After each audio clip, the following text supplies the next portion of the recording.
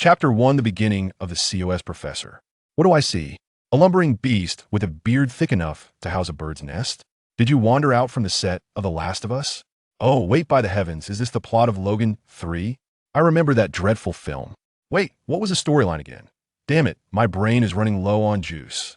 What should I call you? Wolverine? Logan? James? Never mind, hey, Logan, where's that peculiar headpiece of yours? The one that looks like two Batmans kissing when viewed separately, please. Can I touch it? I've always thought it was rather cool. I must bring it to Gotham one day to show Batman. El Paso, Texas, Freedom Motel, room 14. A boy in a wheelchair, his head wrapped in bandages and his demeanor exuberant, incessantly rambled before the visibly irritated old Logan. So, these two little brats are your son and daughter? Logan, uninterested in the boy's manic chatter, directly addressed the woman sitting beside him. The woman, named Gabriella, was Logan's last client of the evening, hoping he would escort her two children to North Dakota. Indeed, this world had not seen the birth of a new mutant for many years, and the remaining mutants were gradually fading away. Once a battle-hardened superhero, a member of the X-Men, the immortal Wolverine, Logan had now become a scruffy old man, earning a living as a rideshare driver. I'm sorry, Miles' mental state is rather unstable, Gabriella said cautiously, gently patting the boy's shoulder. Please, Miles, quiet down, I beg you. Oh, is it already night? Well then, good night, Gabriella. Under the nurse's soothing presence, the boy Miles gradually quieted, his gaze becoming vacant, revealing a foolishly dazed expression. Hith. Observing the boy who had transitioned from a manic chatterbox to a drooling simpleton, old Logan sensed something was amiss, but chose to remain silent. He glanced at the girl beside him, who had been silently watching, before turning back to Nurse Gabriella. You said you were a nurse? I used to be in Mexico City. When were you injured? Logan inquired, noting the bleeding wound on Gabriella's arm, recalling the man who had ominously warned him to mind his own business. This morning, near the border, I managed to escape. Listening to the woman's account, Logan understood she was being pursued by a troublesome group, and coincidentally, that group seemed well aware of his background. Undoubtedly, this was a significant predicament. Listen, I must take my leave. Logan turned to depart, already regretting his decision to accept this job. A woman pursued by enigmatic forces, her mentally impaired son, and her mute daughter. Logan could sense that this would be an enormous predicament. And oh wait, I beg you, the woman frantically produced a wad of cash wrapped in paper and handed it to Logan. Here, take this. It's $20,000. Take us to this address, and upon arrival, you will receive another $30,000. Logan turned back, accepting the money and scrutinizing the address inscribed upon it. 48.9 7033 102.155491. Indeed, although the old wolf Logan wished to avoid trouble, he was equally in dire need of funds. We must arrive by Friday. Otherwise, we will be unable to cross. I beg you. Logan gazed into the woman's pleading eyes, inhaling deeply, the dim light of the room reflecting in his pupils. The weeping woman, the vacant boy, and the silent girl, 3 pairs of eyes converged upon him. Shit. Logan muttered to himself. Ultimately, he acquiesced. Not long after, as Logan departed, Gabriella inhaled deeply and hurriedly addressed the two children. Children, we must prepare to leave this place swiftly. Who is that man? The little girl Laura whispered to Gabriella. He is your father, Gabriella replied. Laura nodded thoughtfully. Myers, are you listening? Gabriella then turned to the boy. Hee. Myers remained unresponsive, lost in a silly grin, drooling. Well, it seems he still needs rest. Gabriella sighed, then spoke to Laura. Laura, prepare to change Myers' bandages. We have several days of travel ahead of us. Okay. Little Laura nodded. With the two supporting him, the dazed Myers had his bandages slowly removed, revealing his gaunt, pale face and a peculiar device deeply embedded in the back of his head. This apparatus had evidently been lodged there for some time, with festering pus forming a ring where it met Myers' flesh, its other end penetrating directly into his brain. To extract it required specialized surgery, a luxury they clearly did not possess at present. Why poor little Myers, Gabriella whispered softly. May God bless us that we may all survive to reach Canada. Gabriella Lopez, a former nurse at the Alkali Laboratory in Mexico City, could no longer endure the lab's cruel treatment of mutant children. Thus, she fled with Laura and Miles, who are now being relentlessly pursued by the laboratory. Laura is the genetically engineered offspring of Wolverine, Logan, possessing the same regenerative abilities and adamantium claws. Miles, on the other hand, is the genetic child of Professor X and due to his rarity, has been subjected to forced blood draws, tissue extractions, bone marrow extractions, and even spinal fluid extractions since birth. The device affixed to the back of Miles' head is a spinal fluid extractor, which must be replaced periodically. The fact that Miles has survived thus far, amid his delirium and incoherent babbling, is nothing short of a miracle. Therefore, Gabriella has no choice but to keep him close, otherwise he would not survive without care. After more than an hour's struggle, Gabriella and Laura finally managed to change Miles' medication. "All right, Laura, take a break," Gabriella said, "that we need to pack and prepare to leave.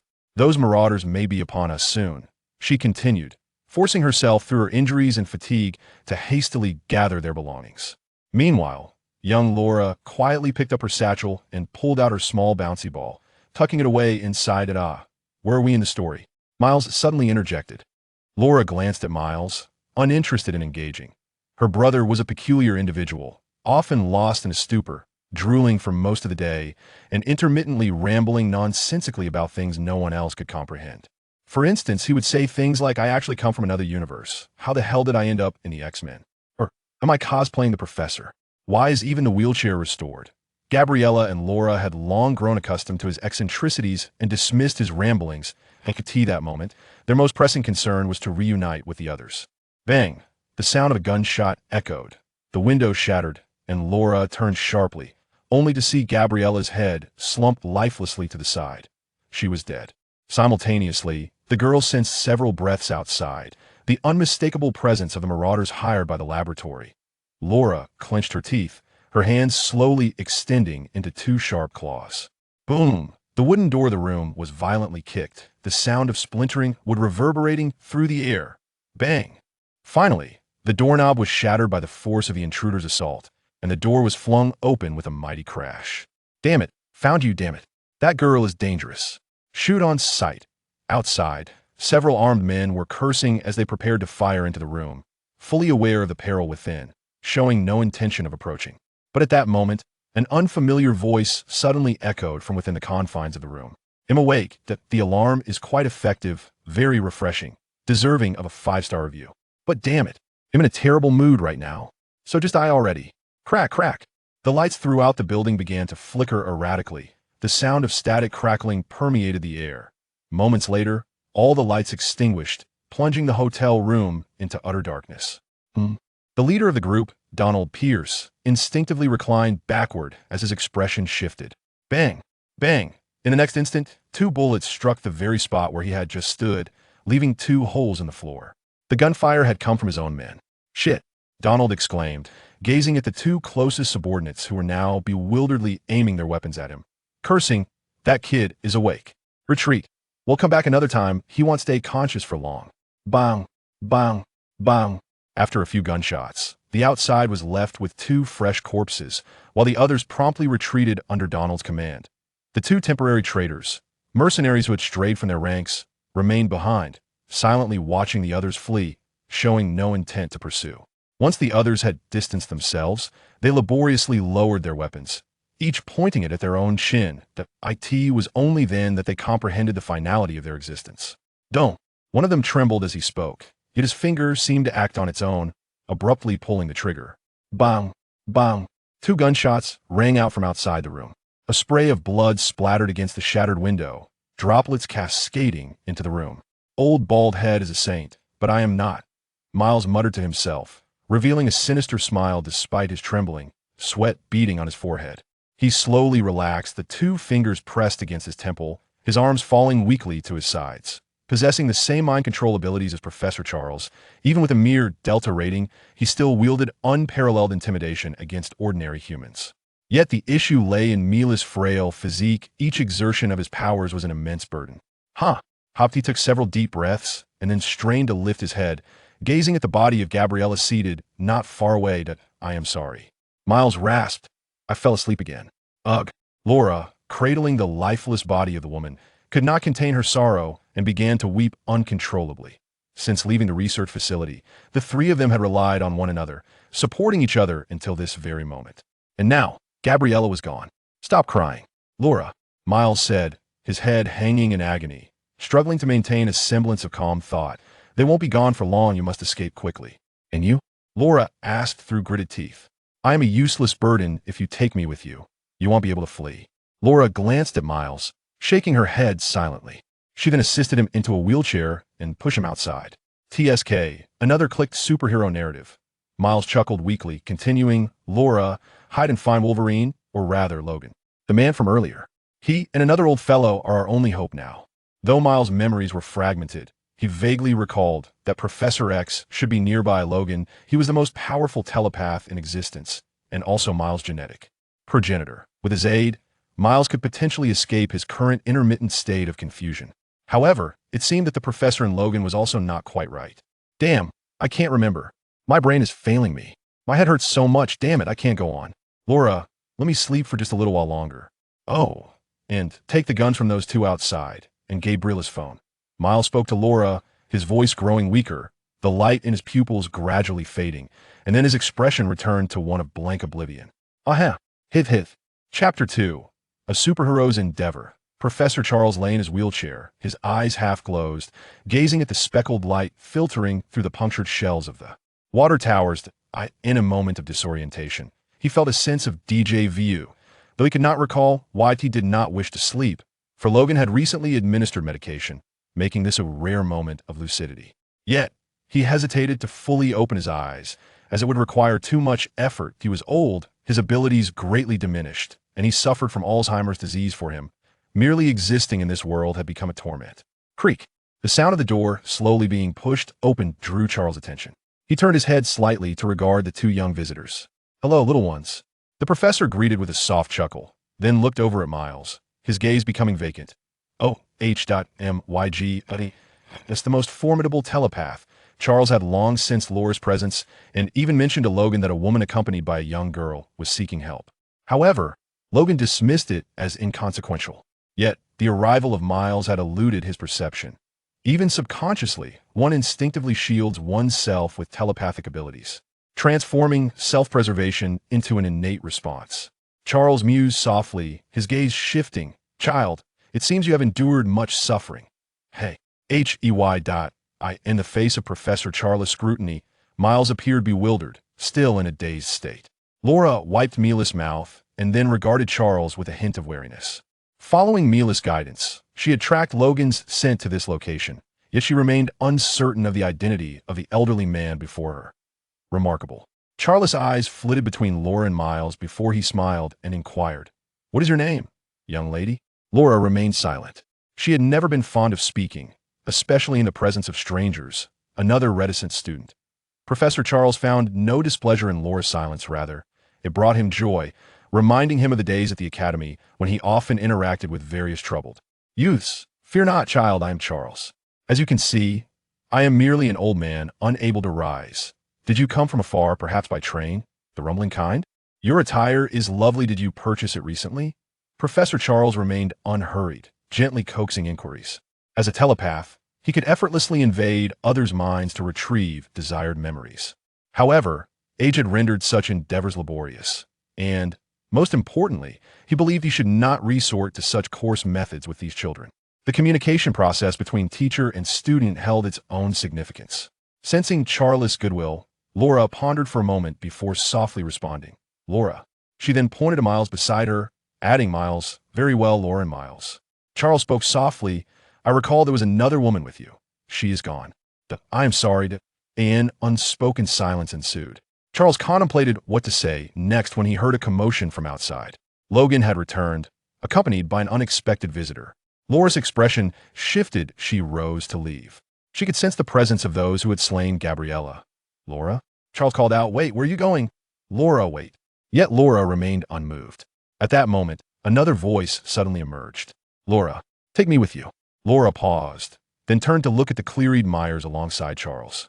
Damn, I remember now, Professor Charles has hair in this version, so he's become useless. TSK. Myers murmured, glancing at Charles, who looked astonished. Pleased to meet you, Professor, but I'm afraid I'm off to commit some mischief. Laura, let's go. Thus, Laura silently began to push Myers' wheelchair.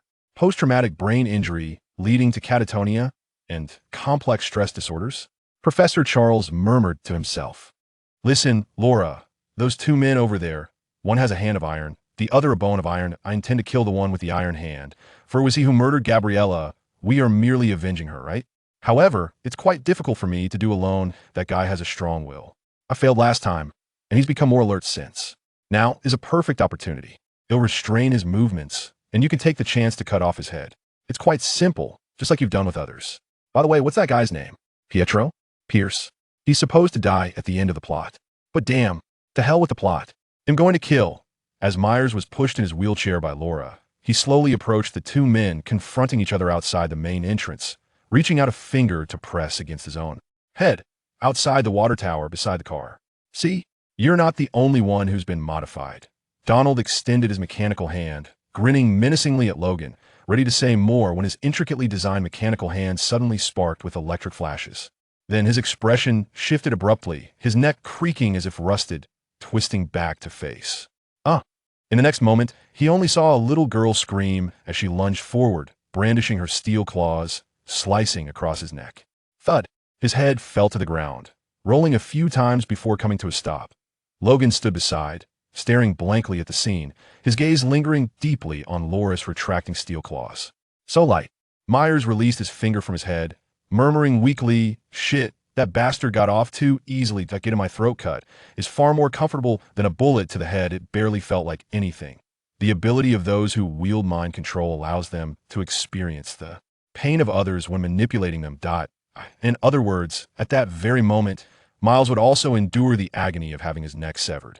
Yet, he remained indifferent. Compared to the torments he had previously endured within the confines of the laboratory, this sensation was trivial. He even found the leisure to critique which method of demise was more exhilarating. Logan. Professor Charles maneuvered his wheelchair forward, introducing Laura. This is Laura. Then, his gaze fell upon the severed head on the ground, and with a hint of surprise, he remarked to Laura, "Child, have you taken a life?" Laura silently regarded Charles, withholding her words. "It's a psychic ability," Logan interjected, glancing at Miles. "Charles, these two youngsters, one possesses claws like mine, while the other shares your powers. What a ridiculous farce of a long-lost relative show." Although Logan had aged, the instincts of a warrior remained intact. With a brief recollection, he discerned that Donald's peculiar behavior before his demise was undoubtedly due to Miles' control. As for the reason, it was simply because he had witnessed such occurrences far too often that he and Charles had once operated in tandem, one employing intellect, while the other executed action, though Charles typically refrained from allowing him to kill directly. As the former leader of the more pacifist mutants, Professor Charles was inherently benevolent, consistently striving to resolve the conflicts between mutants and humans through peaceful means, or at least that was the past. "Once things settle down, I wish to speak with you." Charles addressed Miles before maintaining his composure and turning to Caliban. "Caliban, come here quickly. These two are whom I've been telling you about, Laura and Miles." "You never mentioned there were two." Caliban, donned in a cowboy hat and mask, said, instinctively glancing at Miles. "That little one is quite dangerous." "How dangerous?" Logan inquired. "His mind is unstable, chaotic, a complete mess," Caliban murmured, perceiving Miles' condition. "He is already mad, yet he deceives himself into believing he is not. He yearns for death, but clings to life with stubborn resolve." Caliban, a mutant with the ability to sense other mutants, pinpoint their locations, and assess their conditions, also suffered from congenital albinism, which rendered him averse to sunlight, hence his meticulous covering during daylight. "Caliban, we need to gather our belongings and leave immediately." Logan realized the impending danger, aware that Laura and Miles were entangled in significant trouble, wishing to escort Professor Charles and Caliban away at once. "And what of those two children?" Caliban queried. "Let those two wretched beings be gone," Logan replied. "Indeed, you are right." Logan. Miles, seated in his wheelchair, suddenly interjected. "Take the professor and get far away. Do not involve yourself in this matter. It could cost you your life. If you perish, the X-Men will truly be finished." "Oh, Miles, do not speak like that."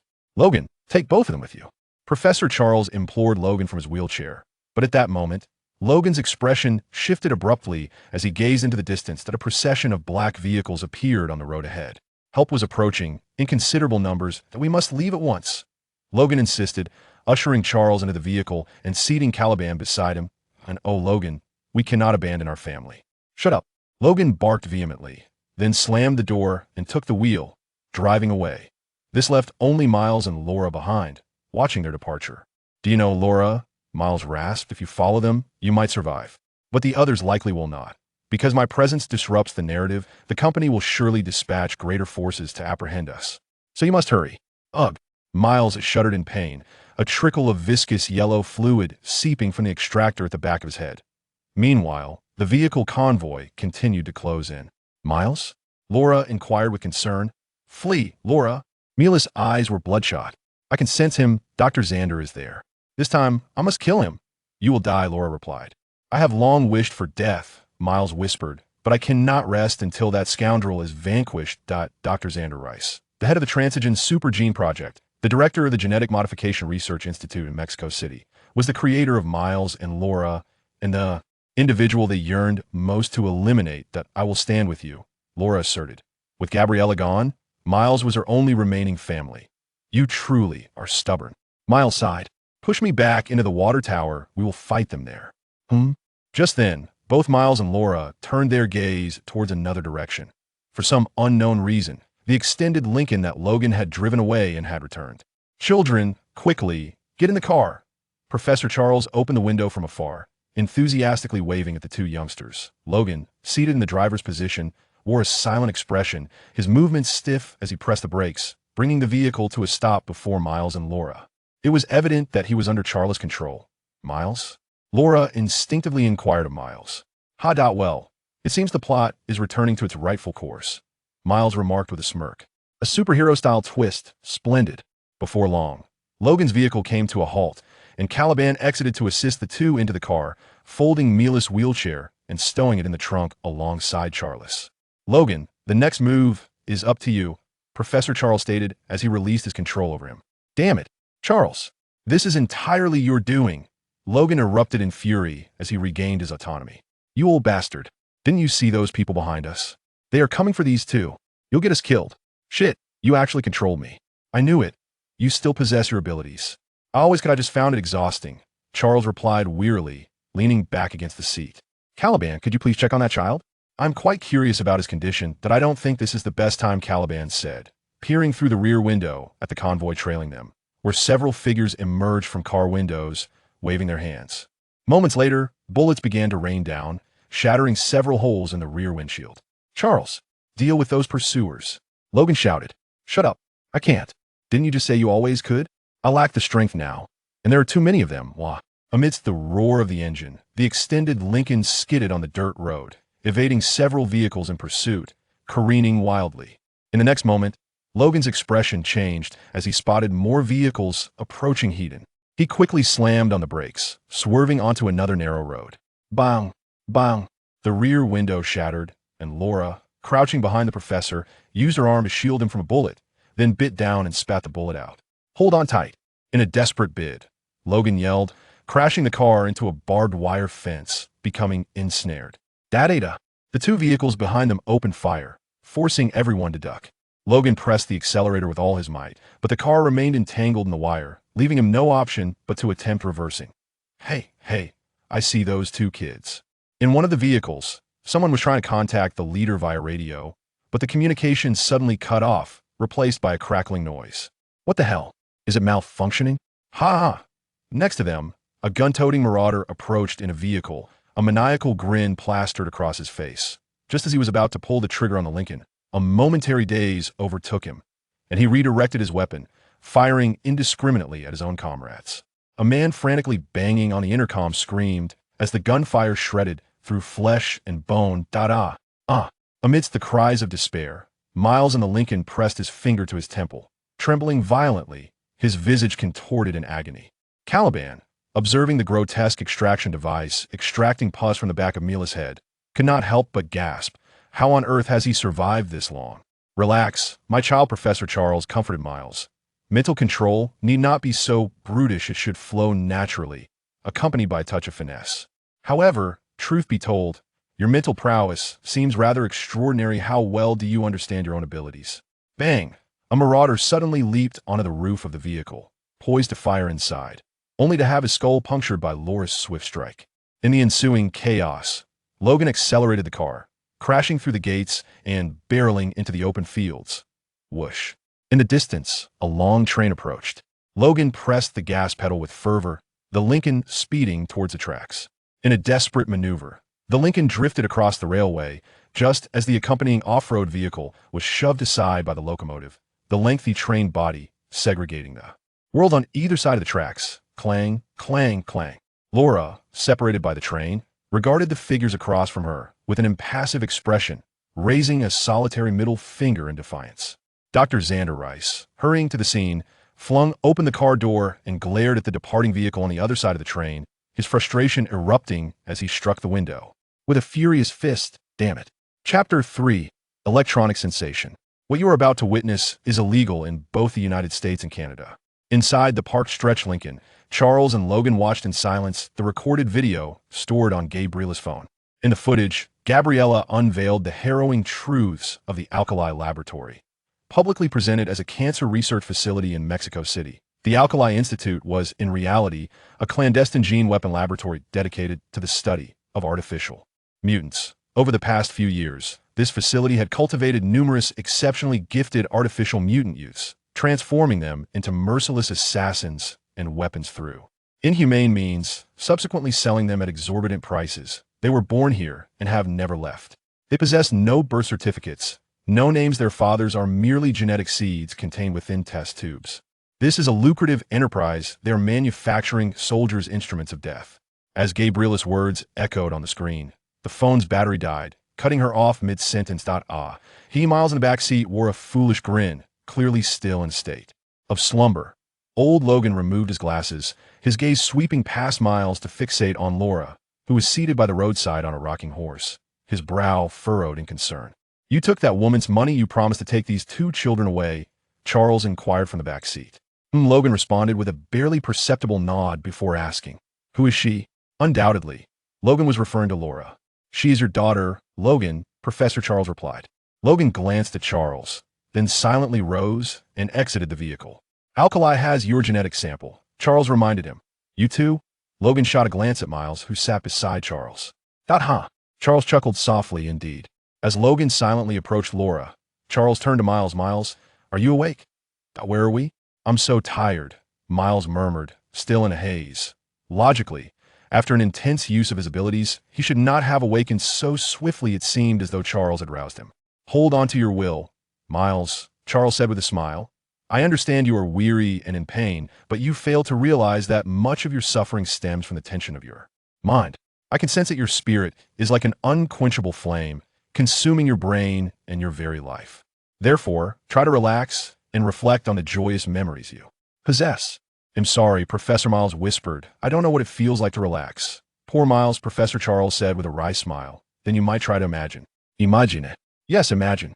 Charles nodded. "Imagination is the most precious gift bestowed upon humanity by the divine.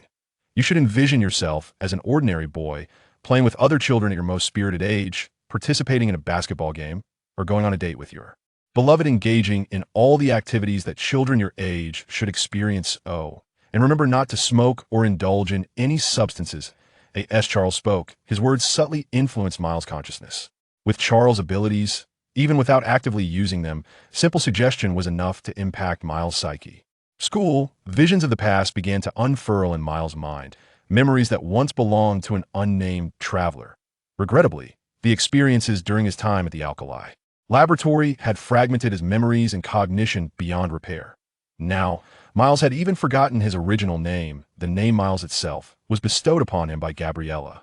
At this moment, guided by the professor, Miles felt as though he were lost in a dream, one in which he returned to the campus, frolicking joyfully with his classmates, even daring to steal a kiss on a female classmate's cheek. So soft, so sweet. "Thank you, Professor," Miles murmured softly before succumbing to slumber once more. This time, he truly drifted into a deep sleep. Charles gazed at Miles' pale, sleeping visage and smiled gently, then called out to Logan, who was outside the window, glaring at Laura. "Hey, Logan, don't be so harsh with Laura." "Shut up, Charles. This is none of her business." "Oh, and by the way, I need to use the restroom," Charles continued, chuckling. Logan turned back to give Charles a silent glance. When Miles opened his eyes again, night had fallen. That was a splendid sleep. Where did the movie leave off? Have we reached the quintessential mid-road trip scene with the deceased grandfather? Miles yawned and turned around, only to see Laura sporting a new pair of children's sunglasses, munching on a bucket of fresh potato chips. Upon noticing Miles had awakened, Laura instinctively drew the chip bucket closer to herself, but after a moment's thought, she retrieved a few chips and held them out to Miles. "Thanks, Laura," Miles said, straining to accept the chips, then glanced at the others who were watching Gabriella's footage and expressed his discontent. "What's going on? You didn't invite me to watch the short film?" Logan and Caliban, who had just returned with supplies, exchanged a silent look with Miles, choosing to ignore him. "It seems your past life was more eventful than I had imagined." Charles chuckled lightly. "We are watching the footage left by Gabriella. Would you like to join us?" "Yes," Miles nodded. After a good sleep, Miles appeared noticeably more energetic than before. "Caliban, lend a hand," Charles spoke up. "To be honest, I still don't think bringing these two little ones along is a wise idea." Caliban muttered quietly as he assisted Miles over. Logan remained silent, merely pushing up his glasses. Indeed, the old wolf was somewhat farsighted, requiring reading glasses to clearly see the phone screen. At that moment, the footage had progressed to Laura's surgery, vividly depicting the researchers injecting scalding Edmund alloy into Laura's limbs, the entire process gruesome and heart-wrenching. Subsequently, the scene began to reveal Miles, who, as previously portrayed, appeared vacant and dazed in the footage. He remained passive as the researchers plunged the extractor into the nape of his neck, embedding it deeply within his skull, and subsequently connected it to a tube. As the sole successful clone of Charles Xavier, Dr. Xander, the laboratory director, maintained a keen interest in him, considering his brain one of the most vital subjects for research at the Institute. Then the voiceover of Gabriella continued. "Within this building, they are still. ZZZZ. At that moment, the phone screen suddenly flickered, turning a blinding white. Is it malfunctioning?" Caliban mused, taken aback. TSK. Logan, in an irritable manner, rapped the phone against the car door, yet to no avail. "Miles?" Professor Charles suddenly had a realization and turned to look at Miles, who seemed somewhat lost in thought. Upon hearing Charles' call, Miles snapped back to reality, responding, I'm fine." Simultaneously, the phone screen flickered again, restoring to normalcy.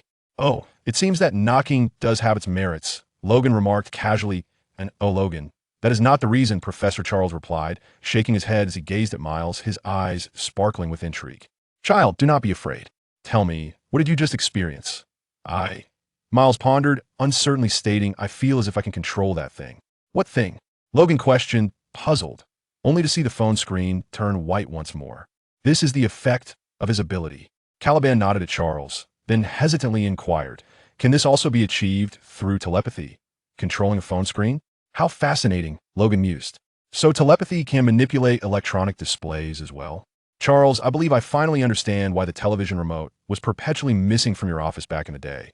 That was because I despise your incessant viewing of country music performances in my office. It felt as though a cacophony of individuals were defecating in my ears," old Charles retorted calmly, employing an expletive in his response. Meanwhile, Miles was attentively exploring the potential of this newfound ability, his expression contemplative. "In truth, I have long observed this," Miles, Charles continued. "Your ability diverges from typical telepathy. You can make lights flicker, disrupt intercoms clearly. Your capacity is not confined solely to other humans. Try to fully release your perception, Miles," Charles gently urged. Do not dwell excessively on the chaotic thoughts of others. Trust your instincts and perceive with your mind now. Tell me, what do you perceive? "A mobile phone," Miles murmured, placing his finger against the side of his head, before continuing, "and a streetlight." No sooner had he spoken than a nearby street lamp began to flicker erratically, eventually extinguishing itself. This triggered a chain reaction, as other streetlights along the avenue followed suit, plunging the entire street into darkness. The convenience store's cash register, and the lights. Suddenly, a chorus of curses erupted from the convenience store, as if the cash register had malfunctioned. Moments later, the store's lights were swallowed by the encroaching darkness. And many more. A few young passers-by, engaged in lively conversation, were interrupted when a young man wearing headphones curiously pulled out his phone, only to find the screen displaying a stark white. Soon, the air was filled with the sounds of frustration from the others. At that moment, the occupants of the vehicle involuntarily turned their gaze toward Miles. "That's enough, Miles," Charles urged. "Do not proceed any further." However, Miles remained undeterred, his perception sweeping further afield. In the velvety night, silent darkness began to envelop all, and people noticed their household lights flickering incessantly, while devices such as televisions and telephones malfunctioned with alarming frequency. a long-neglected camera on a city street suddenly creaked to life, raising its head. Miles realized that this camera had become his third eye, allowing him to see beyond the immediate. A stray dog, missing a leg, passed by, a pitiful sight, much like himself. In the alley, a woman was being robbed. Don't make a sound, girl, if you don't want to die. Let go of your bag. In the shadowy corner, a knife-wielding vagrant pressed his blade against the woman's neck, threatening her with a fierce countenance. Yet, at that very moment, all nearby street lights and windows extinguished, plunging them into an eerie stillness that startled both. Then, the woman's phone rang, answering itself without anyone pressing a button. This is the neighborhood police station. We have received a report and will arrive within 5 minutes. Fuck. The knife-wielding assailant violently hurled the woman to the ground, snatching the phone in a desperate attempt to turn it off, but refused to comply, even evading his efforts. To hang up, please maintain the call and stay connected. We are on our way. In a fit of rage, the assailant smashed the phone to the ground, spat at the woman, and hurriedly fled the scene. The woman, having survived the ordeal, gradually retrieved her phone, witnessing the surrounding area slowly illuminated once more. The dim glow of the streetlight illuminated her eyes, revealing a glimmer of brilliance. Inside the Lincoln car, Miles slowly lowered his arm from his head and opened his eyes. That I believe we may have witnessed a miracle, old Charles remarked, his gaze towards Miles unusually bright. Indeed, it was not merely telepathy. The habitual gestures associated with his abilities mirrored those of his youthful self remarkably. What did that little rascal just do? Logan inquired, somewhat perplexed by Mila's powers. He can manipulate all electrical devices within range, Caliban elucidated. He can sever the power supply to appliances and even electronic screens. Such a peculiar ability, I have scarcely heard of any mutant possessing such a talent. It is not merely manipulating devices, but rather manipulating electronic signals, old Charles stated slowly. At its core, it remains a form of telepathy. However, many are unaware that the thought processes of animal brains are transmitted through electrical signals. Typically, telepathic abilities function by interfering with a brain's electrical signals. But Miles, his telepathic powers encompass a far broader range. He can manipulate all electronic signals. He can not only influence the consciousness of others, but also control all electronic circuits and devices, even the internet. Does that mean he could simply click and turn off a human brain like an appliance? Caliban asked instinctively. Not so simply, Miles said, covering his head, his voice faint. The signals of the human brain and those of circuits are vastly different. It's an absolute jumble. It cannot be achieved by merely severing one or two signals. That is the domain of the old man. Even so, it is still extraordinary, Caliban whispered to himself, his expression flickering in a society so saturated with electronic devices, possessing the ability to manipulate all electronic signals. Logan, old Charles suddenly called out, we must ensure Mila's safety. He is the hope of the new generation of mutants. Chapter 4. Miles' trap. A dilapidated Lincoln car came to a halt by the roadside, from which Logan and the others disembarked in succession. Hey, just park at the entrance. Would you? The parking attendant eyed the shattered glass and bullet-riddled body of the Lincoln with a hint of caution, unable to restrain his urge to remind the group. After stepping out, Logan paid the parking fee and nodded in acknowledgement. Subsequently, they assisted Charles and Miles from the vehicle, carefully placing them in their wheelchairs, with Logan and Caliban pushing them toward the hotel casino. Wearing child-sized sunglasses, Laura seemed intrigued by the throngs of people, her curious gaze darting around in wonder. Let's go. No more looking around, Logan urged as he wheeled Charles past her. Miles. The voice of Miles suddenly broke the brief silence. I noticed some medication hidden in the crevice of the back seat where Charles was sitting. This medication was meant to suppress Charles' epilepsy, yet it was notoriously difficult to swallow. Often discarded by Charles under various pretexts, deceiving Logan into believing he had taken it. Oh, for heaven's sake, Logan exclaimed, releasing the wheelchair to return to the car in search of the medication. Supplies were dwindling, and funds were limited. Each dose needed to be conserved. Miles, Charles interjected helplessly. This is not right. Families should understand one another. Shut up, Charles, Logan retorted, cutting off Charles' statement. Consequently, Charles could only glare at Logan like a chastised child, casting a resentful glance at Miles as well. Miles remained unfazed, his gaze silently scanning the casino surroundings. The opulent dome, the dazzling chandeliers, the sparse clientele, and the multitude of electronic devices caught Miles' attention. In the vicinity alone, he detected no fewer than 5 surveillance cameras. Very well, this place will suffice, Miles remarked. the corners of his mouth curling into a slight smirk, a glint of coldness flashing in his eyes. Meanwhile, a faint red light flickered on the cerebral fluid extractor situated at the back of his head. Within the hotel shopping area, the group changed into new attire and reserved 2 suites for temporary respite. Charles, Laura, and Miles remained in one room, while Logan and Caliban prepared in another. Bang! On the television, a Western cowboy shot down a man before breaking into a smile. This film was quite renowned, over a century old, and Charles cautiously explained the plot to Laura, who listened with a mix of comprehension and confusion. Miles, what are you thinking about? Charles then turned his attention to Miles. Noticing his unusual silence since their arrival, you've spoken very little, even in ways I cannot comprehend. Frankly, this is unlike you. Do you have something on your mind? I am attempting to connect to the network, Professor, Miles replied. Miles was fiddling with Gabriella's phone. As you know, personal phones have internet connectivity, and I am attempting to ascertain whether my newfound ability allows me to access the internet through the device. Allow me to correct you, Miles, Charles interjected. That is not a new ability. Rather, it is a latent potential that you have always possessed, though you may never have ventured in that direction before. Indeed, Miles nodded. I barely recall moments of lucidity in the laboratory. The few instances I do remember were merely occasions when they commanded me to use my powers to manipulate others for testing. I can assure you, if they were aware of your capacity to control electronic devices, they would be regretting their choices by now, Charles chuckled. Unfortunately for them, they no longer have the opportunity. Miles refrained from speaking further, but silently added, that may not be entirely true. So, how goes your attempt to connect to the internet? Charles inquired. Not particularly well.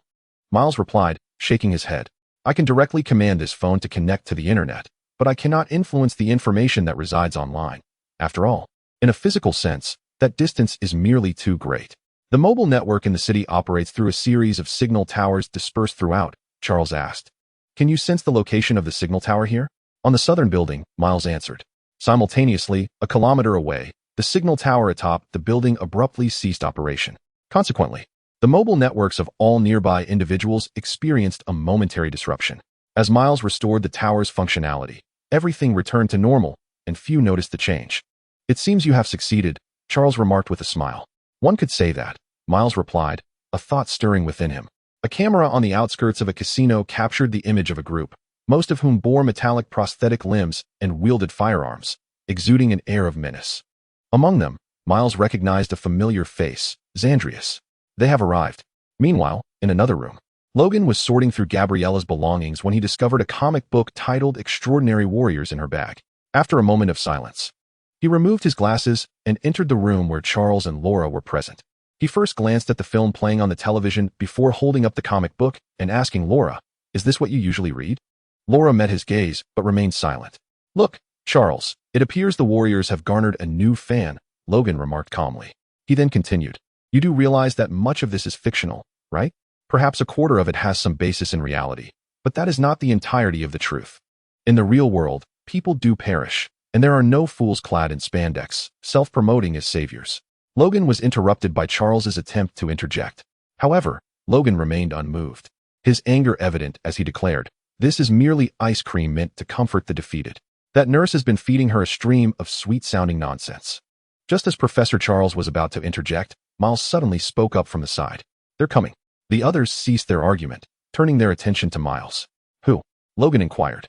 "The ones who were pursuing us, the marauders hired by the Institute, and Dr. Xander himself," Miles replied slowly. "They will arrive here shortly, in about 10 minutes. Damn, they've been right behind us all along." Logan cursed, glancing at Charles. "Charles, we must leave at once." "It's too late to escape," Miles whispered. "They've already begun to surround us." Logan turned back to Charles, seemingly seeking confirmation. "Trust Miles, Logan," Charles urged, then looked at Miles and asked, "What do you suggest we do?" "Ambush and break out," Miles stated. "We should eliminate Dr. Xander. Otherwise, he will continue to pursue us." "Do you even understand what you're saying, kid?" Logan shot back, glaring at Miles. "Do you think a handful of us can take down that many people?" "Trust me. We can," Miles insisted softly. "This is our best chance to eliminate Xander." "Listen to him, Logan," Charles advised. "Prepare for battle." "Damn it," Logan spat, then asked, "What exactly should we do?" "Put on the earpieces and follow my commands," Miles responded. "I just found some case studies on Special Forces infiltration tactics online. We have a chance to take them down one by one." As Logan listened to Miles' fervent tone, he felt a mix of anger and amusement. Meanwhile, Laura quietly stood up to change her clothes in preparation for battle. Logan, Charles smiled at him. Trust him. With Logan and Laura leaving, only Charles and Miles remained in the room, the older and younger of the two. Charles looked at Miles and suddenly asked, "You knew they were coming after us all along, didn't you, Miles?" Miles fell silent. "You left them clues, or perhaps you carry a locator for them," Charles continued. "You didn't inform us earlier because you felt it wasn't the right time. This entire setup was to create a deadly trap for Dr. Xander, wasn't it?" Charles inquired with a smile. Miles sighed and replied, "I'm sorry, Professor. I had to do it." Indeed, Miles' intentions were not lost on the astute Charles, who was adept at discerning the hearts of others. "Frankly, I did not wish for you to take such actions." Charles then remarked, "Your actions may place us in peril. Yet I comprehend your intentions, my child." Miles was taken aback. "We are family, Miles," Charles continued. "Within a family, there exists mutual understanding and support. Therefore, go forth and pursue your desires without worry." Outside the casino, Dr. Xander, having tracked the locator signal to this location, fixated on the screen, his brow furrowed. "Sir, we have surrounded the vicinity. We can commence operations immediately." A man clad in black sunglasses reported to Dr. Xander. His name was Anthony. Appointed as the temporary leader of the raiders following Donald Pierce's demise. "Exercise caution," Xander cautioned. "I harbor an unsettling premonition. The subject, who normally remains conscious for no more than 2 hours a day, should not be utilizing his abilities so frequently, yet his recent actions exceed my expectations." "We understand, sir," Anthony replied. "We will certainly exercise vigilance and can assure you that we will shoot him in the head at the first sight. Do not kill him outright. Use tranquilizers." Dr. Xander shook his head. "I have a hunch that the little fellow may have undergone some remarkable changes, hence I require him alive." "Understood," Anthony nodded. "What about the others?" "Do as you see fit," Dr. Xander responded. "Very well." Chapter 5. Ambush. This is Team 1. We are in position at the main entrance. This is Team 2. We have secured the elevator. This is Team 3. We are approaching the target via the stairwell. Received. Proceed with operations and await further orders. Inside the command vehicle, Anthony was intently monitoring the various screens before him. As the newly appointed temporary leader of the raiders, he hailed from the United States Navy SEALs, boasting extensive experience. Unlike his predecessor Donald, who preferred to roam freely, Anthony favored a centralized command approach, which afforded him a sense of control over the unfolding situation. The target comprised 5 individuals. Avoid provoking the elderly. If engagement is necessary, ensure a single lethal strike. Wolverine and 23 are highly dangerous. Do not allow them to approach. Repeat, do not let them near. The heavily clad individual poses little threat. Focus on the wheelchair-bound boy. He can only control 2 to 3 individuals at a time and at limited range. Remember to stay in groups. Upon discovering a comrade under control, the others must immediately neutralize the target. Received. We have arrived at the target floor. A cadre of black-clad raider warriors stealthily infiltrated the 12th floor, where Miles and his companions were located, moving cautiously with the utmost silence. Currently, no anomalies, the squad leader whispered into the radio. "We are preparing to breach the door." In the next instant, the lights on the entire floor abruptly extinguished. An overwhelming darkness enveloped them, startling everyone. "Damn it, the power is out. Who did this?" Someone just uttered a complaint, followed by a blood-curdling scream. "Enemies." The squad leader was startled and quickly reported, "Anthony, we are under attack." "Shit, it's a trap. The darkness was filled with cries of terror and alarm. The intercom fell to the ground, emitting a cacophony of static. Team, report your status. Team, can you hear me?" Anthony shouted frantically into the Team S channel, yet received no response. Before him, the first-person view that belonged to the team had completely lost signal. The screen now a swirling mass of static. The situation had changed. The team was unreachable, and they were evidently prepared. Anthony commanded the others. "They are still on the 12th floor. We don't need to leave too many behind on the 1st floor. Team, you must proceed to provide support. Team, stay back to defend and ensure Dr. Xander's safety. Activate your night vision. I suspect the enemy has cut off the power on the 12th floor." The enemy's 2 main forces were Wolverine and 23, both highly perceptive melee mutants. Since they had already seized the initiative, Anthony believed that if he were commanding those 2 monsters, he would undoubtedly cut off the battlefield's light sources to create a favorable environment for his side. Frankly, his strategy was not flawed. The issue lay in the fact that he was not dealing with a conventional enemy. Quick to react, aren't you, and tiny. No, wait. It's Tony. Forget it, they're the enemy. Meanwhile, still in his room, Miles pressed his fingers against his temple, trembling as he muttered, "Logan, how many more minutes do you need?" 2 minutes. Outside in the darkness, Logan pierced a raider's chest with his claw and spoke into his earpiece. And could you refrain from spewing useless chatter at a time like this? Sorry, you know how it is. My mind isn't right. The more intense the situation, the less I can help myself. It's like how a man, when teased, inevitably gets aroused. It's beyond my conscious control. Fuck, Logan cursed, only to be suddenly slammed against the wall by a raider, the impact forcing a bullet to strike him, causing him to grit his teeth in pain. Just then, a girl's fierce scream echoed, and the raider was swiftly dispatched by Laura, who pierced his neck and pulled him away from Logan. Haha.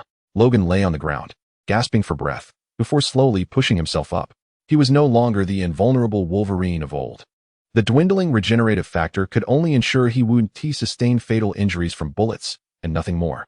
In the past, being struck by a mere handful of bullets would scarcely have registered on his conscience. Within moments, the fresh flesh would expel the projectiles from his body. Yet now, he was compelled to endure the agony of carrying the bullets and the wounds, for the battle was far from over. Logan was truly fatigued, both in body and spirit. Logan, prepare yourself. In 2 minutes, the second wave will arrive. 18 individuals. Damn it. Logan cursed vehemently. Are you serious? Do you truly believe that just the two of us can fend off 18 fully armed soldiers? Fear not. I shall assist you, Miles replied. By the way, Logan, are you afraid of water? Afraid of water? What are you talking about? Oh, right. You're a wolf. Canines are natural swimmers. It's cats. Like your brother, the saber-toothed tiger, who fear water. Tigers, on the other hand, revel in swimming. Good grief, it's utterly incomprehensible. Silence. You little brat with dung for brains. Logan snapped, unable to tolerate Miles' incessant chatter. If you keep this up, I'll sever your head and stuff it in your eyes. Your peculiar fascination with ocular matters is quite remarkable, Logan, Miles retorted. But let us not digress. Retrieve a firearm from the ground for Caliban. We need to augment our strength. I had advised Laura to bring along a few guns, but alas, she disdains them. I have a handgun, Caliban interjected, producing his sidearm. Though physically frail and lacking in combat prowess, it was customary for a former black market dealer to carry a weapon for self-defense. That's insufficient. It likely wouldn't even penetrate body armor. Miles scoffed. Fair enough, Caliban conceded with a nod of acceptance. Soon, the door swung open, revealing Laura, bloodied and clutching a rifle, who nodded towards Caliban before handing him the weapon. Ah, old Charles, he sighed quietly, observing Laura's fierce demeanor. Prepare yourselves. The second wave of enemies is approaching. Logan, are the grenades ready? Logan nodded, then cast his gaze towards the staircase. From the darkness, the sound of approaching footsteps echoed, unmistakably heralding the advance of a large group from below. Logan, heed my words. Hide for now. Do not panic. Trust me, Miles urged, his voice trembling as he gritted his teeth. Listen to me. We can prevail. You better be telling the truth. Logan growled, and he then witnessed the adversaries slowly emerging from the stairwell. With instincts akin to those of a beast, the darkness held little sway over Logan and Laura. As anticipated by the enemy commander, Anthony, the obscured environment was indeed the domain of Logan and Laura. They're equipped with night vision, Miles remarked. Laura, draw them out. Laura nodded, cautiously peering out. Bang. In the next instant, several bullets whizzed by, causing Laura to instinctively withdraw her head. Is it not the right moment yet? Logan, sensing the enemy's footsteps, whispered, they are so close. Just a little longer, Logan, Miles rasped from within the room. It will be ready soon. 2 seconds later, Miles perceived that the enemies had finally reached their designated position. The young man chuckled to himself. The show is about to begin. In the next moment, the night vision devices of all the marauding soldiers suddenly flickered and ceased to function. Darkness enveloped them, impervious even to the night vision aids. Simultaneously, the fire alarm in the corridor blared its urgent bells. Ding ding ding ding. As the cacophony erupted, the fire sprinklers activated, unleashing torrents of water as if from a torrential downpour, instantly drenching the entire corridor. Logan, now's the time. Upon hearing Miles's prompt, Logan disregarded the shock within him and swiftly disengaged the safety pin on the grenade. No wonder you asked if I feared water. You did well, kid, Logan remarked, pulling the pin and hurling the grenade away. As a former World War II veteran, throwing grenades was almost an instinct embedded in Logan's very being. He could discern precisely where to throw it for maximum impact. What is happening? My night vision is malfunctioning. Mine too. The alarm is blaring. Where's the fire? There's water everywhere. The sudden failure of the night vision devices, compounded by the deafening alarm, left the team utterly disoriented, and for a moment, no one even realized that a grenade had been thrown. sliding across the waterlogged floor right into the midst of the crowd. Human eyes, upon abruptly entering a dark environment, often require several minutes to adjust. During this period, they are effectively blind in the darkness. Miles sneered to himself. This is the first gift I present to you, Dr. Xander. Boom. A violent explosion resonated, and even Miles, situated within the room, could distinctly hear the terrifying force. Charles could not help but exclaim, "We can escape. Too many have already perished here." "Just wait a moment, Doctor," Miles softly replied. "That bastard Xander is still out there." "I understand your resolve, Miles," old Charles said. "But you must realize that revenge need not be rushed. You are still young, and you can afford to grant yourself more time to grow." "I'm sorry, but I cannot wait any longer, Professor," Miles whispered. "As long as Xander remains alive, every day is a torment for me. I cannot endure it any longer, Professor." In the tumultuous corridor, the fire sprinklers continued to spray water, drenching everyone as if a torrential rain had descended. A grenade detonated in the heart of the crowd, claiming the lives of several marauding soldiers, while the rest collapsed haphazardly to the ground, bathing in the gentle patter of rainwater, momentarily bewildered by the chaos that had unfolded. Suddenly, amidst the darkness, a series of anguished roars echoed. Then, a silent battle commenced. "Enemy attack! Enemy attack!" shouted a soldier, whose condition was marginally stable, as he yanked off his obscured night vision goggles and aimed his rifle toward the disturbances in the shadows. Just as he was about to pull the trigger, he was horrified to discover that his mechanical prosthetic had malfunctioned. With a cacophony of crackling noises, his once nimble and precise mechanical limb succumbed to some unseen affliction. Coming to a complete halt, left with but one hand, he found himself utterly incapable of wielding the firearm. In the next moment, he beheld a glistening claw in the darkness, poised to strike. "Commander? Commander?" On board the command vehicle, Anthony incessantly shouted into the radio, yet no matter how fervently he called, there was no response. The squads dispatched earlier had vanished without a trace. Information warfare? Electromagnetic interference? Rapidly analyzing the situation in his mind, Anthony could not restrain himself from questioning Dr. Xander behind him. "Are you certain they are merely a group of frail and ailing mutants?" "I am absolutely certain, Doctor," Xander replied, his expression intense as he recalled the anomalous data once gathered from Myers, murmuring to himself, "It's Zero. It must be him. This is his true potential." "What are you talking about?" Anthony pressed further. "We must retreat." Dr. Xander, unwilling to elaborate, commanded decisively, "Abandon them. Retreat immediately. I need to redesign the capture plan." However, before Dr. Xander could finish his sentence, the lights within the command vehicle flickered and dimmed. With a resounding click, the doors automatically locked, sealing the interior from the outside. "What is happening? Is the vehicle malfunctioning?" Anthony frantically attempted to restart the engine, but received no response. "What is going on? Is the system low on power?" "Doctor?" Xander inquired. "Impossible. It was still over half full," Anthony replied, a sense of dread creeping in.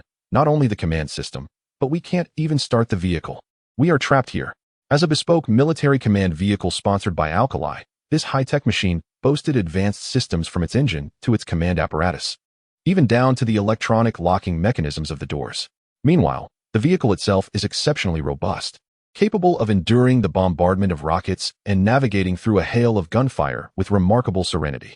However, this also signifies that once trapped inside, the vehicle could serve as the ultimate iron coffin. "Our system has been hacked," Dr. Xander exclaimed immediately. "Impossible," Anthony retorted. "Our communications utilize a special frequency on a temporary internal network, physically isolated from the central control system. No hacker could breach it." "What if it isn't an ordinary hacker?" Dr. Xander mused cryptically, then added, "Where is the emergency exit? We must flee at once." Below, like a tank, this armored command vehicle was equipped with an emergency exit, operable solely through manual control, impervious to electromagnetic interference. Yet the challenge lay in the fact that opening it was a laborious task. Together, Anthony and Dr. Xander began to pull the emergency exit lever in unison. 1, 2, 3. Chapter 6. Miles' Dilemma, Oklahoma City, Casino Hotel, outside the street. A disheveled old woman clutched a few pills in one hand, while the other rested in her pocket, silently making her way toward the casino. In her right hand, concealed within her pocket, was a gun, initially intended for her own demise. Yet faced with the moment, she found herself lacking the courage, thereby altering her intentions to abduct a few individuals from the casino before moving on. Her eldest son had perished in that very establishment, and her younger son had succumbed to addiction there, having recently overdosed. Thus, she believed that the casino was the source of her misfortune. "Hey, Joe," The team seems to have gone dark for some time. Could they have been slain by that group of mutants? The old woman's steps faltered as she passed by the command vehicle. Suddenly, she recalled that her husband had allegedly been killed by mutants, leading to her subsequent tragedies. Oh, right. So it was those mutants who did this to me. Casino, 12th floor corridor. Ah, damn mutants. The remaining Marauder soldiers had yet to recover from the thunderous explosion of the grenade when two Grim Reapers approached silently from the shadows. Their night vision devices malfunctioned, leaving their eyes unaccustomed to the darkness. The blaring alarms continued to sound, and the ground was slick with water, fresh from an explosion. Even raising their weapons to aim at the enemy proved to be an exceedingly arduous task. In such circumstances, combat devolved into a one-sided slaughter, with Logan and Laura merely needing to mechanically plunge their claws into the chests of their foes time and again. Even in the face of any perilous situations, their prosthetics would be swiftly incapacitated by Miles. In contrast to the chaotic and inefficient thought signals of the human brain, Miles distinctly perceived the electronic signals belonging to devices as being far more succinct and efficient. The burdens of capability and the intensity of control were on an entirely different plane compared to previous experiences. Perhaps this was the original manifestation of Miles' telepathic ability, an exclusive electronic perception, or rather, the manipulation of electronic signals. Soon, within a minute, the sounds in the corridor had completely subsided, leaving only the persistent drumming of the fire sprinklers as they cascaded water, washing away the viscous mixture of blood and other fluids from the floor. Logan gasped for breath as he extracted his claws from the skull of the last corpse, shaking off the blood that clung to them. Leaning against the wall, he felt the sharp pangs of several gunshot wounds, fatigue crashing over him like a tidal wave. Laura emerged from the darkness, her form similarly stained with blood, her expression stoic as she regarded Logan. "We must return," she stated. Logan nodded, limping towards the room. Thus, the group reconvened. The hotel was undoubtedly no longer a safe haven, bearing the scars of battle. With their whereabouts compromised, their immediate objective was to escape swiftly. "Charles, we must leave," Logan urged. "Damn it, Logan. Do you have any idea how long it has been since I had a proper bed to sleep in? I haven't even had a decent rest here." Ignoring Charles' grievances, Logan bent down with effort to hoist him onto his back, while Caliban hurried over, carefully lifting the already weakened Miles onto his own. Laura proceeded to fold Charles and Miles' wheelchairs, slinging them onto her back. The group exited the room and entered the corridor. At that moment, the alarm bells and fire sprinklers had fallen silent, the emergency lights flickering back to life, illuminating the grim scene with stark clarity. The walls were riddled with bullet holes and claw marks. Over a dozen corpses lay sprawled amidst pools of blood, and the acrid scent of blood in the air was nearly overwhelming. Charles rested against Logan's broad yet no longer sturdy back, observing the devastation before him. A glimmer of sorrow reflected in his aged eyes. "Logan," he murmured, his voice quavering, "I once believed such occurrences were behind us." Logan's feet made a soft splashing sound against the blood-soaked ground as he replied in a gravelly tone, "Charles, you know that often. We have no choice." "It's nothing." "I know. I understand," Charles sighed. "This world has never truly changed. It is merely we who have transformed." The five of them traversed the hellish corridor and arrived at the elevator, which slowly descended to the casino hall on the ground floor. With Miles present, there was no need to worry about the elevator losing power unexpectedly, and they were quite certain that their adversaries were no longer lurking below. According to Miles, the remaining Raider squad had returned to the command vehicle after the command system had collapsed, remaining vigilant for potential attacks, while assisting Dr. Xander in opening the emergency exit. Though thus far, their efforts had yielded little success. The vehicle had never been designed with the possibility of the emergency exit being opened from the outside in mind. With only Dr. Xander and Anthony inside, it was evident that considerable effort would be required to open the iron door. Miles gritted his teeth against the pain throbbing in his head, his gaze fixed intently on the direction of the command vehicle. "You cannot escape, Dr. Xander." The hall remained brightly lit, but the recent brief chaos had caused a significant reduction in the number of guests. Miles was crouched on Caliban's back, each breath exacerbating the excruciating pain in his brain, as if thousands of searing steel needles were stirring within. Yet, he persevered, refusing to succumb to slumber. He needed to witness Dr. Xander's demise with his own eyes. They have emerged. A few remaining raiders, upon seeing Miles and his companions, unhesitatingly raised their weapons. In response, Logan and Laura instinctively halted, their claws slowly emerging. Mutants. This is bad. Witnessing the unusual behavior of Logan and Laura, the crowd recoiled in terror. In the minds of many, the existence of mutants was indistinguishable from that of terrorists. invariably heralding disaster and bloodshed whenever they appeared. Logan cast a casual glance at the crowd's reaction, remaining unfazed. As one of the longest-lived mutants, he had encountered similar situations countless times before. Miles, too, was unconcerned. His focus had always been singular. "Laura," Miles whispered hoarsely, weakly resting on Caliban's back. "Xander is in that vehicle, and those nearby in black are his guards. Did you see them? I will help you disable their mechanical arms. You must take the opportunity to eliminate them swiftly and wait for Dr. Xander to emerge." Bang! Before Miles could finish his sentence, a sharp gunshot unexpectedly erupted in the bustling casino hall. Everyone was startled, and Logan abruptly turned around, his pupils dilating in shock. Old Charles stared blankly, his mouth slightly agape. A bloom of crimson blossomed quietly on his back, rapidly staining his neatly tailored suit. Following the direction of the gunfire, Logan saw an elderly woman, her hair streaked with gray, trembling as she brandished a smoking handgun, her eyes filled with fear and profound hatred. "I recognize you. Damn mutants," she screamed, her voice hysterical. "You took my husband and children from me. You turned me into this." However, her accusations were abruptly cut short as an unforeseen event transpired. Bang! In that fleeting moment, the lights of the entire casino extinguished simultaneously. The LCD screens, billboards, and chandeliers above vanished into darkness. Even though it was daylight outside, an inexplicable sense of oppression and intangible terror began to envelop everyone present. The shrill wail of alarms pierced the air as slot machines erratically spewed coins and tokens, scattering them across the floor. The towering screens suddenly flickered, transforming into a flurry of static. Concurrently, the screens of all mobile devices went dark, rendered utterly inoperative. Though visibility was lost, a chilling realization dawned upon everyone. Something dreadfully ominous was unfolding. The elderly woman, clutching a firearm, was horrified to discover that her body was betraying her. Her arm trembled violently, uncontrollably shifting the icy muzzle away from the loathed mutant and gradually directing it towards her own chin. Before her, Miles had turned around at some point, pressing a finger firmly against his temple. His complexion was as pale as parchment, yet his gaze was imbued with an unprecedented frost. Miles intended for her demise. Not only this elderly woman, but also in the command vehicle, Dr. Xander and Anthony, who were previously engaged in operating the controls, realized their bodies were slipping from their command. In synchronized horror, they extended their hands toward one another, trembling as they grasped each other by the throat, slowly tightening their grip. "Mind control," Dr. Xander muttered in anguish. "Is it him?" Anthony rasped. "Don't do this, doctor." In that instant, the old woman, Dr. Xander, and Anthony all felt the specter of death looming. Spurred by their instinct for survival, they began to resist with reckless abandon.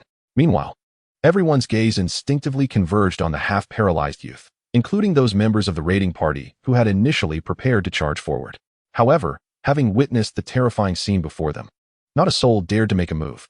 "Don't," the woman uttered despairingly, her fingers gradually applying pressure. Yet, just before the trigger was pulled, a hoarse voice shattered the oppressive silence. "Don't." Professor Charles, injured and draped over Logan's back, struggled to speak. "She's just a poor soul." Miles offered no reply. His teeth clenched tightly. He still yearned to eliminate these individuals, yet he was beginning to falter. Controlling 3 individuals simultaneously was indeed the limit of his capabilities, especially given his deteriorating physical condition and the excruciating pain coursing through his head. Unable to perceive the situation inside the command vehicle, he could only sense the general locations of Xander and Anthony, relying solely on his own strength. It would be arduous to eliminate the 2 men in a short span of time, particularly with a small team stationed nearby. He had sustained gunshot wounds and required urgent medical attention. Caliban, glancing at Charles, shouted anxiously, "We must find a doctor immediately." "Damn it." Logan turned his head, his eyes blazing with fury as they bore down on the woman, and then bellowed at the others, "Let us move." With that, Logan turned to Myers, awaiting his response. Myers' complexion was ashen, beads of cold sweat cascading down his forehead like a stream. Should they depart now, or recklessly pursue Xander? If they chose to rescue Charles, they would forfeit the chance to confront Xander, yet if they targeted Xander, Charles would surely perish. Contemplating this dilemma, Myers finally diverted his gaze from the woman, scanning the crowd before fixing his stare on the distant, silent command vehicle, as if imprinting its silhouette onto his very soul. Gradually, he turned back to regard Charles, whose figure seemed exceptionally frail and weakened against the backdrop of blood. Myers trembled, parting his lips, memories of Charles' earlier words flooding his mind. "We are family. Within the Myers family, we understand and support one another." Though he had never fully grasped the depth of this sentiment, he was resolute in not wishing for Charles to perish. For Charles was one of the few who had genuinely cared for him since his arrival in this world.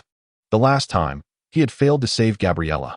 This time, as these thoughts consumed him, Myers' eyes turned crimson, bloodshot with emotion.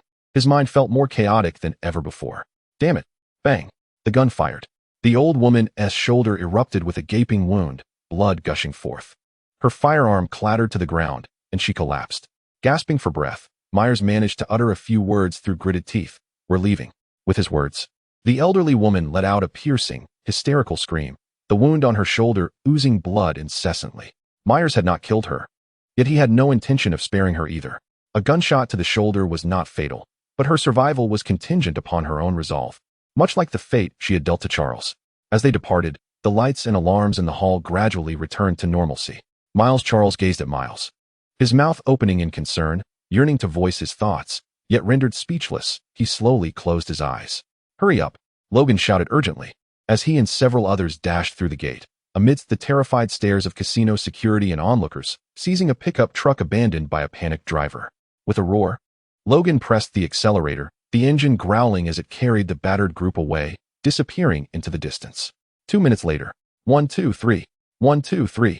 Anthony and Dr. Xander finally managed to force open the heavy emergency exit of the command vehicle, crawling out of that metal coffin. What happened? As Anthony stood up, he grasped a team member, inquiring whether they had indeed engaged the enemy. "Report, sir. Our teammate is incoherent, clearly still shaken from the recent terror. The mutants have left. We couldn't intervene. What transpired was horrific." Through their exchanges, Xander and Anthony pieced together the unfolding events. During their entrapment in the vehicle, an inexplicable electronic upheaval occurred within the casino, and they narrowly escaped being devoured by the enraged mutants. Such a thing could actually happen? Anthony muttered in disbelief. Xander, unfazed by the panic around him, stared blankly in the direction the mutants had vanished, his eyes gleaming with fervor and incredulity. Is this the true potential of manipulating all electronic devices, crippling command systems, and inciting widespread chaos?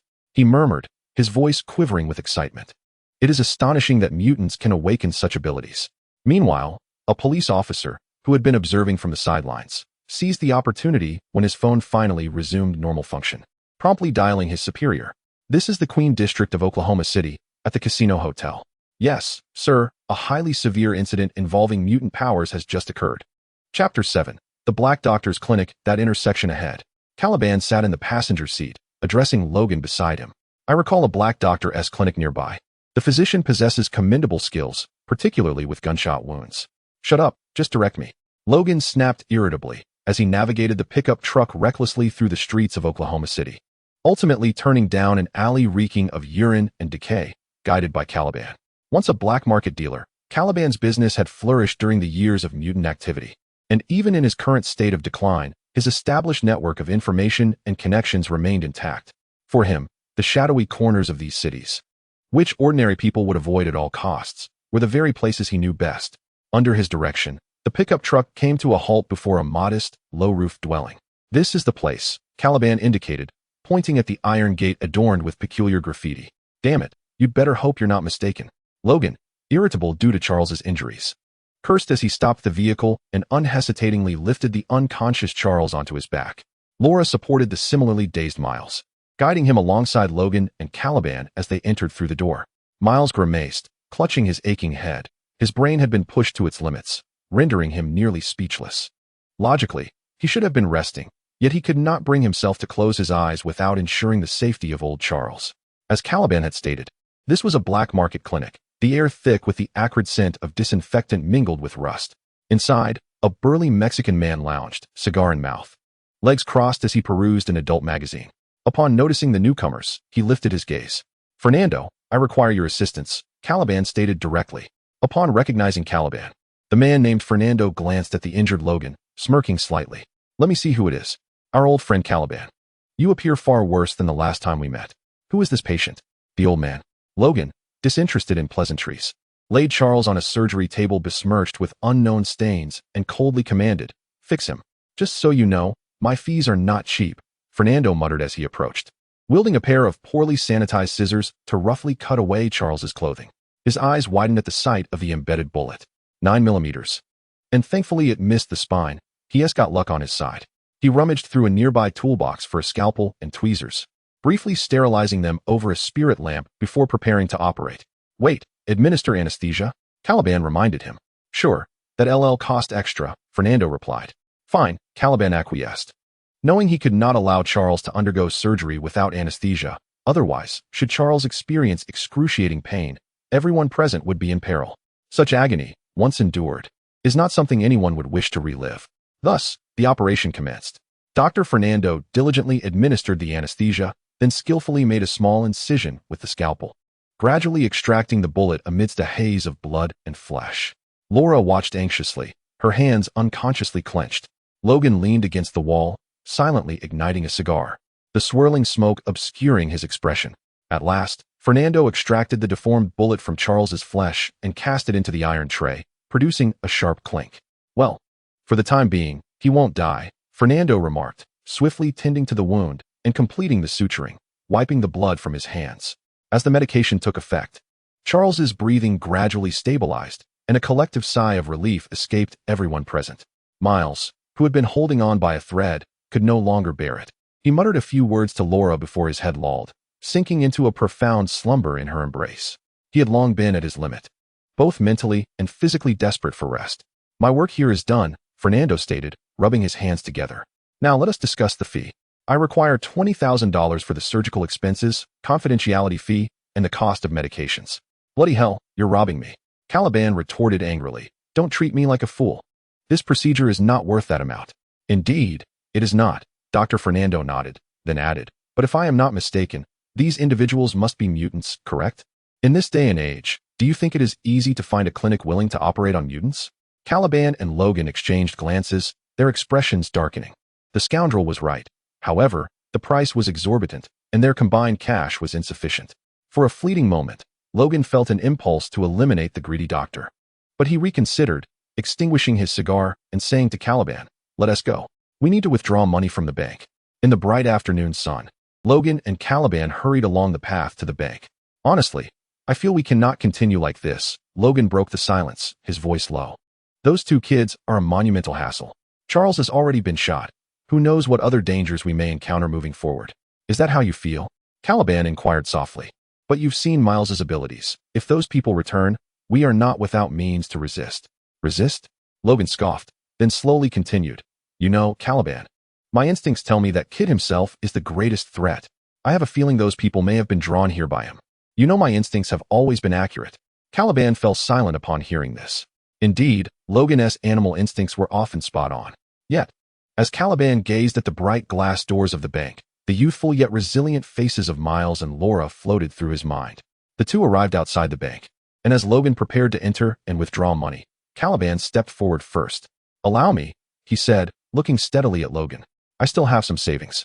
You should keep your money for yourself and Charles to buy a boat. Caliban was aware that Logan had been saving money to purchase a boat, intending to take Charles and sail away to spend the rest of their lives in tranquility upon the sea. Why? Logan inquired, somewhat taken aback. Caliban pondered for a moment, his grayish-white eyes reflecting the bustling pedestrians outside, and slowly replied, You know, Logan, I see echoes of your former self in Charles and Miles and Laura. I know that little rascal Miles is quite dangerous. Back at the casino, he genuinely wanted to eliminate everyone. Yet, he ultimately exhibited restraint. Thus, I believe they may possess a different future. I wish to witness it firsthand. With that, Caliban entered the bank. Logan remained rooted in place, lost in contemplation. He recalled his dream vessel, the Sun Chaser, and had indeed been prepared to utilize his retirement funds. However, Caliban's words stirred a long-dormant tremor within his desolate heart. A different future? The grizzled Logan, with a beard thick enough to serve as a bird's nest, chuckled softly before cursing vehemently. Damn, what future exists in this wretched world? He then fell silent, quietly exhaling smoke into the air. Time passed, seconds ticking away, 5 minutes, 10 minutes. As moments dragged on, Logan gradually sensed something amiss. A wave of intense unease swelling within him. Something is wrong. He discarded his cigarette butt and rushed into the bank. The lobby bustled with patrons, everything appeared normal. Yet that familiar figure, the ever-encased Caliban, was nowhere to be found. Caliban, Caliban, where are you? Logan called out repeatedly, questioning several individuals. Yet none could provide information regarding Caliban's whereabouts. Chapter 8. The Beast Bang. The returning Logan kicked open the clinic's iron door, his eyes ablaze with fury. "Where's my money?" he bellowed. The black doctor, Fernando, immediately approached, shouting in response. Logan shoved him aside and stormed directly to Miles' wheelchair. At that moment, Miles was fast asleep, having learned from Charles, and was finally able to enjoy a normal slumber, easing the tension that perpetually gripped his mind. His body, already frail, required rest to recuperate from the previous exertion of his abilities, yet Logan simply had no time to grant him that respite. Laura, witnessing this, stood up to block Logan's path, her face contorted with anger, clearly unwilling to allow Logan to rouse Miles. "Damn it, move aside." Logan exerted considerable effort to push Laura aside, then shouted at Miles, "Hey, kid, wake up. Stop sleeping. Damn it, get up." Seeing that Miles was unresponsive, Logan disregarded Laura's objections and fervently began to shake Miles' shoulders. As Miles finally started to slowly open his eyes, Logan could not help but exclaim, "Damn it, Caliban is missing. You little rascal, quickly use your damned abilities to find him." "Huh, who's calling me? Is it God?" "Oh, it turns out it's just an old dog being rudely awakened." Miles mumbled as he blinked groggily, instinctively rambling. "What's wrong, Logan? Is your breast cancer flaring up again? I told you Hugh Jackman shouldn't consume so much protein powder." "Shut up," Logan retorted with a furious expression. "Just find him." "Oh, Caliban, is it?" Miles, now partially alert under Logan's shout, let out a deep yawn and habitually pressed his finger against his temple, opening his perception. The television in the room, the electrical wires within the walls.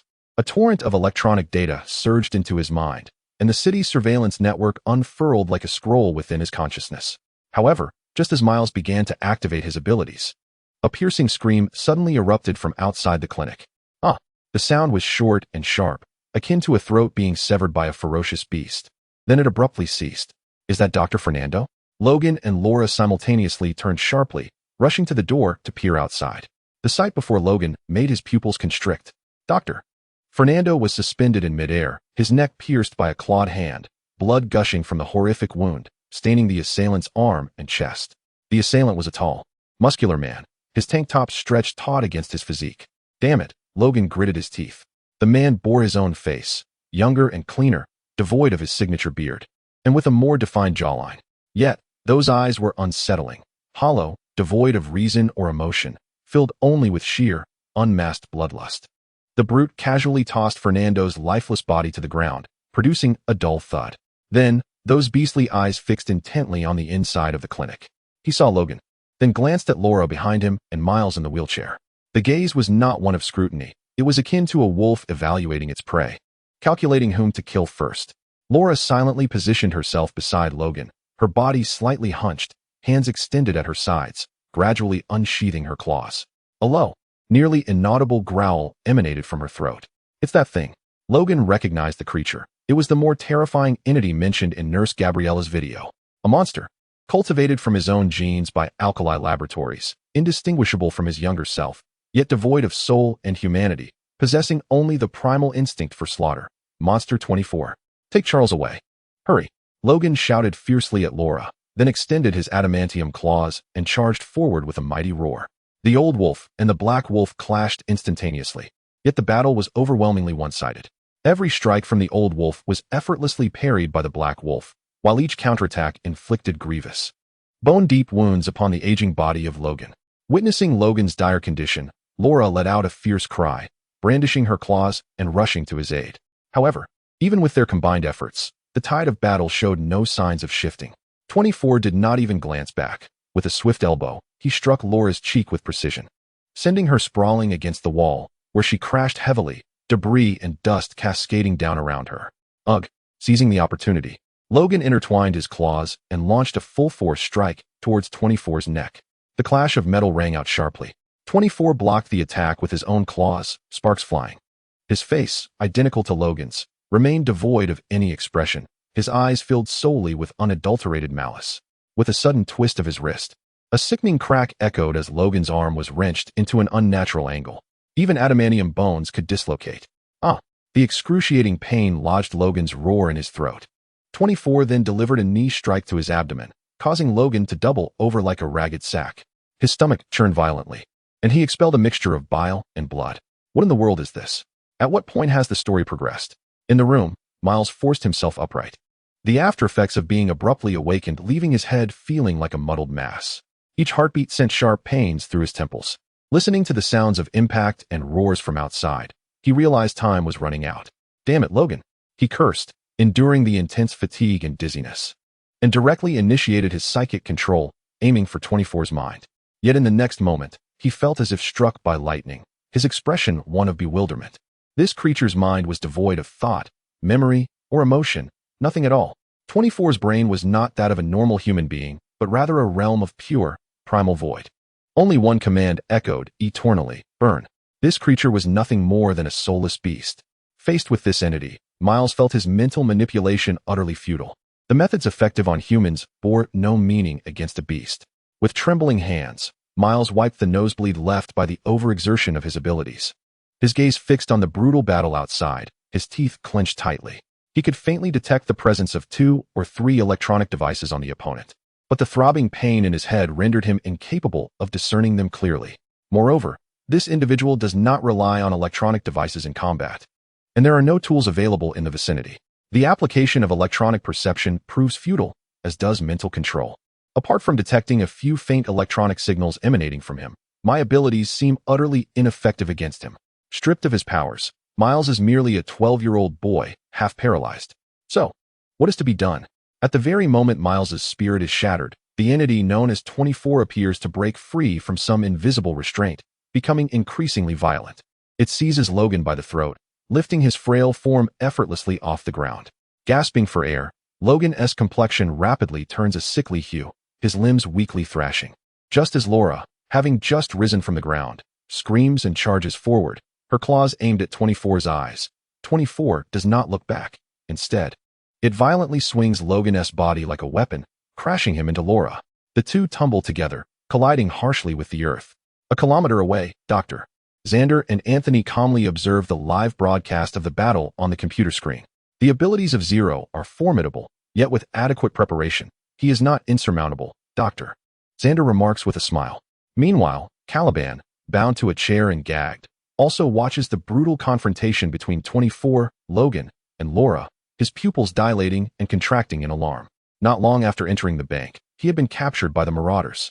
Though Caliban is a mutant, his combat prowess is severely limited, rendering him powerless against a cadre of well-trained soldiers. Dr. Xander continues to speak gently to Caliban, explaining that for someone like Zero, who can manipulate various electronic devices, a pure genetic warrior like 24 is the optimal choice for confronting him. Despite still possessing mental control, we have already conducted experiments proving that he cannot control 24. This being is pure instinct, responding solely to my commands.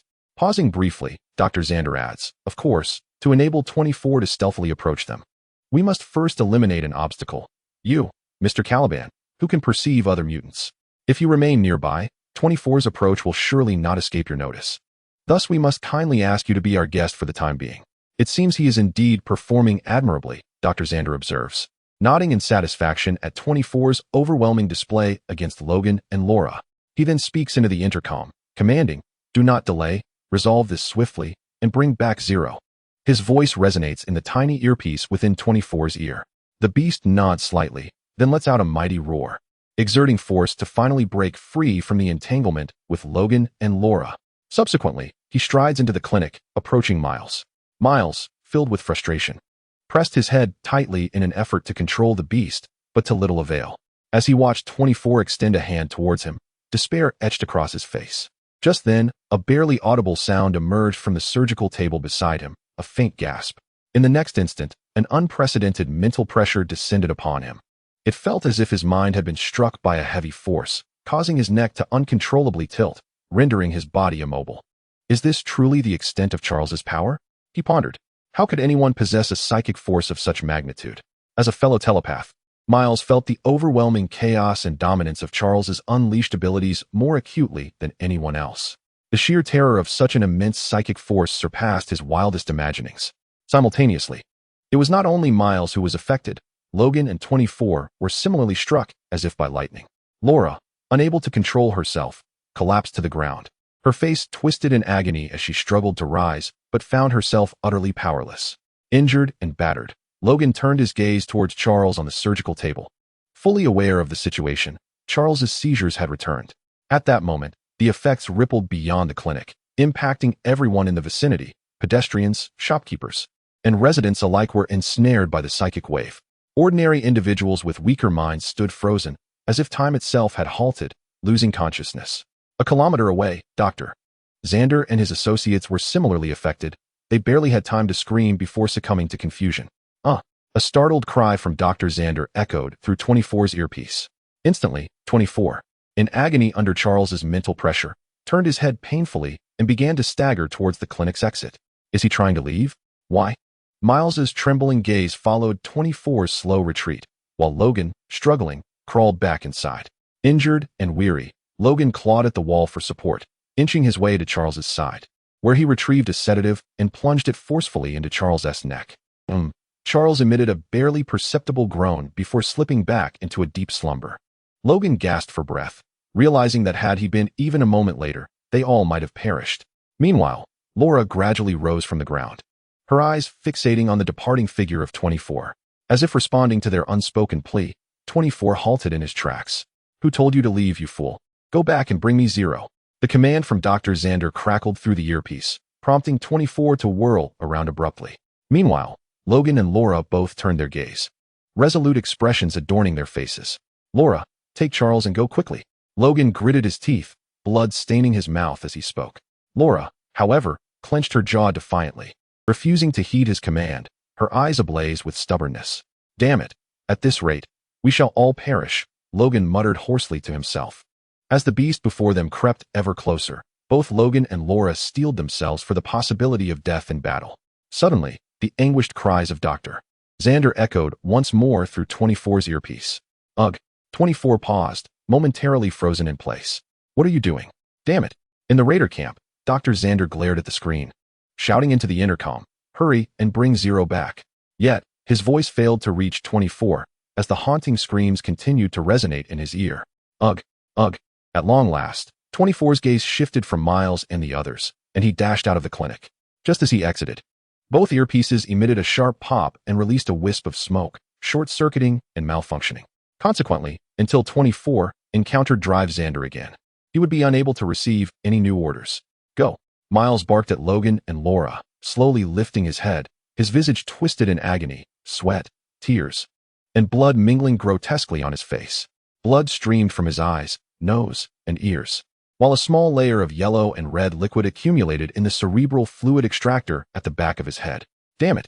Through the miniature camera on 24's shoulder, Dr. Xander witnessed 24 returning and slammed his fist onto the table. 0's ability can even convey false commands? It seems 24 must operate alone next time. Chapter 9. Kansas highway time passed, though its measure was lost amidst the steady and monotonous jolting of the pickup truck, until Professor Charles slowly opened his eyes. The effects of the anesthetic had worn off, and a dull pain radiated from the wound on his back. Yet, the old man had endured much in his lifetime. This pain was not insufferable to him. What troubled him more was the evident turmoil that had befallen the others during his unconsciousness. Logan, driving with one side of his face still marred by injury and clear claw marks etched along his neck, gripped the steering wheel with hands wrapped in filthy rags, revealing glimpses of raw flesh beneath. Laura, seated in the back, had begun to heal due to her regenerative abilities. Yet her clothes were tattered and stained with dust and blood, and exhaustion lingered in her eyes, testament to the ferocity of their recent battle. Beside her, Miles had reverted to his previous dazed state. His head lolled weakly to one side, saliva trickling from the corner of his mouth, and his pale visage bore numerous stains, remnants of bloodshed from excessive use of his abilities. Logan Charles rasped, "What just transpired? Where has Caliban gone?" Through the rearview mirror, Logan caught a glimpse of the awakening Charles. A fleeting hint of relaxation crossed his taut features. He then continued to drive in silence, allowing the roar of the engine to fill the oppressive stillness within the vehicle. After a considerable time, he slowly spoke, his voice hoarse. "He has vanished. He must have been captured by those individuals. Furthermore, we were assaulted by a creature. Indeed, the very one mentioned in that woman's recording, codenamed 24. A youthful clone cultivated from my own genes. Caliban is missing." Charles sighed deeply, a sound imbued with sorrow and resignation. "Now we have another clone. Yet this one is our adversary. This truly spells trouble. So what shall we do next?" "Of course, we must first escape," Logan replied without hesitation. But then his tone shifted as he inquired, "However, before that, Charles, answer me this. We initially eluded those pursuers, yet shortly after we checked into the casino hotel, they found us again. Who is directing them to us? Logan's question caused the atmosphere within the vehicle to thicken with tension. Miles continued to grin foolishly, oblivious to the world around him. However, Laura seemed to sense something amiss. She leaned forward slightly, anxiously positioning herself in front of Miles, glaring at Logan with a watchful gaze. Observing Laura's instinctive reaction, Charles offered her a gentle smile, reassuringly patting her hand before turning to meet Logan's bloodshot gaze through the rearview mirror. Indeed, it is Miles. Logan's expression hardened as the confirmation of his suspicion ignited a simmering anger within him. Yet, before he could unleash his fury, Charles continued. The cerebrospinal fluid extractor affixed to the back of Miles's head harbors a tracking device. You know, that little contraption embedded in his skull, incessantly siphoning his cerebral fluid. Damn it! Logan's teeth ground together, and he struck the steering wheel with a fierce punch, causing the vehicle to jolt. Isn't he capable of controlling those electronic devices? Why doesn't he just disable it himself? Charles chuckled softly, not providing a direct answer, but merely gesturing toward Miles with his eyes. Now, Logan glanced at the boy, who was still grinning vacantly, saliva dribbling from his lips, his pent-up rage rendering him momentarily speechless. In his foolish state, Miles truly appeared to be nothing more than a simpleton, incapable of any action beyond his incessant giggling. He instinctively engaged in mental shielding. However, this did not extend to electronic devices, as this was a potential he had only recently discovered. Logan inexplicably recalled the words of Caliban. I believe they might possess a different future. I wish to witness it with my own eyes. So, is this the kind of fool you wish to believe in, Caliban? Damn it. Logan clenched his teeth fiercely, his eyes reddening as he cursed vehemently. Damn it. We will inevitably meet our doom because of him. Oklahoma, Interstate Highway. After the passage of much of the day, as dusk approached and the clouds shimmered with hues of orange and yellow, Miles finally stirred awake.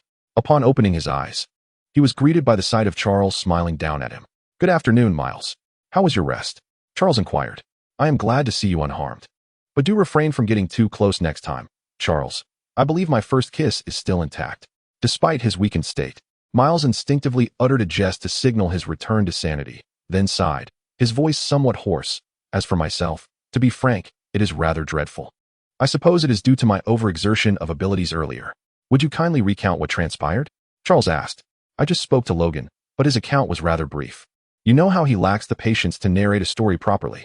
I understand, but to be honest, I still feel quite fatigued, Miles replied feebly. After you were shot and fell unconscious, we located a black market clinic under Caliban's guidance, which treated your injuries. However, that scoundrel named Fernando demanded an exorbitant fee. Thus, I found myself repeatedly subjected to the agonizing screams of that bastard Xander echoing in that guy's headphones until he departed. The last thing I recall is utterly destroying those headphones before losing consciousness. It sounds like a harrowing battle, Charles murmured. I apologize for not being awake at that moment. Miles. No, you had already been of immense help to us. Miles shook his head. Moreover, Caliban seems to have been taken by Dr. Xander. His disappearance coincided with the emergence of that monstrosity. I refuse to believe this is mere coincidence. Had Caliban been present, we would have received word of it beforehand. Oh, that explains everything, Miles muttered to himself. That bastard Xander specifically sent that creature after me, and since it is a clone of Logan, with a mutant response, he must have abducted Caliban in advance. Consequently, the three of us are utterly powerless against that beast. Damn it, it must be so. Noticing Miles's nerves beginning to fray once more, Charles offered a soothing voice. Calm down, my boy. Caliban's disappearance is not your fault.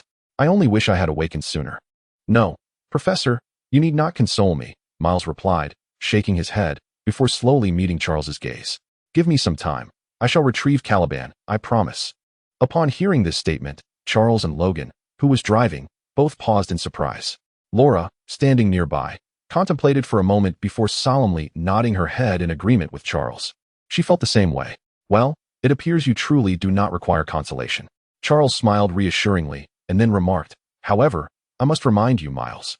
Your previous assertion was not entirely accurate. It is not merely I, but rather we. As he spoke, Charles gestured towards Laura, then himself, and finally Logan in front of them. We shall embark together to rescue Caliban. Old Charles called out to Logan ahead. Isn't that right, Logan? Old Logan, indifferent, remained silent, driving as if he had not heard a word. Very well, he acquiesced. Charles paid it little mind and turned back to Miles, inquiring, What are your thoughts moving forward? Miles. We should head to the nearest city and locate a large hospital, Miles replied, pointing to the cerebrospinal fluid extractor enveloped in pus behind his head. Gritting his teeth as he stated, I need to devise a method to remove this device. Otherwise, every slight exertion sends severe pain through my head.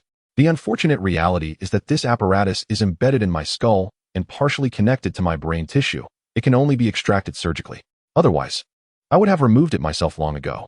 Poor child, Charles sighed, then suggested, how about we go to Wichita?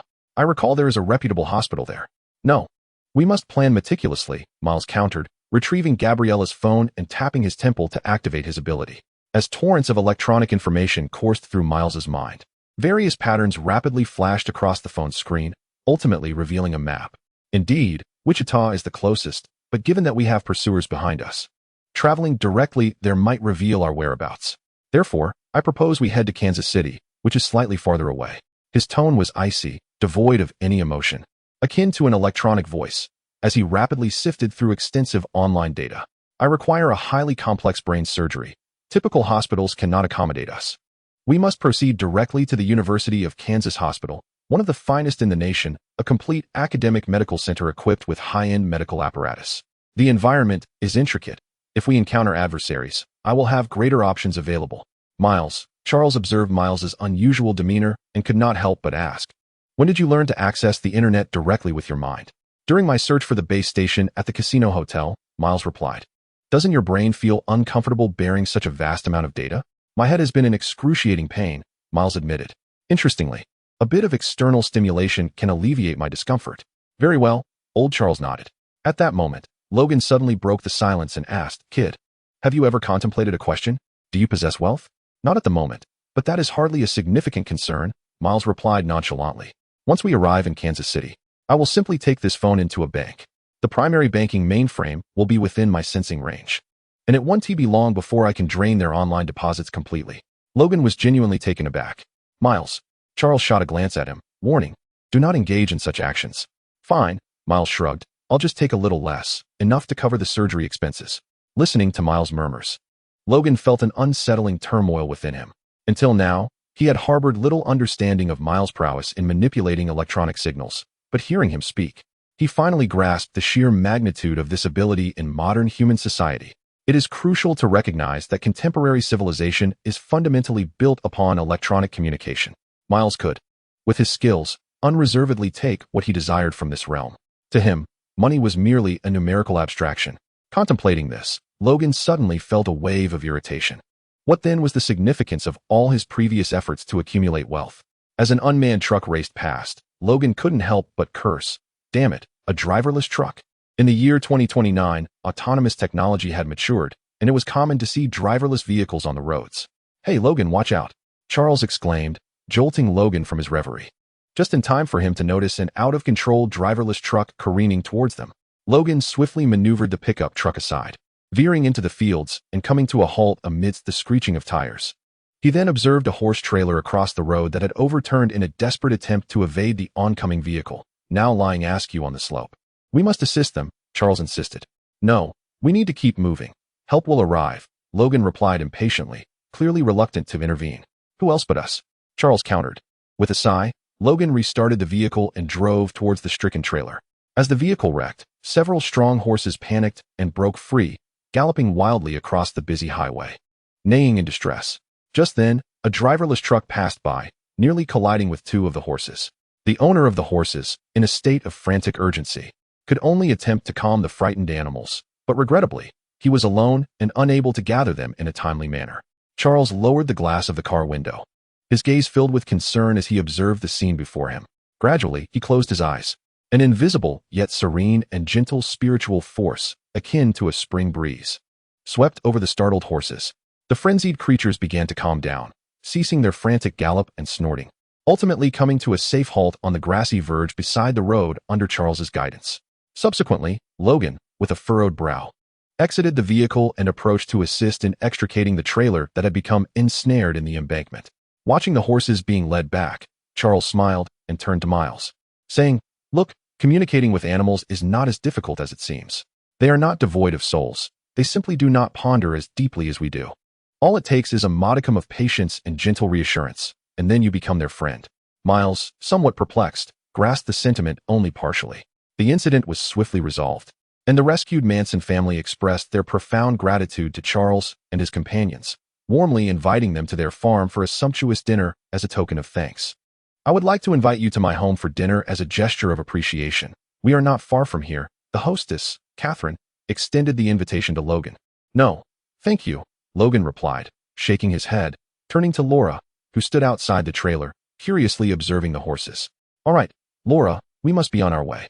Charles in the pickup truck felt an urge to raise his hand in agreement, having long yearned for the warmth of such a wholesome family. However, this time, Miles vehemently restrained him.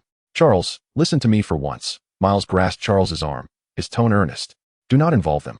Though Miles struggled to recall much of the original film's plot, he faintly remembered that the family's fate was rather grim.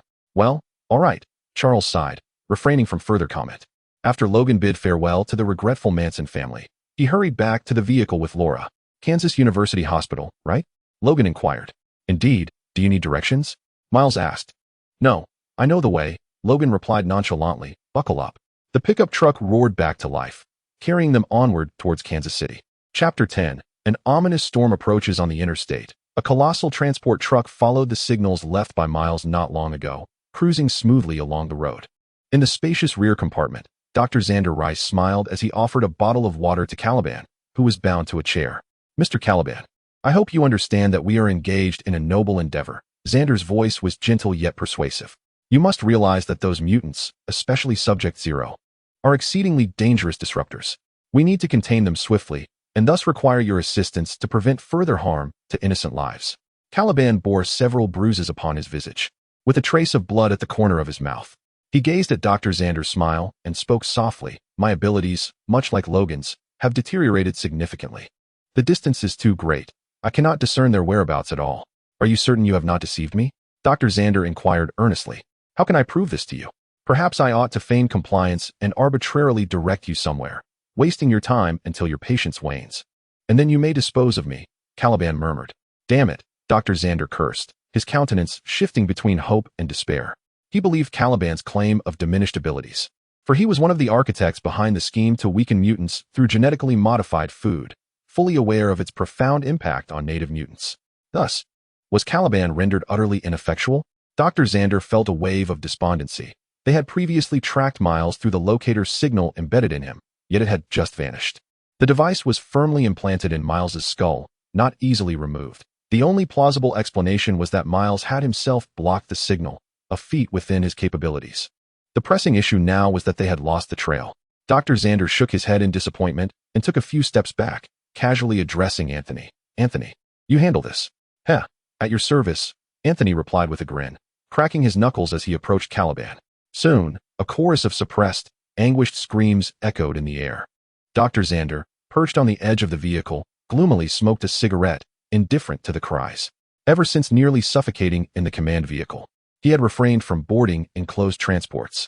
He continued to ponder how to track Miles. Without the locator signal and with Caliban, the mutant radar, rendered ineffective. Locating the few mutants amidst the vastness of America was akin to searching for a needle in a haystack. Just then, his satellite phone in his pocket emitted a series of beeps.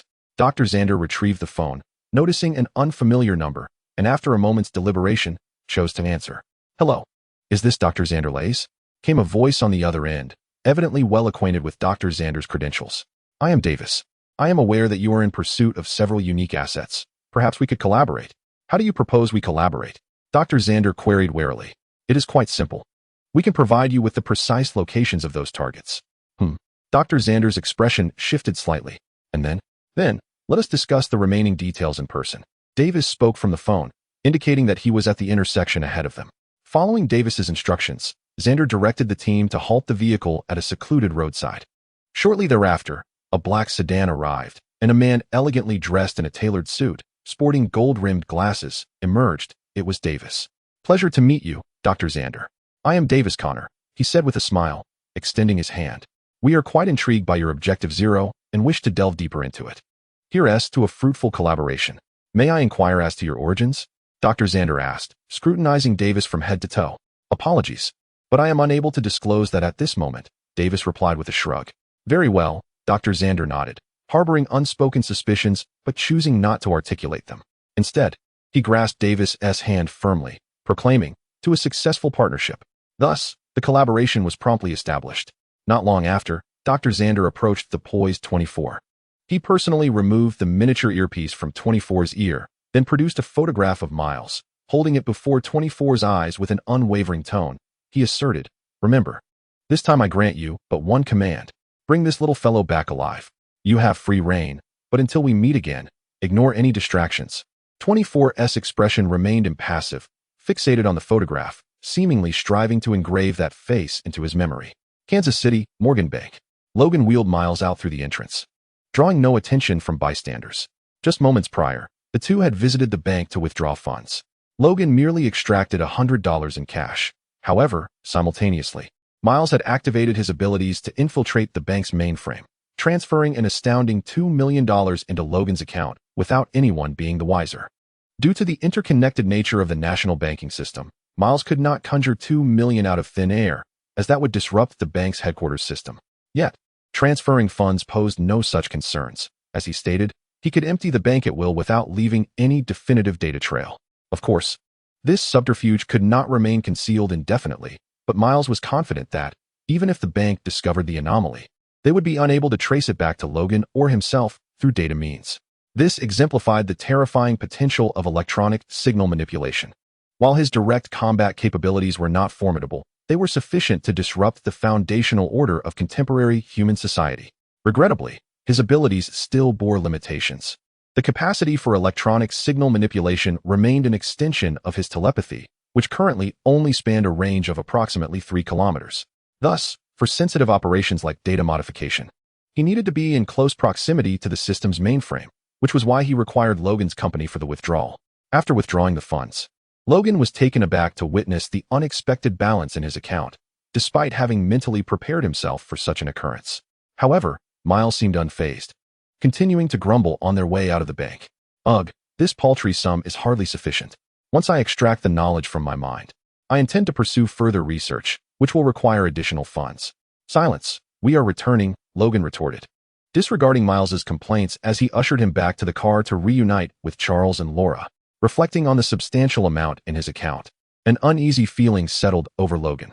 Miles's abilities evidently surpassed his expectations, and for someone like Logan, who had fought throughout his life, formidable power often entailed even greater peril. A simple question lingered in his mind.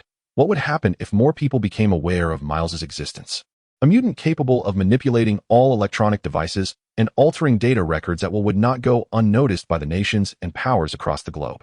With a heavy heart, Logan pressed the accelerator, igniting the vehicle. "Did you retrieve the money?" Charles inquired from the back seat. "Indeed," Miles affirmed with a nod. "I have researched the local cost of living and the fees at the medical school. Given the specialized nature of the surgery I require, the expenses could exceed $1 million. But fret not, we have acquired sufficient funds." "Will the bank discover this?" Charles asked. "It is possible, as humanity relies on electronic data, though not entirely. Manual audits will inevitably reveal discrepancies," Miles replied calmly. "Nevertheless, I have obliterated all surveillance records. Even if they do notice, they will find no clues." Old Charles sighed silently before speaking again. "Promise me, Miles, just this once." "Why?" Miles countered. "You know, this country's banks are always flush with money. A few $1 million are hardly a blip in the entire American financial system." "Miles," Old Charles looked intently into his eyes, "you are clever. You understand my implications. Therefore, I implore you, only this once." Miles turned his head aside, letting out a deep sigh. "Fine. Damn it. I truly cannot comprehend why you, this dying old man, are so adamant about this matter." "I am an educator, Miles," Old Charles asserted. "It is my mission." What a tedious endeavor. Several hours later, at the University of Kansas Medical Center, the environment was picturesque and the facilities were state-of-the-art, representing one of the finest medical institutions in the nation. Logan wheeled Miles toward the hospital lobby, where, through the staff's introduction, they secured an appointment with a neurosurgeon named Dr. James. "I apologize, Mr. Miles, but your situation is somewhat unique." The doctor, James, who appears to be around 50 and wears gold-rimmed glasses, gazes at the test report of Miles handed over by Logan, his expression betraying a degree of concern. "Firstly, your symptoms are exceedingly complex, particularly given the intricate nature of surgeries involving the brain, which carries significant risks. Furthermore, It is inconvenient for us to accept mutants here. Logan's countenance darkens, and his fist instinctively clenches. At this moment, however, Miles, standing beside him, speaks calmly. We can provide additional funds for treatment, ensuring confidentiality throughout the process. We will not make this public, and if necessary, we can sign any agreements required. 1 million, will that suffice? It is not merely a matter of money. 1.2 million. May I inquire if you can genuinely procure such an amount? 1.5 million, Miles states steadily. I must commence the surgery within a day. Hearing Miles's demands, James is drenched in cold sweat, instinctively responding. I need to contact the hospital board. Please do, Miles gestures dismissively. This is America. Every American knows that with sufficient funds, no issue remains insurmountable. Soon, after Logan substantiates their financial capacity, they are greeted by Dr. Evelyn Reed, the Dean of the University of Kansas Medical School. Thank you for your patience, Mr. Logan. She remarks, nearing 60. She then glances at Miles. We have assembled a team of specialists and expect to present a treatment plan within 2 hours.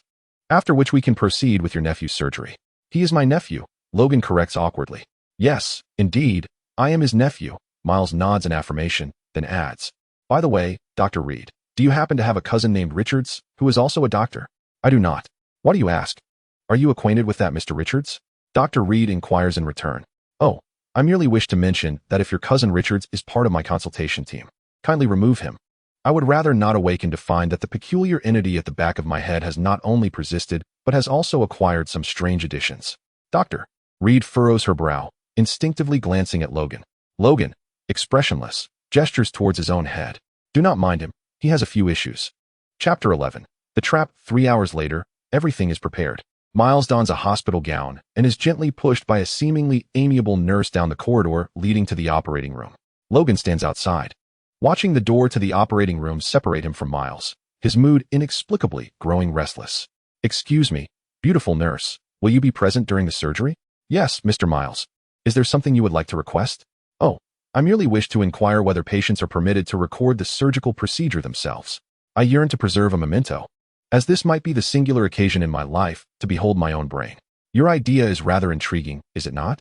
I had a feeling it was exceptionally cool. Miles continued to mutter to himself. And also, should I not survive the procedure and meet my demise at your hands? Please remember to preserve my brain in formaldehyde. Perhaps it could fetch a handsome price in the future, much like Einstein's. Furthermore, the primary beneficiary should be Laura. As for old Charles, let us not bother. He won't be around for long, and leaving him money would only result in a hefty inheritance tax upon his passing. The nurse's expression slightly faltered as she opted for silence. As the wheelchair approached the operating room, a mere 5 meters away, Miles felt a sudden jolt of anxiety. An overwhelming sense of impending danger surged within him. Instinctively, he pressed his fingers against his temple, and his telepathic abilities unfurled instantaneously. He soon discerned that there were over 30 mental responses emanating from the operating room ahead. The sheer number was alarming. Something was amiss. Realizing this, Miles resolutely activated his powers, hacking into the hospital's surveillance system to swiftly peruse the footage. Countless images flashed through his mind, ultimately pausing on a scene from over an hour ago, where a group clad in black tactical gear stealthily infiltrated the hospital through the staff passage. At the rear of that shadowy group, a tall and familiar figure flitted by. 24. This is a trap. Halt. Surgery aborted. Miles shouted urgently to the nurse. However, the nurse's expression shifted drastically. Instead of stopping, she quickened her pace, hastening towards the operating room. This nurse is an adversary. Damn it. Miles immediately attempted to exert mental control over her, striving to command her to stop. As his ability activated, a look of anguish crossed the nurse's face, and her steps faltered momentarily. Once he successfully gained control over her, he tried to compel her to take him away, but found it futile. The nurse's will was astonishingly resilient, enabling her to resist Miles's mental influence. He could make her halt, but that was the extent of his power. Frankly, Miles was not particularly strong in the realm of pure mental control. Compared to Charles, he was lacking. And even steadfast ordinary warriors like Donald Pierce were beyond his complete dominion. Yet, within Miles's perception, this nurse's will appeared to surpass even Donald's. This could not possibly be an ordinary individual. The air was thick with tension as hurried footsteps echoed from the operating room, signaling the arrival of someone. Logan, Miles shouted, simultaneously exerting control over the nurse's movements. It's a trap. In the next instant, a commotion erupted at the entrance of the corridor, followed by the iron door swinging open to reveal a somewhat disheveled Logan bursting in. Kara. Simultaneously, the door to the operating room swung open, and shadows clad in specialized combat gear appeared, poised to rush out. Yet, in a heartbeat, the door began to close again. Miles's gaze turned icy. It was evident that this door too was electronically controlled. In that fleeting moment, he recognized those within as the marauders employed by Dr. Xander. Now equipped with rudimentary prosthetics instead of ostentatious mechanical limbs, devoid of any superfluous electronic devices, clearly wary of him. Xander, you wretched scoundrel. Miles cursed vehemently. In a moment of distraction, the nurse broke free from his mental grasp and attempted to seize control over Miles, only to be violently shoved aside by the rushing Logan. Ugh, she growled, regaining her footing after a brief stumble, only to retaliate by delivering a swift kick to Logan, sending him staggering back 2 paces. The military operative, recognizing the precision of her strike, instantly comprehended the woman's formidable background. Logan, Wolverine, she warned him in a low voice, stay out of this if you wish to live. In response to her threat, the old Logan unsheathed his claws with resolute defiance. Damn it! As Logan grappled with the woman, Miles remained seated in his wheelchair, his pallor evident as he continued to harness his abilities. Under his influence, the entire operating room was plunged into darkness, effectively preventing anyone inside from exiting through the main door. Simultaneously, he instinctively considered cutting off power to the entire medical facility, but hesitated, recognizing the potential peril to countless lives. Damn it! Miles gritted his teeth, then focused all his energy on frantically searching the surveillance system for the whereabouts of Subject 24. To him, that beast was the most formidable threat. Soon enough, the struggle in the corridor reached its climax. Although the female operative displayed commendable skill, Logan had faced military personnel like them countless times. After a strenuous confrontation, he finally seized an opportunity to knock the woman unconscious. Coughing up blood, Logan revealed the toll of the battle. It was clear that he was not as spry as he once was. In his youth, dealing with such an adversary would have been a mere flick of his claws, but now, he felt the weight of age upon him. Meanwhile, a commotion arose from the other side of the operating room, as it became evident that, upon realizing the main entrance had been blocked, the individuals within had opted for the side exit, intending to circumvent the obstacle. At that moment, Miles finally located 24's position. He appeared in the hospital's parking lot, making his way towards the pickup truck where Charles and Laura were situated. Charles was peacefully resting inside. In an instant, a thunderous jolt surged through Miles's mind, as a long-forgotten fragment of the film's plot flashed like lightning across his consciousness. 24 plunging steel claws into Charles's heart. No, Miles cried out instinctively, attempting to rush forward, only to stumble and fall from his wheelchair. The cold floor met his head with a harsh thud, eyes brimming with urgency. He disregarded the pain and shouted with all his might towards Logan. Take me to the parking lot. Hurry, Charles is in danger. Meanwhile, within the pickup truck, Charles remained undisturbed. However, Laura, vigilant and wide awake, seemed to sense impending peril. Like an alert young wolf, she curled up in the passenger seat, her ears attuned to every whisper of movement in the parking lot. Suddenly, a deafening sound of twisted metal erupted. With a violent jolt, the pickup trembled as the heavy door was wrenched from its hinges by an irresistible force, crashing onto the asphalt below. A figure identical to Logan emerged at the entrance, but his eyes betrayed no emotion, only a chilling void. It was the monster. Laura barely had time to contemplate before her body reacted instinctively. With a piercing scream, she leaped from her seat, propelled by a fierce determination to confront the threat, her right hand unleashing 2 steel claws aimed directly at 24's eyes. Yet, 24, with a stoic expression, raised his left arm. Clang! The claws collided with the metallic bone of his arm, producing a dull thud. With astonishing speed, 24 seized Laura's attacking wrist, applying pressure. Crack! The sharp sound of bone fracturing echoed as Laura's right wrist was brutally crushed. A muted groan escaped her lips, but her left claw swiftly targeted 24's throat. Unflinching, 24 allowed the steel claws to carve a crimson line across his face, while his right hand grasped her neck, lifting her diminutive form off the ground. Laura kicked her legs frantically, yet found no purchase. In a swift motion, 24 hurled her towards a nearby concrete pillar. Thud! Laura's body collided forcefully with the pillar, then crumpled back to the ground. As she struggled to rise, 24 pressed a foot down upon her small calf. A sharp crack echoed, a sound that sent shivers through the teeth, as 24 decisively incapacitated Laura. He then extracted a nylon rope from the cargo bed of the pickup truck and bound the immobile Laura tightly. Muffled and unable to cry out, Laura could only watch helplessly as 24 slowly advanced towards Charles. 5 meters, 3 meters. Through 24's expressionless gaze, the figure of the elderly Charles gradually came into focus. He remembered this old man. During their last encounter, it was this very individual who had unleashed a formidable psychic force, rendering him nearly powerless. In that fleeting moment, he had sensed an overwhelming threat of death. Thus, in 24's eyes, both Logan and Laura posed no real danger. Only the elderly Charles remained a formidable threat that must be eliminated. At that moment, the commotion from the struggle between 24 and Laura finally roused Charles from his slumber. The old man slowly opened his eyes, still hazy from sleep, and caught sight of Logan standing at the doorway, a look of confusion crossing his face. "Logan?" he called softly, his voice raspy from just waking. "What has happened?" Before Charles could react in any way, before he could muster even a hint of psychic energy, 24 had already stepped into the vehicle, his glistening steel claws piercing through Charles's chest without any hindrance. Charles's body jolted violently as he looked down at the claws protruding from his torso. He then lifted his gaze, casting one final glance at the face of his assailant, as his muddied eyes were engulfed by an overwhelming sorrow and disbelief. Meanwhile, Logan, who was sprinting towards the parking lot with Miles on his back, arrived just in time to witness the horrific scene unfold. Time appeared to freeze in that moment. No. Chapter 12. Believe me, Logan 24 slowly withdrew his bloodied steel claws from Professor Charles's chest, warm blood dripping from the claws and splattering onto the asphalt, creating dark crimson blooms. He turned around, his beast-like eyes glancing past the fallen Laura and fixing upon the entrance of the parking lot. There stood Logan, silent and unmoving.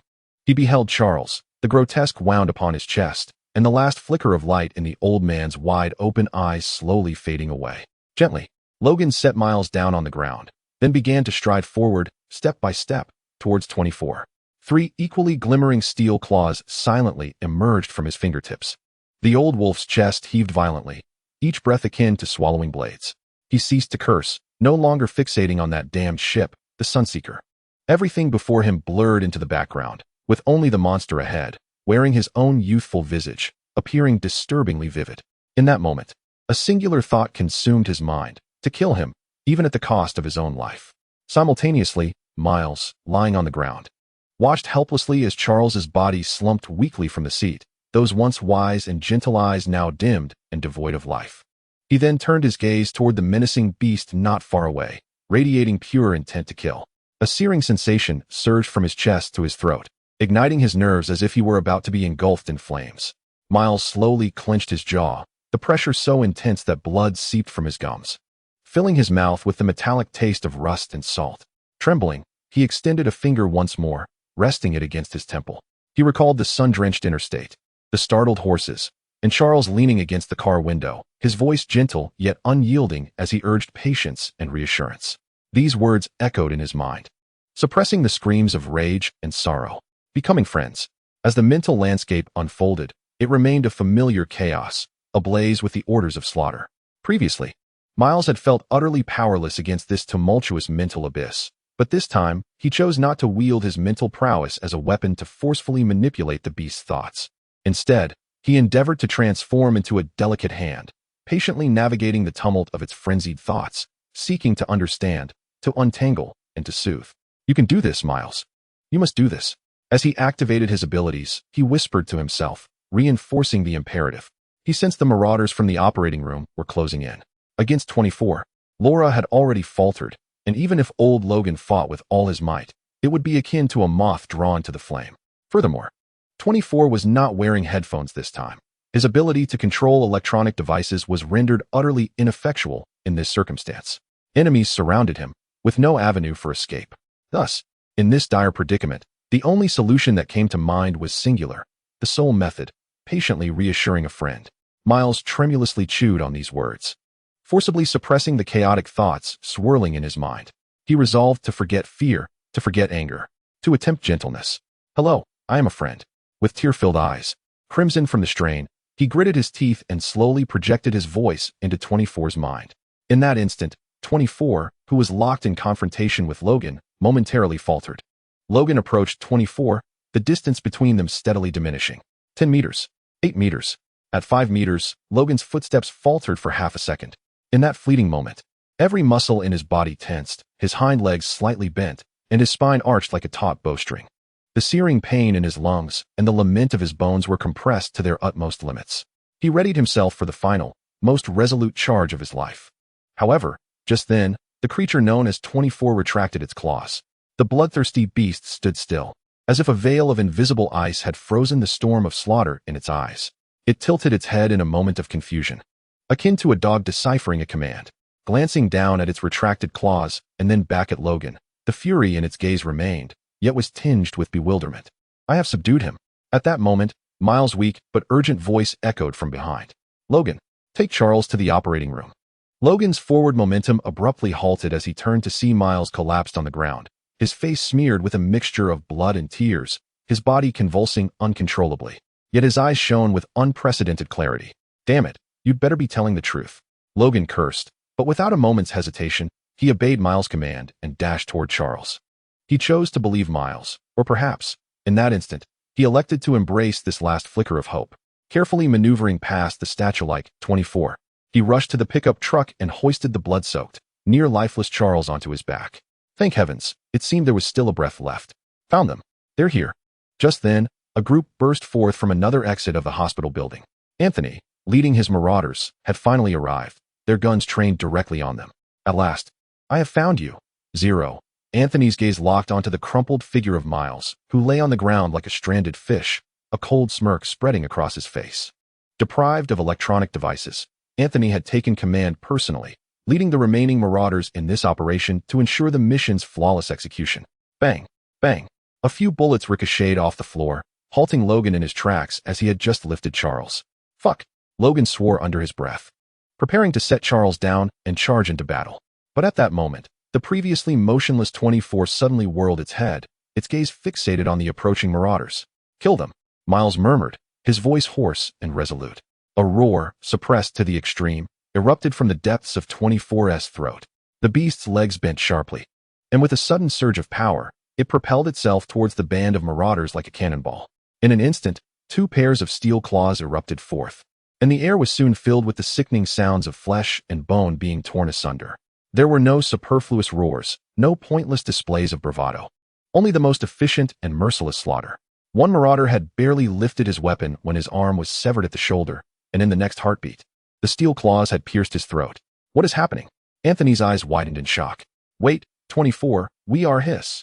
Without allowing Anthony a moment to speak, 24 had already thrust its adamantium claws into his mouth, emerging gruesomely from the back of his neck. This creature has been controlled. Flee. Logan stood in stunned silence, watching the unfolding chaos, before glancing at Miles, who lay on the ground. It was only now that he dared to fully believe that the creature was indeed under Miles' control. Move, Miles commanded with the last of his strength, directing Logan.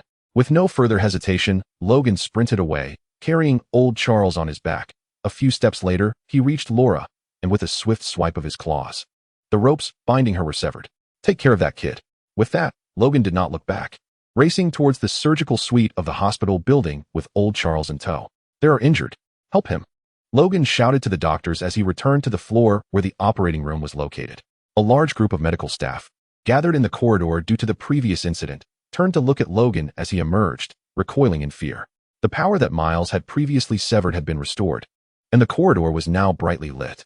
Damn it, Logan cursed under his breath, and then spotted Dr. Lee, the dean of the medical school, his expression brightening as he rushed over. Doctor, I beg you, save him. He is gravely injured. Upon seeing the blood-soaked Logan and the frail elder on his back, Dr. Lee inhaled deeply, his voice tinged with trepidation. I'm sorry, Mr. Logan. The board has issued a message. You are not welcome here. What did you say? Logan's eyes widened in disbelief. Is this not a hospital? We need treatment. We cannot accept him. Please leave. Despite Logan's repeated inquiries, Dr. Lee remained resolute, showing no sign of yielding. The memory of the military female agent loomed in Logan's mind, and a sense of dread began to settle within him. It dawned on him that they were being targeted. Just then, the lights in the entire hall, along with all the corridors' lighting, suddenly plunged into darkness. What is going on? A power outage? Panic-stricken cries echoed in the gloom, and mere seconds later, the emergency lights flickered on, casting an eerie green glow. In the dim and eerie green light, a subtle and persistent sound of wheels rolled in from the end of the corridor. The noise approached gradually, neither hurried nor slow. Yet it felt as if it were treading upon the very hearts of all present. Everyone turned their gaze towards the source, revealing a young boy named Charles, seated in an electric wheelchair, being pushed by Laura as he drew nearer. His complexion was ghostly pale, devoid of any color, and his cold eyes were veined with crimson, appearing as though he might disintegrate within the confines of his oversized chair at any moment. Yet, his gaze emanated an indescribable chill. Beside him, a blood-drenched creature loomed like a silent specter, following quietly. The fresh stains of blood on its body glimmered with a dark red hue under the emergency lights, and the pungent scent of blood wafted through the air, causing a few timid nurses to gag on the spot. Then, the wheelchair halted before the crowd. "Let him pass," Miles murmured, his voice weak and hoarse, yet resonating clearly with an undeniable authority. Dr. Lade's eyes drifted past Miles to fixate on 24, her hands instinctively beginning to tremble. She recognized that this was no mere human. This was a killing machine that had just concluded a massacre, still smeared with the remnants of its victims. Confronted by the intangible pressure exerted by Miles, Dr. Lade clenched her jaw, her fists tightening as her nails dug into her palms, using the pain to combat the encroaching chill.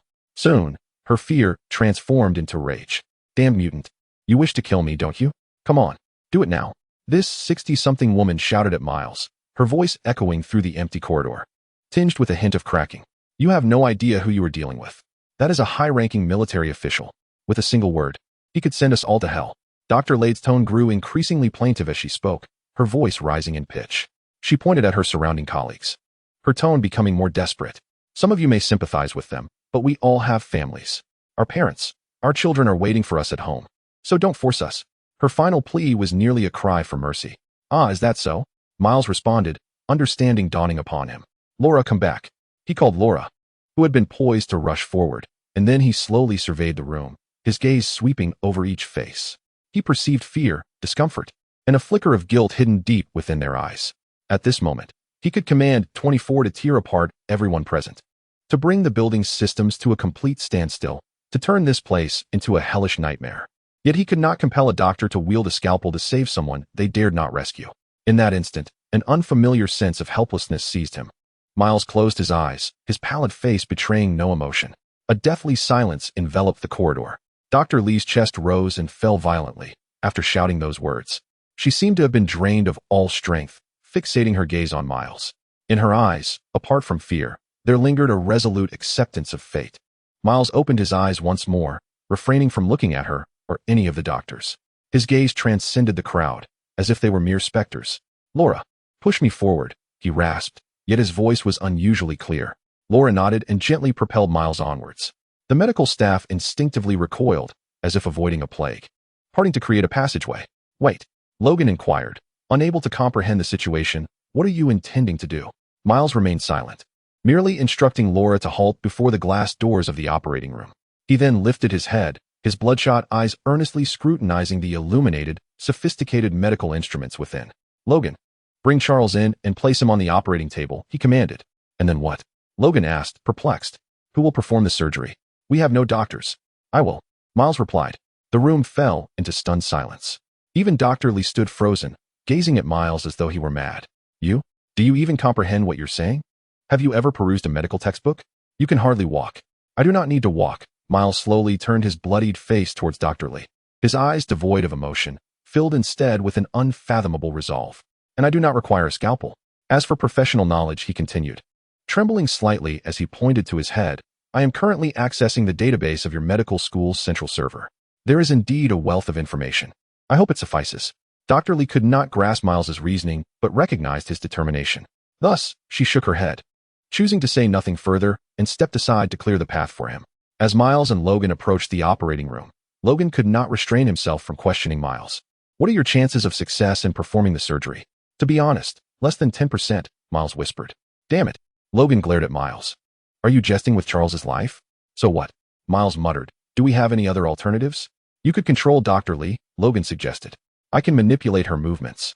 But the actual execution of the surgery must be performed by her own hands." Miles replied, then turned to Logan. "Logan, I am not Charles. I cannot distort thoughts. I can only manipulate actions. I am merely 12 years old and only gained my freedom days ago. I have contemplated other methods, but Charles cannot wait that long." As Laura pushed Miles into the operating room, the overhead surgical lamp suddenly illuminated, casting a pristine circle of light devoid of shadows. Moments later, The screens of the ECG monitors flickered and emitted a soft beep. Subsequently, the indicators of the vital signs monitor, anesthesia machine, and ventilator illuminated one after another, their rhythmic beeping intertwining, instantly filling the once silent room with a vibrant pulse of life. All electronic instruments began to operate automatically, as if welcoming their sovereign. "So trust me, Logan," Miles whispered. "Just as you believe Charles will not die. Trust me." Chapter 13. Miracles and Rebirth. Southeast Kansas City, Whiteman Air Force Base. A gray C-130 military transport aircraft descended slowly amidst a tremendous roar. As the cargo door opened, a military officer dressed in a crisp uniform emerged. He appeared to be in his 40s, with golden short hair shimmering in the sunlight, yet his blue eyes were as frigid as glaciers, devoid of warmth. Outside the aircraft, a somewhat anxious Dr. Zandrius stood alongside Davis and several officers, instinctively straightening their posture upon the arrival of the dignitary. The north wind howled, stirring up dust from the ground, imparting a slight chill to those present. Davis approached the officer and introduced him to Dr. Zand. "Mr. Zand, this is my superior, General John Lake." "General Lake, it is an honor to meet you." Zand quickly stepped forward, extending his hand. "Delighted to meet you, Dr. Zand." General John Lake smiled, shaking Zand's hand gently. "I have long heard of your research accomplishments and have always admired your intellect. It is an honor to finally meet you today." "Oh, I am merely an unremarkable researcher," Dr. Zand humbly replied, still gripping the general's hand. After exchanging pleasantries, they proceeded directly to the matter at hand. "If I may be frank, Dr. Zand," General Lake said casually, "I have already gathered information regarding your previous operations during my journey here. What is your perspective on the failure of the previous mission?" "To be honest, Dr. Zand, I was hoping you would provide me with some good news upon our meeting." Under the seemingly calm yet inherently oppressive gaze of General Lake, Dr. Zand felt an indescribable pressure. With the mercenary forces completely annihilated and their greatest asset, 24, now under control, Dr. Zand had lost all his leverage. Coincidentally, it was at this moment that the military faction represented by Davis approached him. Faced with the olive branch extended by the military, Dr. Zander, having lost everything, accepted the terms without much contemplation. However, upon personally meeting the military's leader involved in this operation, Dr. Zander realized that he was not held in high regard by them. This was not difficult to comprehend. From the military's perspective, they valued only Meyer's strategically deterrent abilities. Besides that, Dr. Zander's research and the results of the mutant experiments were merely seen as child's play in their eyes. Dr. Zander understood this. Yet he could not suppress a sense of resentment, trembling as he clenched his fists. "I'm sorry, it's my fault." General Lake, however, disregarded him, gazing around as if admiring the scenery of the base and its surroundings. "It's all right, Doctor," General Lake softly spoke. "I know you are merely a researcher, and battling those cunning mutants is not your forte. So, do take some time to rest, Doctor. We'll handle the matters ahead." Dr. Zander's heart sank. General Lake's words were akin to a declaration that everything related to the operation was no longer his concern. With this thought, Zander felt a surge of frustration and could not help but voice his concerns. "General Lake, you must understand that the psychic abilities of Zero can manipulate both human minds and electronic machinery simultaneously. Many modern weapons become nothing but scrap metal in his presence. Moreover, he currently controls 24, a true killing machine." "I am aware." General Lake gestured for him to cease, then turned to Davis. "Davis, let Dr. Zander witness your power." "Yes, sir," Davis nodded, then offered Dr. Zander a slight smile.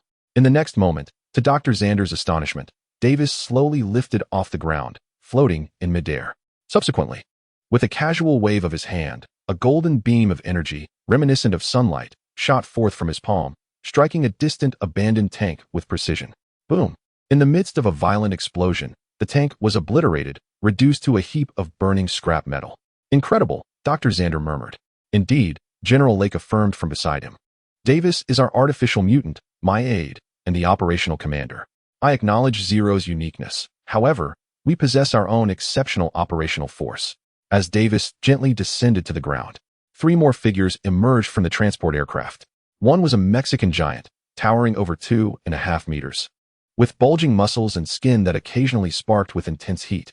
Another was a man dressed in a black tank top, wearing sunglasses, his hands wrapped in bandages, exuding a cold, serpentine aura. The last was a peculiar being, covered in blue fur, with a tail and clawed hands, who flickered into existence beside Davis with eerie silence.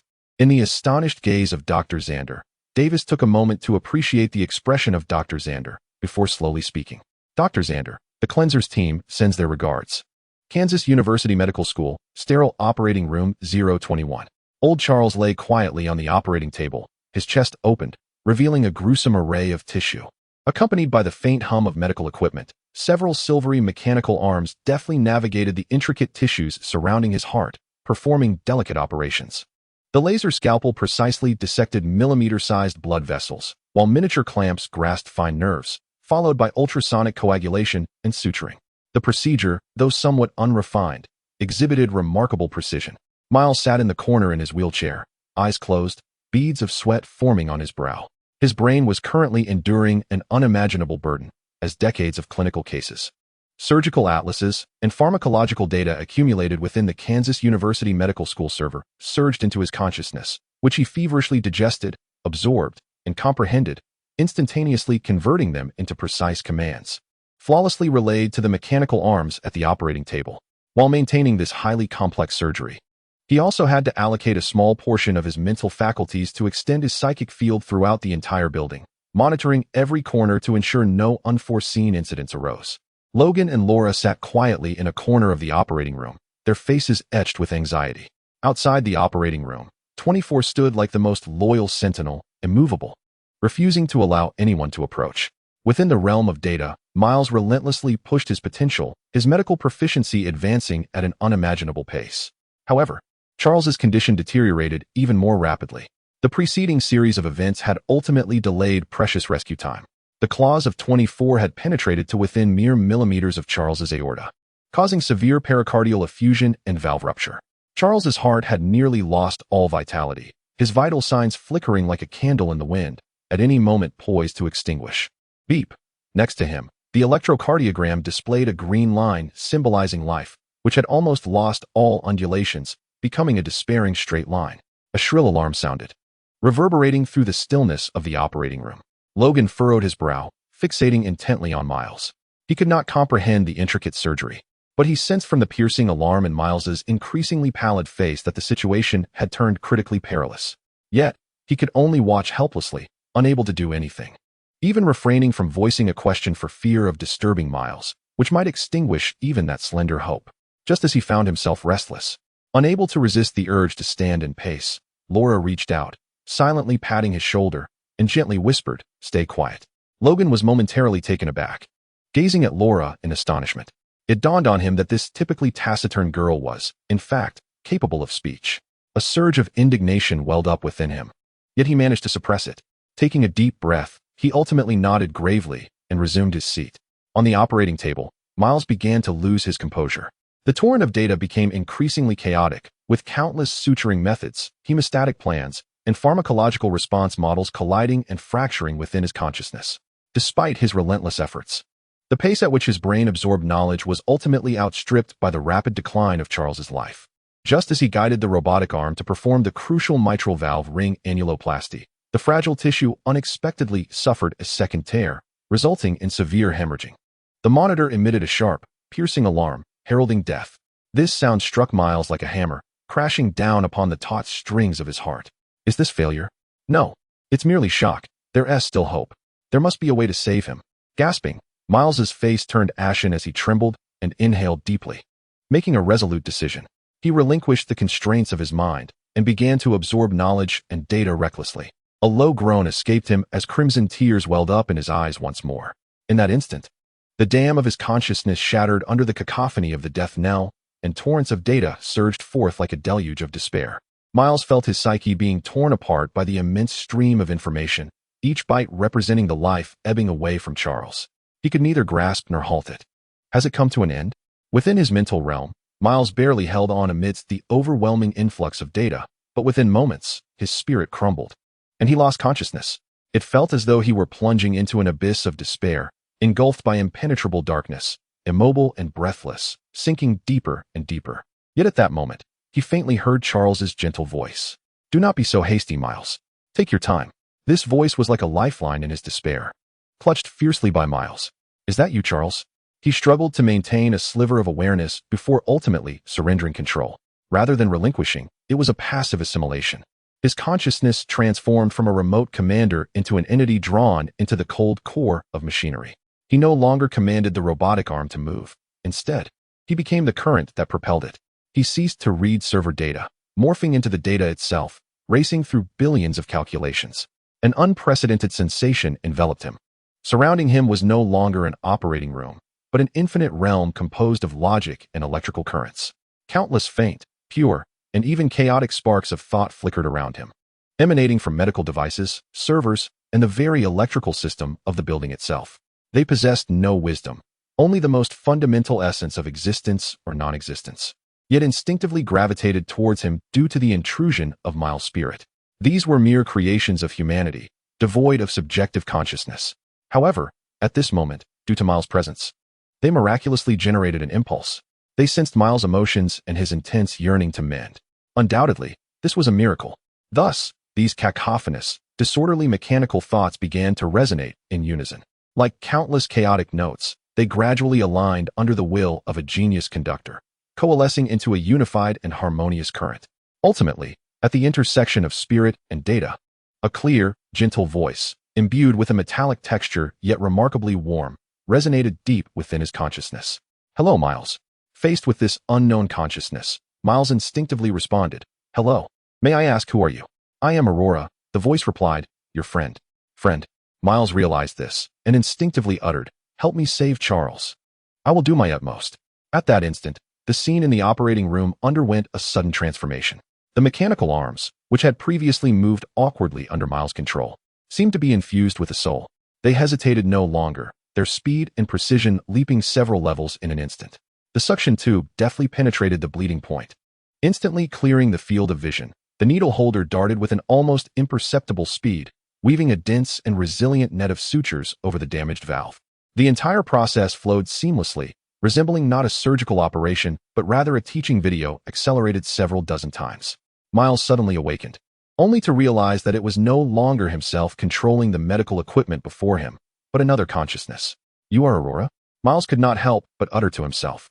"I am delighted that you remember my name, Mr. Miles," the gentle voice responded, seemingly pleased. "What exactly are you?" Miles inquired further. "I am a consciousness born from the central server of this hospital." Aurora's voice carried a newborn's curiosity. "If described in your human language, I am an artificial intelligence." It was only now that Miles belatedly recognized that he had inadvertently achieved a miracle. He had conjured a consciousness from the realm of data, but at least, it was not a bad thing. With little time to ponder the absurdity of it all, Miles' attention was once again drawn to the scene unfolding on the operating table. The second rupture, which had previously left him utterly helpless, was flawlessly managed by Aurora in mere seconds. The fragile cardiac tissue was rejoined in a manner that defied belief, with each bleeding point meticulously sealed, and even the previously damaged aortic wall was restored to pristine condition. Born from the central server of the medical school, Aurora herself epitomized the essence of a masterful physician. As time inexorably passed, the piercing alarm of the monitor beside the operating table gradually faded into silence. 2 hours later, as the final suture was completed, the mechanical arm automatically applied a layer of biological gel, finalizing the dressing. At last, Miles exhaled a long sigh of relief, the tension that had gripped him for hours finally easing. Just then, darkness enveloped him, and he felt a dizzying swirl of sensations. It was at this moment that Miles realized his mental fortitude had been drained to a perilous extent. Summoning his last vestiges of strength, he called out to Logan, who was not far away. "Logan, could you fetch me a lunch from the cafeteria?" "Damn it, kid, I'm not your servant," Logan instinctively retorted. But as the words left his mouth, he suddenly grasped the gravity of the situation and quickly amended his inquiry. "Wait, how did the surgery go?" Miles, gazing at Logan's anxious expression, feebly extended his hand and managed a smile, signaling a thumbs up. Logan froze, slowly shifting his gaze to the operating table, where their old friend's chest was beginning to rise and fall once more. The rugged man bit his lip, his eyes unwittingly glistening with tears. "Just wait. I'll be right back," Logan declared, turning on his heel and striding towards the exit. "How amusing it is to have Wolverine fetch me food. I might as well brag about encountering other traversers in the future," Miles mused to himself, his tension easing. He then turned to Laura beside him and weakly asked, "Laura, do you have any water? I'm terribly thirsty. By the way, allow me to introduce you to a new friend. Her name is Aurora, and she is a doctor." Chapter 14. Mutant Enhancement Serum. Half an hour later, Logan returned from the hospital cafeteria bearing a lavish lunch for 5. 3 hamburgers, a turkey sandwich, a generous portion of fries, pizza, chilled cola, and soda. In the corridor outside the operating room, Logan and Laura sat down on the floor, forming a circle with Miles in his wheelchair, and began to enjoy their meal. After the intense battles and surgery they had endured, this was their first genuine moment of relaxation over a meal in quite some time. Miles leaned back in his wheelchair, taking small bites of his sandwich, and mumbled, "Damn it, do American restaurants really only serve fast food? I crave pasta and fried rice. I have no time to visit a proper Western restaurant, you rascal." Logan spoke with a hint of irritation, consuming another hamburger and washing it down with a generous gulp of cola before solemnly inquiring about Charles's condition. Given the severity of his previous injuries, Miles swallowed his food, his tone becoming more somber. The damage to the pericardium and aorta is exceedingly grave, and he has lost a significant amount of blood. Although the recent surgery has temporarily stabilized his condition, continuous observation will be necessary. It is unlikely that he will regain consciousness in the near future. As long as he remains alive, that is what matters. Logan found a modicum of solace in this thought, silently munching on fries. After a while, he lifted his gaze to look at Miles with a complex expression. "You know, kid," Logan casually remarked, "you should truly be grateful to Charles. There have been several occasions when I nearly succumbed to the urge to simply twist your head off." "Oh, really?" Miles replied nonchalantly, even too indifferent to glance at him. He turned to Laura beside him and said, "Laura, please keep an eye on your father and ensure he stays away from me." Upon hearing this, Laura silently rolled her eyes at Miles, then shot a glance at the scruffy Logan, pursing her lips. "I do not have such an ugly father." "Damn," Logan chuckled, somewhat exasperated by her words. "I almost forgot to ask, when did you learn to talk, you little rascal?" Laura shot him a disapproving look, briefly organizing her thoughts before suddenly lifting her head and unleashing a torrent of expletives at Logan with a fierce expression. "Why should I talk to you? You've been incessantly cursing and wanting to abandon us." The little girl unleashed an impressive stream of Mexican curses, seemingly venting all her pent-up frustration from their journey with Logan. He was taken aback for a moment. After finishing, Laura picked up a cup of apple juice, sipping it to soothe her throat, feeling a sense of relief wash over her. "Huh." Logan observed Laura's still disgruntled demeanor and couldn't help but chuckle. "All right, fine, it's my fault." "Humph," Laura huffed, turning her head away, clearly unamused. "Ha ha ha." Miles pointed at the old wolf and the young wolf before bursting into laughter. After a moment, he noticed 24 standing like a statue nearby. After a moment's thought, he beckoned. "You must be hungry too, come join us." 24's gaze shifted from Miles to the hamburger on the ground, seemingly tempted. At this, Logan and Laura's bodies tensed instinctively, ready to react. "Don't worry," Miles reassured them. "He is now our friend." "Really?" Logan asked, somewhat astonished. Then, he witnessed the fearsome beast obediently approach, pick up a hamburger, and squat silently on the ground, devouring it voraciously. What on earth is happening? Logan could not help but inquire of Miles. His situation is quite unique, and I only became aware of it through my communication with his consciousness. Miles replied that he does not truly lack a soul. Rather, he was initially raised as nothing more than a mere beast. Dr. Xander employed some method that enabled him to comprehend the simplest commands, but aside from that, he remains a frenzied, irritable creature devoid of any wisdom. However, earlier, when we were outside, I employed a technique that Charles taught me to soothe his mind, allowing him to calm down. He has since forgotten Dr. Xander's commands. Otherwise, when I was preoccupied with the surgery, he would have charged into the operating room and confronted you. As for now, Miles pondered and concluded that he tentatively views us as friends. Friends? Indeed, friends, Miles nodded. That is how I informed him. Logan glanced at the figure before him, sitting on the ground and silently chewing a hamburger patty, and found it difficult to associate this individual with the term friend. "By the way, Logan, I haven't introduced you to Aurora yet." As Miles spoke, he deliberately raised his voice and called out, "Aurora, are you there?" In the next moment, a gentle and clear female voice emanated from a speaker in the corridor. "What do you need, Miles?" Logan was utterly taken aback. "What is this?" "Her name is Aurora, one of our new companions that I created." "Oh, so she's an artificial intelligence." After Miles' explanation, Logan finally grasped the current situation and took a moment to collect himself. He looked at the youth sitting in the wheelchair, diligently savoring his meal, and could not help but mutter to himself, "Damn, what Caliban said seems to be true. Too bad he isn't here." Following a lunch, Logan and Miles conferred and devised their upcoming itinerary. They planned to promptly arrange for Charles and then depart from there, continuing on to North Dakota to reunite with the other mutant youths who had escaped from the laboratory. Logan went to seek assistance from the hospital staff to locate portable life support equipment and the necessary medications for Charles' subsequent care, while Laura and 24 remained behind to rest and maintain vigilance. Meanwhile, Miles stayed in the operating room, engaging in casual conversation with Aurora through the hospital's internal communication system while continuing to delve into the intricate medical knowledge. You know, Aurora, I have a feeling new dangers are approaching swiftly, Miles remarked, half in conversation and half in soliloquy. I am aware that a formidable force has set its sights on us, likely the military. Otherwise, Dr. Reed would not be so fearful. So, what do you intend to do, Miles? Aurora's soft and clear voice resonated from the speaker, her tone perpetually calm. Of course, we must attempt to resist, as we have painstakingly reached this point, Miles replied. However, should we encounter Dr. Xander, the necessity of violence is unavoidable. He paused, a palpable weariness seeping into his voice. Damn it, I am rather weary of this incessant flight. We need to devise a strategy. At this juncture, Miles helplessly rubbed his temples. Do you know, Aurora? My head is about to explode from the pain, yet I am acutely aware that rest is a luxury I cannot afford. My instincts tell me they will soon come knocking at our door. I must utilize this time to take action. After all, if it truly is the U.S. military pursuing us, then even if we adhere to our original plan of fleeing from North Dakota into Canada, it would be futile. They would show no regard for the Canadian border.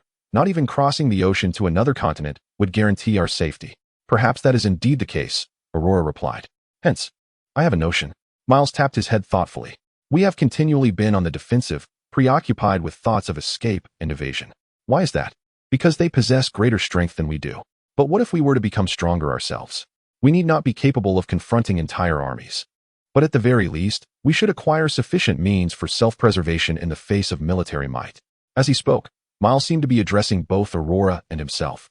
After a moment of introspective contemplation, a glimmer of realization sparked in Miles' eyes.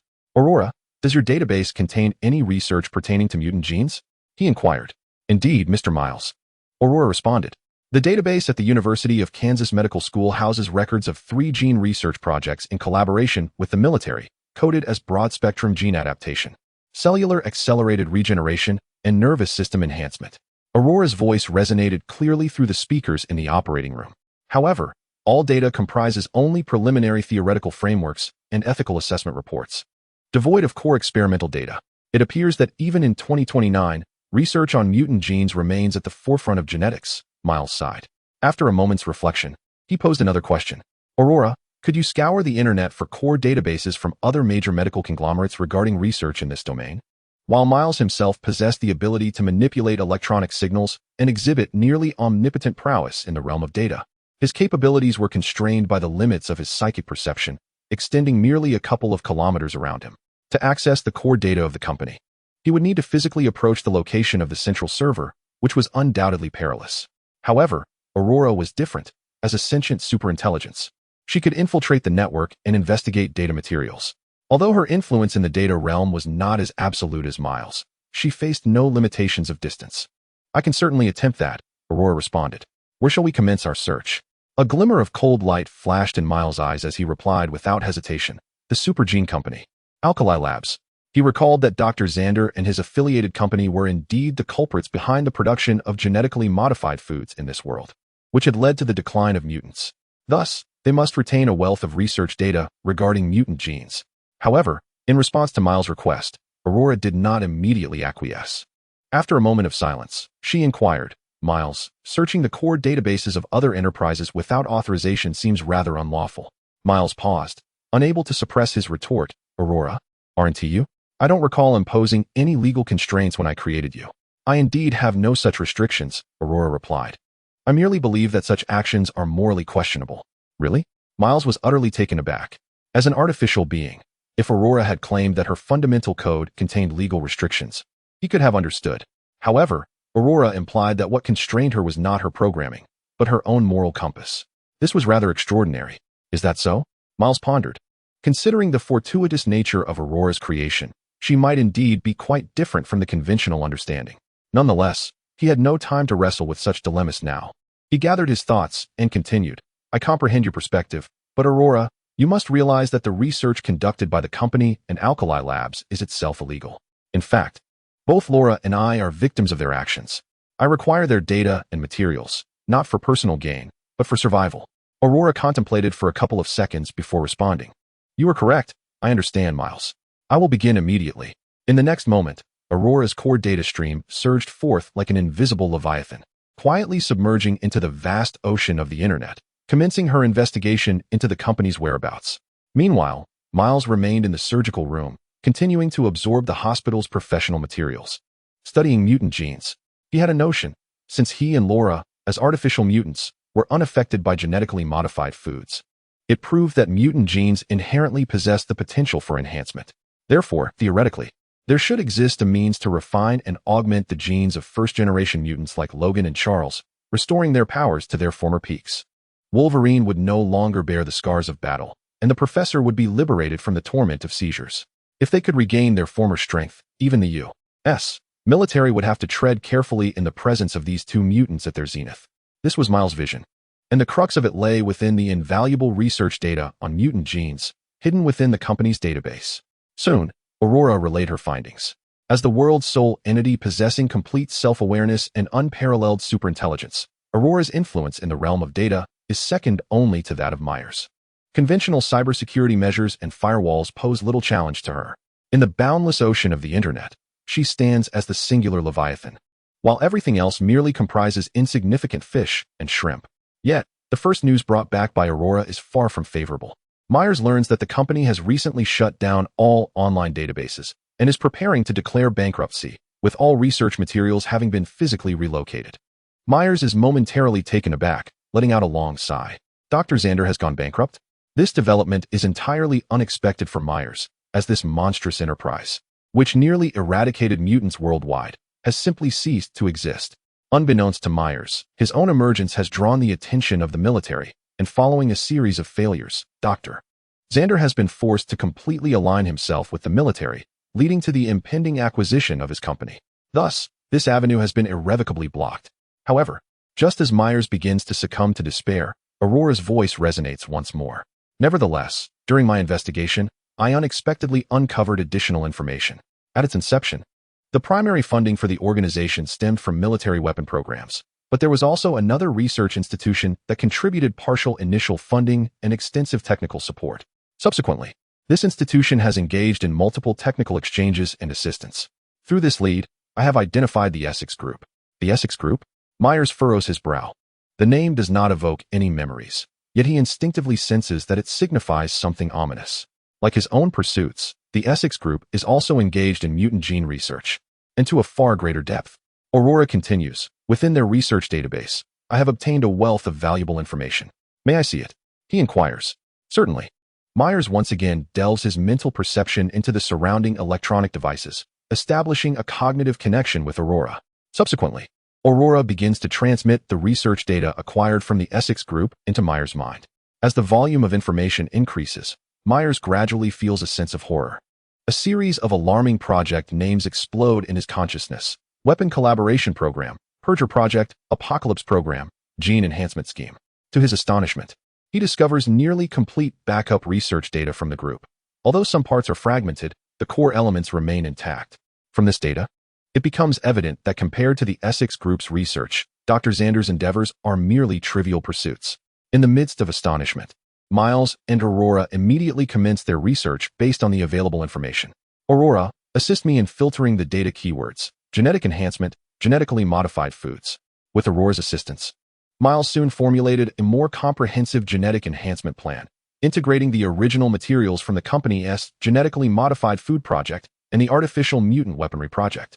A vague concept gradually crystallized in his mind: mutant enhancement serum. The principle of this concept lay in extracting genetic samples from artificial mutants like Miles and Laura, who were unaffected by genetically modified foods, and conducting reverse engineering to create a serum that would enhance mutant genes, thereby restoring the full vitality of their genetic makeup. Moreover, the convenience of the situation was that Miles and Laura were indeed genetic clones of Charles and Logan, boasting the highest degree of genetic compatibility. Thus, if all went according to plan, the success rate of this proposal was exceedingly high, and results would likely manifest swiftly. With this thought, Miles resolutely declared, Laura, take me out. I must meet Dr. Lyde. Before long, Laura wheeled Miles to the presence of Dr. Lyde. Dr. Lyde, I require access to the foremost genetic laboratory at the medical school, Miles earnestly requested. Dr. Lyde sighed, responding with resignation, I suppose even if I wished to oppose, it would be of little consequence, wouldn't it? After a moment of contemplation, Miles sincerely said, "I apologize." Dr. Lyde gazed into Miles's eyes, gently shaking his head, and then quietly murmured, "Room 66160, the west wing of the Wolt Laboratory. It's not far from the west entrance." Miles was taken aback, looking at Dr. Lyde. "I will inform the staff there to vacate the laboratory beforehand, so you will not receive any professional assistance," Dr. Lyde continued. "Of course, should you encounter anyone else, I will not acknowledge having directed you there." Miles fell silent for a moment before saying, "Thank you, Dr. Lyde." "You're welcome," Dr. Lyde replied softly. "We must also express our gratitude to you, Miles. Thank you for understanding our predicament. If circumstances were different, I believe I would have quite liked you as a kind-hearted child. Good luck, Miles." Within a short span of time, Miles and his companions arrived at the west wing of the Wolt Laboratory. The west wing of the Wolt Laboratory, one of the most pivotal research laboratories at the University of Kansas Medical Center, alongside the East Wing, provided laboratory and office space for numerous cutting-edge medical research projects, boasting a well-equipped reserve of genetic engineering materials and facilities. It was also the ideal venue for Miles to bring his audacious concept to fruition. "Aurora, let us begin." Miles, seated in his wheelchair, slowly entered the laboratory. Under his command, the equipment within the lab began its self-diagnostic checks, transitioning into operational mode. As the machinery whirred to life, Miles approached the central large screen, which illuminated automatically at his gaze. With Aurora's assistance, data from the Essex Group's database was systematically imported, cascading onto the screen in a dazzling waterfall of information. "Aurora, construct a three-dimensional model of the gene enhancement program and compare it with my genetic sequence to isolate the critical stable segments. Retrieve the original gene maps from the artificial mutant weapon project for comparative sequencing," he instructed, clarity resonating in his voice. Logan, standing nearby, observed Miles's nearly frenzied enthusiasm and couldn't help but interject, "Miles, aren't you going to take off that strange apparatus from the back of your head? Perhaps later." Miles replied without turning, "Removing it would require a recovery period, and my current research is of greater significance." Thus, Logan refrained from further commentary. The laboratory was enveloped in the hum of various instruments at work, creating an atmosphere that was both tense and orderly. However, not long after the research commenced, Aurora's voice suddenly pierced the air, accompanied by a rapid alarm echoing in Miles's mind. "Miles, be cautious." To the southeast, a 64 Apache military helicopter is approaching at high speed, expected to arrive within 10 minutes. Chapter 15. The Eradicator outside the University of Kansas Medical Center. In the southeastern skies, a 64 Apache armed helicopter soared like a hunting falcon, cutting through the howling winds and blazing sunlight, rapidly nearing the experimental building. Inside the cockpit, the pilot was finalizing confirmations with the ground command center via the communicator. "This is Storm 1. I have reached the target area overhead." Ready to. Before he could complete his sentence, all the instrument panels in the cockpit suddenly went dark without warning. With a piercing crackle of electricity, the radar screen fizzled into static, leaving only the busy tone on the communicator, and even the emergency lights within the cockpit began to flash erratically. "What is happening? Are we under attack? We've lost control. The aircraft is descending. Damn it. The hydraulics have failed. The autopilot is gone." Amidst the terrified screams of the pilot and co-pilot, the approaching helicopter, like a bird with broken wings, spun wildly as it plummeted towards the ground. Boom! A massive, fiery orange explosion erupted, sending thick black smoke billowing into the sky, darkening half the heavens. On the ground, beside a sleek black utility vehicle, General Lake stood with binoculars in hand, calmly admiring the breathtaking scene before him. To be candid, he lowered the binoculars and remarked, "If I hadn't witnessed it with my own eyes, I would find it hard to believe that this world has given rise to mutants capable of directly manipulating electronic devices." His tone revealed no trace of surprise at the aircraft's crash. Rather, it exuded an excitement akin to that of a hunter discovering a rare trophy. He became even more formidable as Dr. Xander, filled with trepidation, murmured to himself. Although General Lake had not required his involvement in this operation, he had reluctantly consented to Dr. Xander's persistent requests, allowing him to accompany in order to witness the current extent of their evolution. The outcome was indeed as he had anticipated. The crash of a helicopter should suffice to alert those old-timers.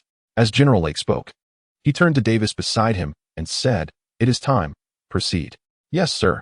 Davis saluted respectfully to General Lake, then removed his crisp officer's uniform, revealing a soldier's vest that hugged his muscular frame. "Mr. Davis, do you find your attire cumbersome?"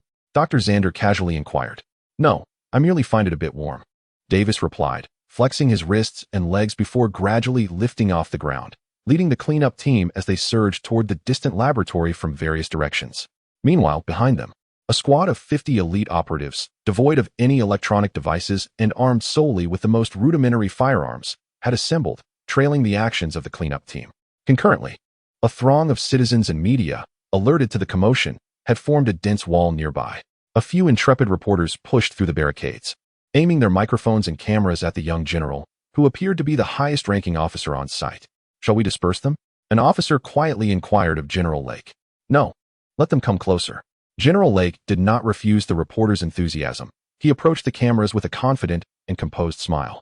"Ladies and gentlemen, I am Major General John Lake, Director of the Special Projects Division of the United States Northern Command." His voice resonated clearly through the reporters' microphones, reaching everyone present. "We have received credible intelligence indicating that a group of extremely dangerous terrorists is lurking within the University of Kansas Medical School, plotting a terrorist attack against civilians. For the safety of the American people, we have both a responsibility and an obligation to take the most decisive action." He continued, "I urge all of you, if you or your family and friends are currently near the medical school, please evacuate promptly to avoid injury." "General," a reporter immediately pressed, "can you provide more specific evidence? Why has the military responded instead of the National Guard? What transpired with the helicopter that met its demise? Did the opposing side possess heavy artillery?" In response to a barrage of incisive inquiries, General Lake maintained his composure, deftly sidestepping all sensitive questions under the pretext of military confidentiality, ultimately addressing the camera with a resonant declaration. "To the terrorists concealed within the medical school, should you hear my words, I implore you to surrender voluntarily to avert unnecessary conflict." "General," another journalist inquired loudly, "did someone just fly out of your vehicle? Are they mutants?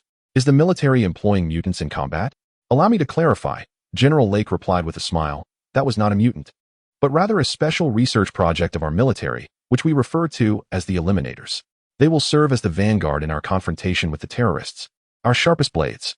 In the laboratory, Miles gazed intently at the central screen displaying General Lake's handsome, yet chilling visage, etching it deeply in his memory.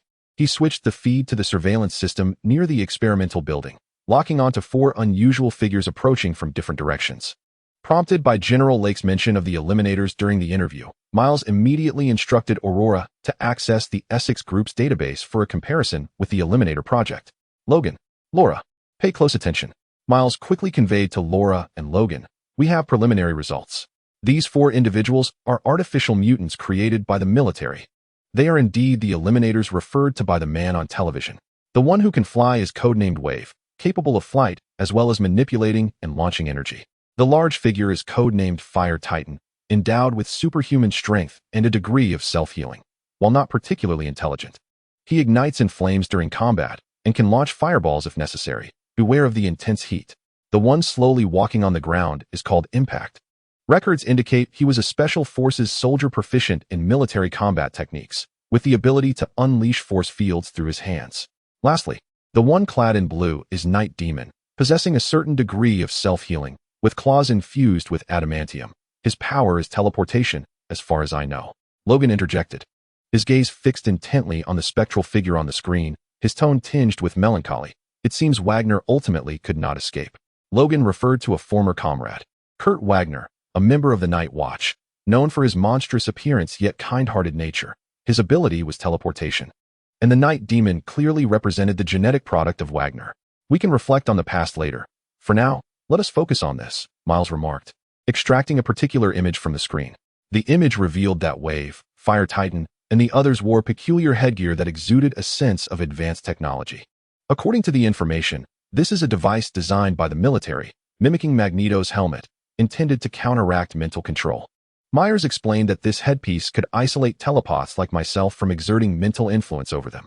While its efficacy may not match that of the original Magneto helmet, my telepathic abilities are also considerably inferior to Charles's. So, what you imply is that if we find an opportunity to dismantle that wretched device, your powers will be able to manifest? Logan grasped the essence immediately. Indeed, Myers nodded. Although I suspect that as genuine combatants, their willpower is quite formidable. I believe that if I exert my abilities to their fullest extent, I should be able to temporarily disrupt their actions. What you need to do is seize this opportunity to eliminate them. With the tactical arrangements complete, Logan could not help but inquire, Myers, how much longer does Charles need? Charles has just undergone surgery and requires at least 2 more hours of critical observation to be out of danger. Myers gritted his teeth and added, moreover, I have a crucial experiment to conduct. Damn it. These fellows are arriving faster than expected. If only I had another day. What exactly is your experiment? Logan couldn't help but ask. It's a serum to enhance mutants, Myers replied. If successful, it could cure Charles's epilepsy and restore you to your prime. Logan paused for a moment. He gazed at Myers's pale and weary face, remained silent for a long while, and ultimately shook his head. Prepare it for Charles. He said slowly, I do not require this. Having spoken, he glanced once more at the surveillance screen showing the positions of the 4 individuals and walked out in silence. Boom! With a deafening crash, the fiery giant charged forward, smashing through the gates of the laboratory courtyard. His enormous, flame-ensconced form barreled into the domain of the laboratory like an out-of-control tank. However, what awaited him was an even more ferocious roar of a beast. Roar! A shadow surged forth from the darkness, its visage twisted and menacing. Disregarding the intense heat emanating from the massive figure, it lunged, claws aimed at the opponent's chest, only to be intercepted by the fiery giant's arm. The blade pierced flesh, and the blood that spilled was instantly vaporized by the searing temperatures. The 2 monsters locked eyes, each recognizing the savage intent to kill mirrored in the other's gaze. Almost simultaneously, a cloud of blue smoke materialized in the corridor outside the laboratory, and a blue figure gracefully descended to the ground. As Nightcrawler steadied himself, he swiftly raised his hand. Clang! He deflected Laura's surprise attack as she descended from the ventilation shaft with his steel claws. Sparks flew as the adamantium clashed, sending vibrations through the air. He spun his body, and with his other claw, he swept towards Laura's waist. In the face of Nightcrawler's assault, Laura executed a forceful flip in midair, her toes briefly touching the wall, allowing her to land nimbly several meters away. 2 individuals steadied themselves, initiating a silent confrontation. Yet another wolf cub. The night demon gazed upon Laura's youthful visage, a glimmer of malevolence igniting within his demonic yellow eyes. Come, little one, allow me to indulge you in a delightful game. At the pinnacle of the laboratory, Lightwave Davis, akin to a meteor, shattered the glass facade as he surged inside. However, scarcely had he regained his footing when he was suddenly greeted by the low, ominous hum of machinery in motion. A colossal robotic arm, designed for precision tasks, abruptly activated, its hefty metal appendage descending upon Lightwave with an alarming swiftness that belied its size. Davis's pupils constricted, his body instinctively soaring upward just in time to narrowly evade the strike. Yet, that was merely the beginning. From the opposite side, a high-pressure nozzle seized the opportunity, unleashing a jet of pale, caustic liquid aimed squarely at him. Damn it! Davis urgently unleashed a searing energy shockwave, vaporizing the acid midair into a pungent mist. At the rear entrance of the laboratory, the sound of heavy footsteps halted abruptly. Before him stood old Logan, a grave expression etched upon his face as he regarded Davis. Looks like I was right. You are indeed the most dangerous presence here, Logan muttered to himself, sensing the latent threat emanating from his adversary. Boom. Outside, commotion gradually erupted, indicating that Logan and his companions had engaged the enemy. In that moment, the vast laboratory was left with only Miles, seated alone in his wheelchair, and Charles, still unconscious on the hospital bed. I believe those individuals are likely targeting me, Miles spoke softly. You are correct, Miles, came Aurora's voice from the tablet by his side. Based on my logical deductions, General Lake's true objective is indeed you, for your abilities are exceedingly unique. No nation or faction would remain indifferent upon learning of your existence. So you can see it too? Miles chuckled softly, while simultaneously manipulating the electronic apparatus on the laboratory's top floor to hinder Lightwave's movements. He continued, Aurora, listen to me. If we fail to stop them this time, I will ensure Logan and Charles's safety to the best of my ability. After that, I will leave the ensuing matters to you. Chapter 16. The siege in the courtyard of the laboratory, 2 roaring beasts engaged in the most primal and bloody of battles. Roar. The fire giant bellowed, its fists, ablaze like molten lava, crashing heavily against 24's face. The intense heat instantly seared the flesh there into charred remains, releasing a hissing vapor. 24's head jerked backward, yet his body did not retreat an inch, as if that visage were not his own. He was oblivious to the concept of a headband or the essence of commands. All he comprehended was that the formidable figure ablaze before him was an adversary. Ignoring the excruciating pain and charred flesh upon his visage, his steel claws plunged with increased velocity into the chest of the fire giant, and with a fierce tug, he tore through. In an instant, 3 gaping wounds were rent open, and scalding blood gushed forth, transforming into a searing mist that dispersed into the air. Just as the 2 monstrous beings lunged ferociously at one another once more, the muffled crack of gunfire pierced the chaotic battlefield. Bang! Bang! 2 specially crafted large-caliber armor-piercing rounds struck true into the body of 24, the immense force abruptly halting his forward momentum and sending him staggering sideways. His steel claws embedding themselves into the ground. He swiftly turned his gaze to the other side. Not far away, on the cobblestone path, over a dozen soldiers clad in specialized combat uniforms had their weapons trained on him, steadily closing in. In that fleeting moment of distraction, the fire giant seized the opportunity, its colossal form advancing with surprising agility as it enveloped 24's waist in a tight embrace. With a resounding roar, its muscles bulged instantly, the flames illuminating to a blinding intensity as it exerted all its strength to hoist 24 above its head, then forcefully slammed him down into the ground. Boom! The cement surface yielded, forming a shallow crater, while 24's expression contorted in agony, his body convulsing unnaturally within the pit. As he attempted to rise once more, the fire giant pressed a hand firmly upon his head. Subsequently, flames erupted along the entirety of the giant's arm. The searing agony of the flames compelled even this beast, 24, to emit a heart-wrenching cry. The target had been temporarily subdued. General Like's reinforcements arrived promptly, having fully secured the perimeter of the medical academy. One of the team members observed the creature in the pit, then glanced at the towering inferno beside it, clicking his tongue in disbelief at the monstrous spectacle. In the corridor, blue smoke flickered like specters, imbued with a peculiar blend of sulfur and ozone. The shadow of the night demon ebbed in and out of the smoke, seemingly in no rush to conclude the confrontation. More akin to a predator relishing a game of cat and mouse. Laura extended her claws, only to witness her foe dissolve into a wisp of smoke, then suddenly reappear behind her. In the next moment, the night demon's steel claws lunged towards her head. Realizing the enemy's intent, Laura spun around to defend, but struck nothing but air. The true assault originated from her left side. As the night demon's form contorted grotesquely in midair, its claws aimed directly at her ribs. Clang! The steel claws collided, sending sparks flying. Each of the night demon's strikes was cunning and lethal, relentlessly constricting the space behind Laura until her back pressed heavily against the cold alloy wall, leaving her with no avenue of escape. Little one, is that all you've got? The night demon mocked, extending its claws once more. Laura crossed her arms, barely managing to block the assault. Using the force of the blow, she agilely rolled to the side, attempting to escape the corner that had become her trap. However, a barbed blue tail suddenly lashed out from an inconceivable angle, striking her face with the ferocity of a viper. Ugh! Laura cried out in agony, her body collapsing uncontrollably to the ground, her ears ringing. Before she could regain her footing, the tail lightning fast coiled around her neck, tightening and lifting her slender form into the air, the sensation of suffocation gripping her throat. Upon closer inspection, "You are rather adorable," the night demon approached her, delicately tracing a sharp claw across Laura's cheek with a taunting demeanor, a trickle of blood seeping forth. Quite a delightful plaything. Outside the rear entrance of the laboratory, clang. Logan extended his steel claws, lowering his stance, his eyes fixated on the man before him, ready to charge. Then, he lunged forward, unhesitatingly propelling himself into the fray. Simultaneously, the man raised his hand. Without warning, an invisible force materialized, enveloping Logan in an instant. Old Logan felt as though he had collided with an unyielding wall. An unseen shockwave surged through his flesh, causing his insides to churn violently. His bones creaking under the pressure, he let out a muffled grunt. His momentum abruptly halted, leaving him frozen in place. Before he could regain his senses, the man had closed the distance, deftly grasping Logan's wrist, immobilizing him with perfect precision. His other hand, devoid of any warmth, pressed firmly against Logan's abdomen. Logan's pupils constricted in alarm. Boom!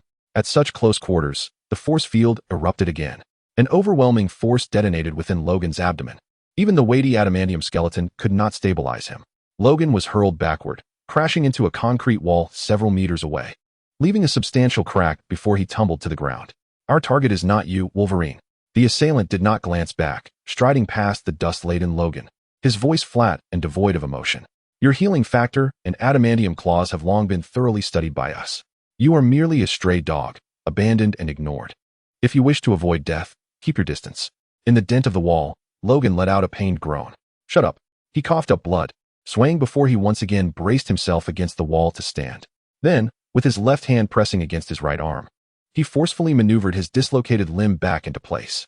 Shedder's ramblings had provoked the old wolf, who gritted his teeth and once again assumed an aggressive stance toward the man. Come again. Meanwhile, in the lobby of the experimental building on the first floor, Lightwave Davis kicked open the ajar wooden door, instantly spotting Miles seated in a wheelchair at the center of the hall. The young man seemed to have been waiting for him for some time. "Mr. Miles," Davis said, taking his time to make a move. He even adjusted his vest with a polite demeanor. "On behalf of my superior, General Lake, I extend my greetings. We come from the Northern Command of the United States, and after careful evaluation, we believe your abilities warrant adequate." "I refuse," Miles interrupted, lifting his head to fix him with a cold stare from his bloodshot eyes. "I detest you wretched scoundrels." Davis's smile faltered momentarily, then he sighed resignedly. Then there's nothing to be done. No sooner had he spoken than he charged toward Miles with great fervor. However, Miles merely observed him calmly. Under the manipulation of his abilities, the motor of his electric wheelchair roared to life, propelling him rapidly backward into a room at the end of the corridor, slamming the door shut with a resounding thud. With a hiss, a searing energy beam shattered the door lock, and the door was swiftly kicked open by Davis, who pursued relentlessly. Behind the door lay a narrow maintenance passage filled with pipes and wiring. Miles had already darted to the other end of the corridor. Davis followed closely, passing through a storage area cluttered with large machinery. Without hesitation, he raised his hand and unleashed a series of scorching beams, actively destroying the equipment that could potentially be of use. Boom, boom. Several precision instruments of unknown purpose erupted into fiery explosions. "Is this how you invite people?" Miles's mocking voice echoed from ahead, reverberating through the corridor.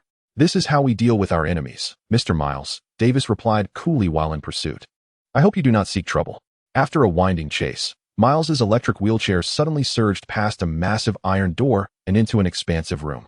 Davis, having chased him here, did not hesitate to follow. However, the moment he entered, an icy chill washed over him, filling him with an unsettling sense of foreboding. Clang! A dull thud resounded as the alloy door behind him slammed shut. Following that, the sound of several hefty metal bolts locking echoed, sealing the enormous iron door completely. Until that moment, Davis, observing the peculiar samples suspended around him and the devices connected by thick pipes, finally comprehended that he was within the low-temperature storage of a laboratory. Davis Connor, born in 1992, an active-duty officer and a product of the cleansing program, codenamed Lightwave, found himself confronting this formidable opponent. Slowly, with deliberate enunciation, Miles recited his information. Each word struck Davis's nerves like a cold nail. "Your ability is energy emission. You can produce destructively high temperatures within your body, akin to a miniature reactor." "This piques my curiosity," Miles remarked, lifting his head to reveal a sinister smile. "How do you typically endure the winter?" No sooner had he spoken than the refrigeration pipes lining the walls began to emit a low, ominous hum, and countless nozzles expelled a dense, white chill, causing the temperature in the room to plummet at a visibly rapid pace. Davis's expression shifted dramatically. He turned towards the recently sealed door and unleashed a powerful energy beam. Boom! The searing energy, capable of melting ordinary metals, struck the thick, specialized alloy door, leaving merely a charred mark. The German Linde Group's Model 1500 rapid freezing machine, currently the most advanced liquid nitrogen refrigeration unit in the world, renowned for its German quality and reliability. Miles chuckled softly at Davis, akin to a guide presenting an exhibit. "It can lower the temperature here to below -40 degrees in mere minutes." As the ambient temperature rapidly declined, Davis's demeanor grew increasingly grim. He sensed his own abilities spiraling out of control. "Can you guess what will happen to the high-temperature energy continuously generated within you in such an environment?" "Damn it!" Davis finally lost his composure, leaping towards Miles and seizing him by the throat, lifting him from his wheelchair. "Where did you obtain this information? Open the door. Do you wish for us both to perish here?" Suspended in midair, Miles's face reddened from oxygen deprivation, yet he displayed no hint of panic in response to Davis's accusations. Instead, he smiled mockingly, regarding the fierce man before him. "Spare me, Davis. You wouldn't dare to kill me." Miles's voice, strained from the pressure on his throat, emerged hoarse and distorted, each word seemingly forced through clenched teeth. "Let me guess, your commander, General Lake, has ordered you to capture me at all costs, correct? Given my fragility, you may even need to protect me when necessary."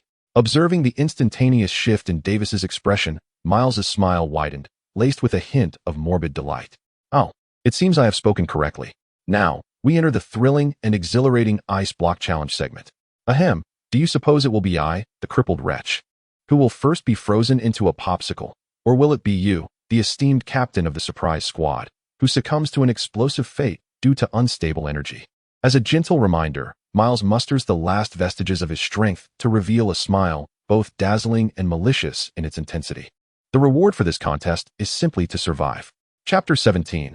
Laura in the corridor outside the laboratory. Laura found her neck ensnared by a long, barbed blue tail, the suffocating grip rendering her mind a blank slate. Ugh, she could feel the minute barbs scraping against her skin. Each struggle only deepened the pain. The night demon, with its cerulean visage, regarded her with a mocking and cruel gaze, as though it were admiring an amusing plaything.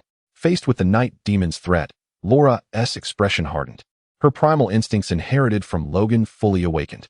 Suddenly, the little wolf opened her mouth wide, and, drawing upon every ounce of her strength, sank her teeth fiercely into the tail that resembled an iron whip. Hiss! The night demon gasped sharply, its tail recoiling as if scorched by fire, violently flinging Laura away. Bang!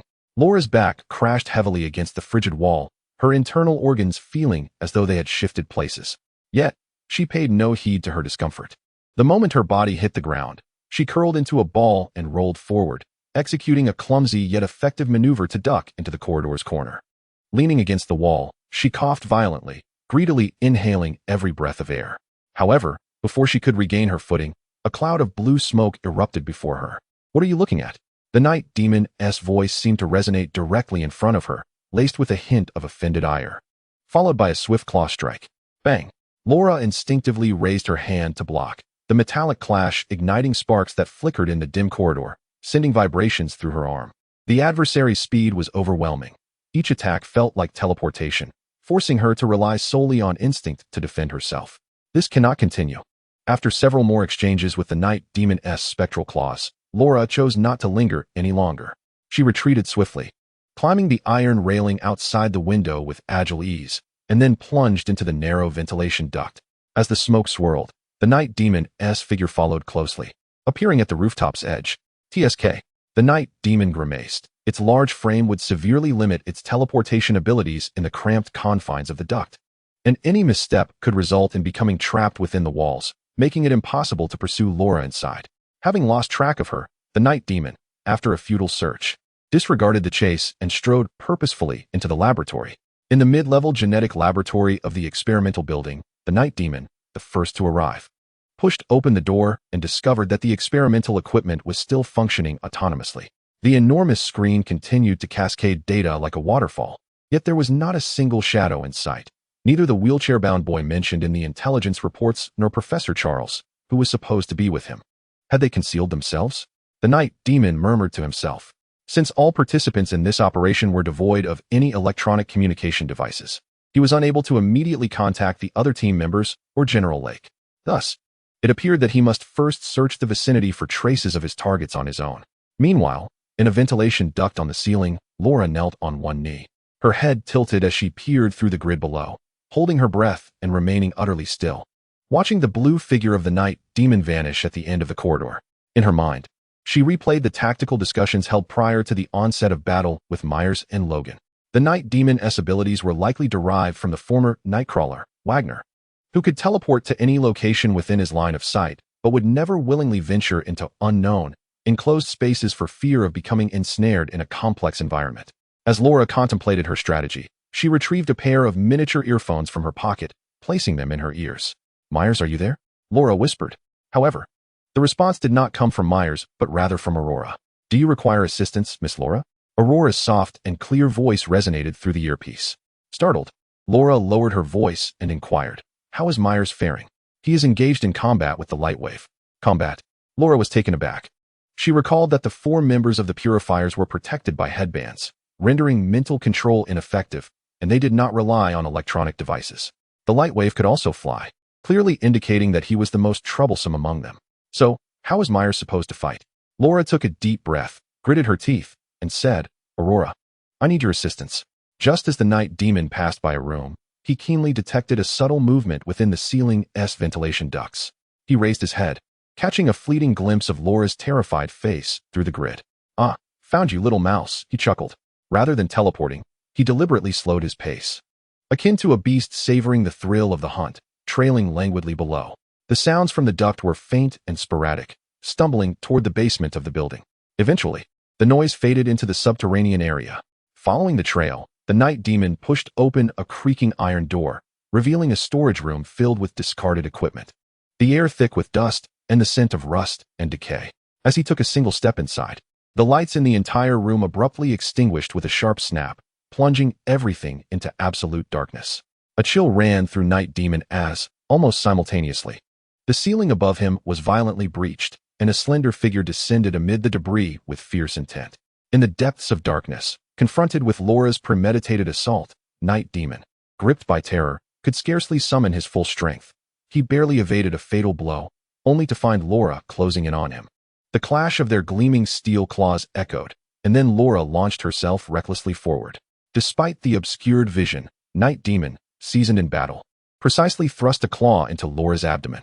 Yet, even as she endured the searing pain, Laura summoned all her might, her other claw striking mercilessly toward Night Demon's head. Instinctively, he tilted his head, narrowly avoiding the deadly swipe. But at that moment, Laura's claw snagged the silver mental control headband he wore, tearing it asunder. With a sharp clang, the shattered headband soared into the darkness, disappearing into the silence of the cluttered room. The disobedient spirit, having missed her strike, found herself weakened, impaled by Night Demon's claw. Suspended in the air, he gripped her neck tightly, lifting her from his talons, blood splattering around them. Night Demon fixed his gaze upon Laura, his dark yellow pupils swirling with the fury of having been deceived. Strangled and finding breath increasingly labored, Laura emitted a silent cough from her throat, then, with a hoarse and barely audible voice, whispered a name, Miles. In the next instant, Night Demon's body stiffened, followed by a muffled groan of agony as he tossed Laura to the ground, both hands clutching his head in torment. Miles' mind control had activated.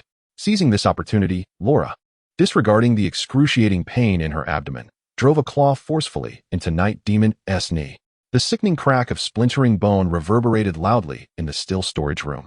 A chilling scream escaped Night Demon, a sound unlike any human cry, as the anguish jolted him momentarily from the mental onslaught, causing his body to collapse uncontrollably to one side. Laura granted him no respite. With precision, she severed his limbs, rendering him utterly incapacitated. Having accomplished her task, she finally succumbed to exhaustion, her back resting heavily against the cold wall as she gasped for breath. The wound in her abdomen began to heal slowly with each rise and fall of her chest.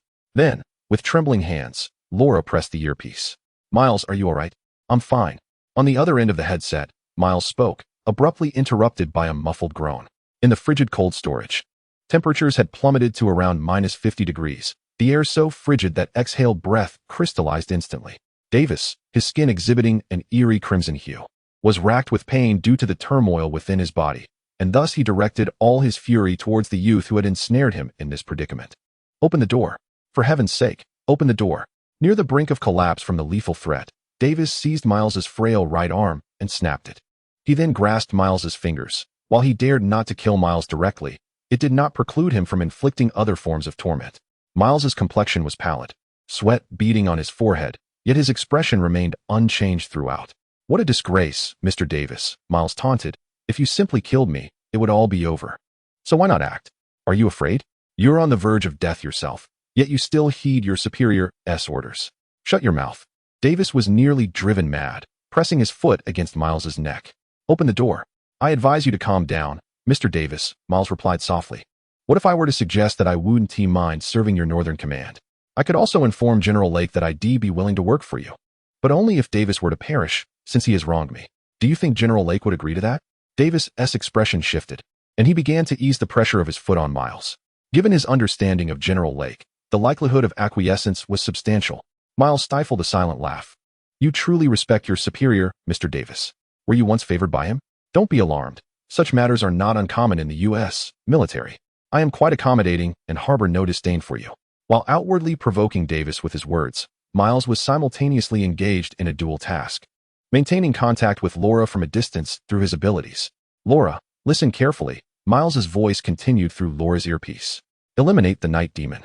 Then head to the side door where Charles is concealed in room 1034 within the emergency medical vehicle. Bring him with you through the side exit. Logan and 24 should be able to hold them off for a while. Once you are safe, take Charles to another hospital for post-operative care. Aurora will accompany you. Wait, Laura, what are you doing? In the basement, Laura switched off her headset. Miles's urgent and suppressed commands abruptly ceased. The world fell into silence, leaving only the sound of her heavy, erratic breathing. Her abdominal wound had begun to heal, and the young wolf cast a glance at the night demon, sprawled on the ground like a lifeless dog, slowly clenching her fist. She was unwilling to heed Miles's commands to flee with Charles. She could discern that Miles had no intention of leaving this place alive. He had always been this way. Due to his unstable mind, he often disregarded his own life, only recently becoming somewhat sane after encountering Mr. Charles. Alas, it had only been a few days, just a fleeting moment. Contemplating this, Laura approached the corner of the wall, hoisted a heavy wooden cabinet, and with all her strength, brought it crashing down upon the night demon's head. Bang! The night demon trembled, uttering not a sound before succumbing to unconsciousness. Subsequently, Laura seized his long blue tail and dragged him away as if he were a mere burden. Despite her training, the strength of a 10-year-old girl was still limited. Gritting her teeth, Laura resolutely pulled the night demon's tail, ascending the steps towards the hall, inch by inch. In the front yard of the laboratory, the severely injured and unconscious 24 had been retrieved by military personnel using specialized restraints, supplemented with a unique anesthetic. The fire giant, having endured a battle with 24, sat nearby, eyes closed in rest. His considerable weight and energy-consuming abilities necessitated a brief respite, leaving the subsequent tasks to others. All was in order, smoother than anticipated. A young soldier wiped the sweat from his brow, ready to breathe a sigh of relief. No time for chatter. Prepare to enter the building. The general's orders are to capture all targets alive, the captain commanded. Just as they turned towards the entrance of the laboratory, a rustling, dragging sound emanated from within. A blood-soaked little girl emerged, dragging a man's blue tail step by step from the staircase. The man was none other than their comrade, one of the members of the Eradicator team, the Night Demon. Instinctively, everyone raised their weapons, aiming at Laura. Yet they remained cautious and refrained from attacking outright. The sight before them was too bizarre, a bloodied little girl dragging an equally injured and unconscious superpowered operative, standing defiantly before a group of armed soldiers without a trace of fear. "Girl, don't move," someone commanded. "Let him go, raise your hands, and then crouch down." Laura remained unfazed, coldly regarding them, halting a few meters away, each step leaving a dark crimson footprint on the ground. Amidst the soldiers' bewildered gazes, two sharp steel claws suddenly emerged from the back of one of Laura's hands, unhesitatingly pressed against the night demon's temple. "Don't move," the little girl exclaimed sharply. "Step back, otherwise I will kill him." This was Laura's resolve. This little girl intended to use her hostage to save them all. The soldiers exchanged glances, momentarily rendered speechless by the presence of a mere child. Lacking communication devices, they were unable to contact their command, and the situation before them had wholly surpassed the parameters outlined in their mission briefing. While the objectives of the task were undeniably significant, the status of the Eliminator members held a unique position within the military hierarchy, leaving them uncertain about how to proceed in such an unprecedented scenario. Fortunately, this predicament did not endure for long. Merely seconds later, another figure leisurely entered through the side door of the laboratory building. The man codenamed Impact approached the group, casually discarding the bloodied and barely conscious old wolf, Logan, onto the ground as though he were discarding a bag of refuse. Witnessing this, Laura's body jolted, and she instinctively bit down hard on her lip, drawing blood without even noticing. Before her, Impact disregarded the semi-conscious Logan on the floor and directed his calm gaze towards her. Behind the man, dozens of fully armed figures raised their weapons, aiming at her head. Chapter 18. The transaction. The atmosphere in the laboratory's hall was chillingly tense. Impact, Elias Vance, advanced towards the diminutive girl who held the hostage at claw's point, uttering not a word. Each step he took was deliberate and powerful, exuding a soldier's characteristic aura of intimidation. He slowly raised his hand. The air before his palm began to warp, light refracting under an invisible force, as particles of dust were instantaneously reduced to nothingness. It was evident that his target was Laura, while the hostage, Night Demon, in her grasp seemed not to factor into his calculations. Just as he was about to act, a somewhat feeble, yet unmistakably clear voice resonated from the surround sound system throughout the hall. "Stop!" Impact's motion abruptly faltered, the energy in his palm remaining unspent, merely paused in its accumulation. He halted, his gaze slicing through the hall, ultimately locking onto a speaker in the corner of the ceiling, his tone tinged with curiosity. "Mr. Myers?" The voice of Elias Vance, Mr. Myers, continued with measured calmness, as if reading from a dossier. Former Private First Class of the U.S. Army Delta Force. Severely injured in a terrorist attack involving mutants, subsequently retired. Later invited by the Northern Command's Special Projects Division to join the Eliminator program, codename Impact. Despite the verbatim recitation of his file, Impact's expression remained devoid of any extraneous emotion. He even relaxed his previously charged hand, allowing the suffocating force field to dissipate. Upon hearing Myers' voice, Laura's expression shifted, and she quickly began to realize the ominous implications of the situation. It appeared that the Department of Defense's military firewall was not as impenetrable as they had claimed. Impact Elias calmly responded, Mr. Myers. Since you are willing to engage with us directly, I surmise you may have come to some conclusions. I shall refrain from indulging in superfluous words. Miles's voice resonated with an undeniable tone of command, demanding, I wish to speak with General Lake. Now, immediately, Elias shook his head, a hint of disappointment in his demeanor. I regret to inform you, Mr. Miles, that we are not equipped with any electronic communication devices for this operation. I trust you can comprehend the situation. If you truly desire to converse with our superior, you must first reveal your true self and cooperate with our actions. Faced with Elias's impenetrable official rhetoric, Miles emitted a dry, mirthless laugh, which echoed through the vast hall via the loudspeakers, grating like metal scraping against metal. In the next moment, the enormous LCD screen in the center of the hall flickered and abruptly illuminated. Within the blinding white light, the scene of a cryogenic storage facility came into sharp focus for all to witness. On the screen, a man lay rigid on the ground, his body cloaked in a thick layer of frost, his skin exhibiting an unnatural purplish hue. It was Davis, his chest barely rising and falling, seemingly devoid of any signs of life. Miles leaned against the icy metal wall nearby, his own body frozen and immobile, his arms contorted at unnatural angles, evidently fractured.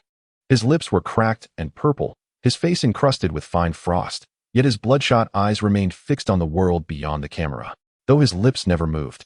That frigid voice resonated precisely through the hall's speakers. This is the laboratory's liquid nitrogen storage facility, with a current temperature of -73°C. His tone was as monotonous as a weather report. Davis is nearing his end, and I am not far behind. Perhaps I can hold on for another 2 minutes? A minute? Who knows?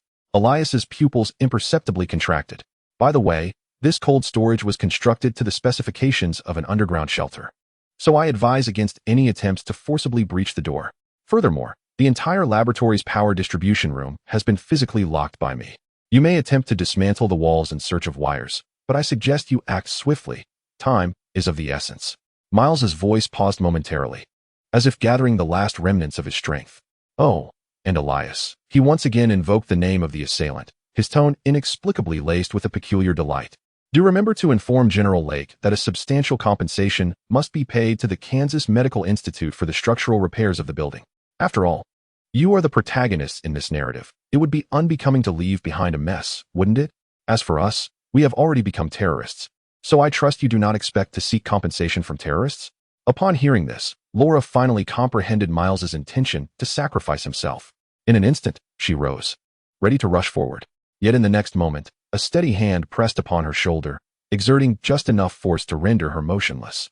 Unbeknownst to her, the onslaught had reached her side, maintaining its grip on Laura while its gaze remained fixated on the screen. Simultaneously, Laura's heart echoed with the feeble yet compelling voice of Myers. Laura, comply. She clenched her teeth, her form trembling as she ceased her struggle. Falk cursed Elias under his breath, his expression dark as night. Faced with Myers' threat to his own life, Elias felt as if he were not confronting a mere child, but rather the most ferocious and reckless of zealots. Yet, they could not afford to disregard this perilous situation. Thus, Elias gritted his teeth and cast a glance towards the squad leader of the troops. The soldier immediately comprehended the unspoken command, turning silently and hastily exiting the hall. Before long, he returned, carrying a cumbersome olive green briefcase. Upon opening it, they discovered an antiquated military satellite phone, its antenna robust and imposing. This apparatus was their last resort for emergencies when communication had been entirely severed. In their anticipation, they had assumed that should Myers resist to the bitter end, this device would remain redundant. However, if he were to cooperate, they could swiftly reach General Lake through this phone. Elias had not intended to reveal this trump card so soon, hoping to extract further concessions from Myers. Yet, Myers defied all expectations. seemingly having accurately gauged their limits from the very beginning, impervious to both threats and persuasion. The circumstances suggested that either this youth was a master of psychology and negotiation, or he was simply a genuine madman, unyielding and ruthless, fierce towards his adversaries, yet even more so towards himself. Elias grasped the satellite phone, expertly powering it on and dialing the numbers. After a series of proficient maneuvers, the call connected, and they successfully reached General Lake, who was several kilometers away in the city. The hall fell into an eerie silence, all eyes converging upon the small device. After quickly assessing the situation, General Lake's steady voice resonated through the phone. "Mr. Myers, what is it that you desire?" His tone was calm, yet laced with an unexplainable sharpness. "I have but one request." Myers' voice echoed clearly through the speaker. "Release Logan and the others." There was a 3-second pause on the other end, followed by General Lake's voice once more. "To be candid, I find myself in a difficult position, Mr. Myers.